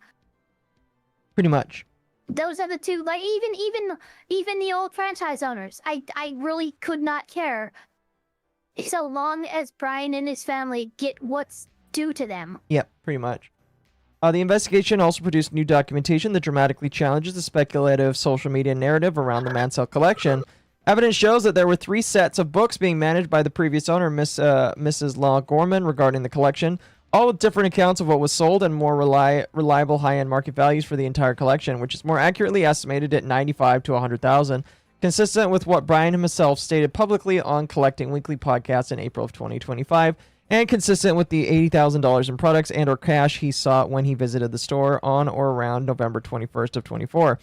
Additionally, a review of the POS data between September 23 and November 24, during the time Mrs. Law Gorman confirmed she was exclusively storing and managing and presumably insuring Mr. Mansell's collection under the undisclosed side agreement, a signed copy of which BAM still does not have, is currently underway. So they're claiming they don't even have the agreement. I mean, I don't know why you guys did kept refusing to accept it. Yeah, when it was being offered to you. My problem is like, pretty much.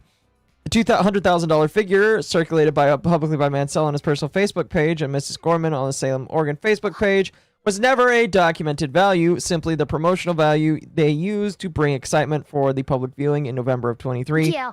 An event in which Ed Mansell, father Brian Mansell, agree was with that. documented by both parties as present. Quote, due to our commitment to the heightened level of due diligence in our investigation and lack of formal documentation produced by Mr. Mansell and the former franchisees, Mrs. Gorman, we have found critical data, including 3 separate Star Wars lot spreadsheets. These include unknown but accessible these included an unknown but accessible email account maintained by Mrs. Gorman. This evidence confirmed the new incoming franchisees who took over the location were not aware of nor prepared for the responsibilities of taking over a store from a forensic accounting review standpoint. This led to due diligence issues in coming to resolution with Mr. Mansell, said Matt McNeff, Holy shit. COO.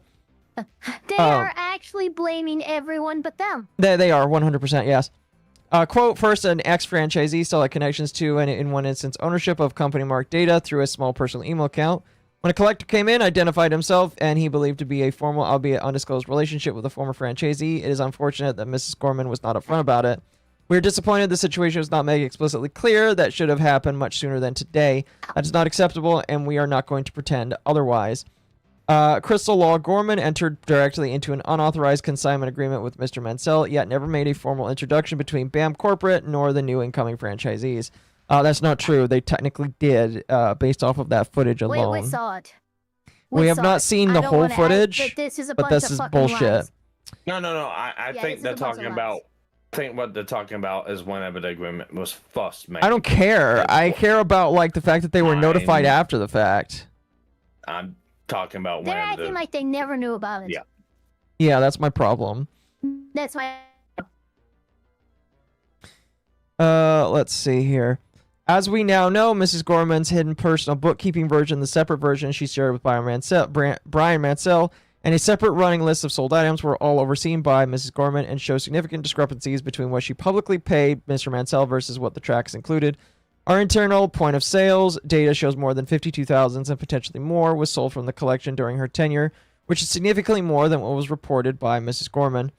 Crystal Gorman was never authorized to enter into a consignment agreement with Mr. Mansell through the franchise and never introduced Mr. Mansell to BAM or a new incoming franchisees. Again, it's your contract. I disagree, honestly. I just disagree. Yeah, we saw it. I saw the words. I zoomed in on it until it was pixels. You know. I know for a fact that's a lie. You know, I just fucking disagree on this kind of shit.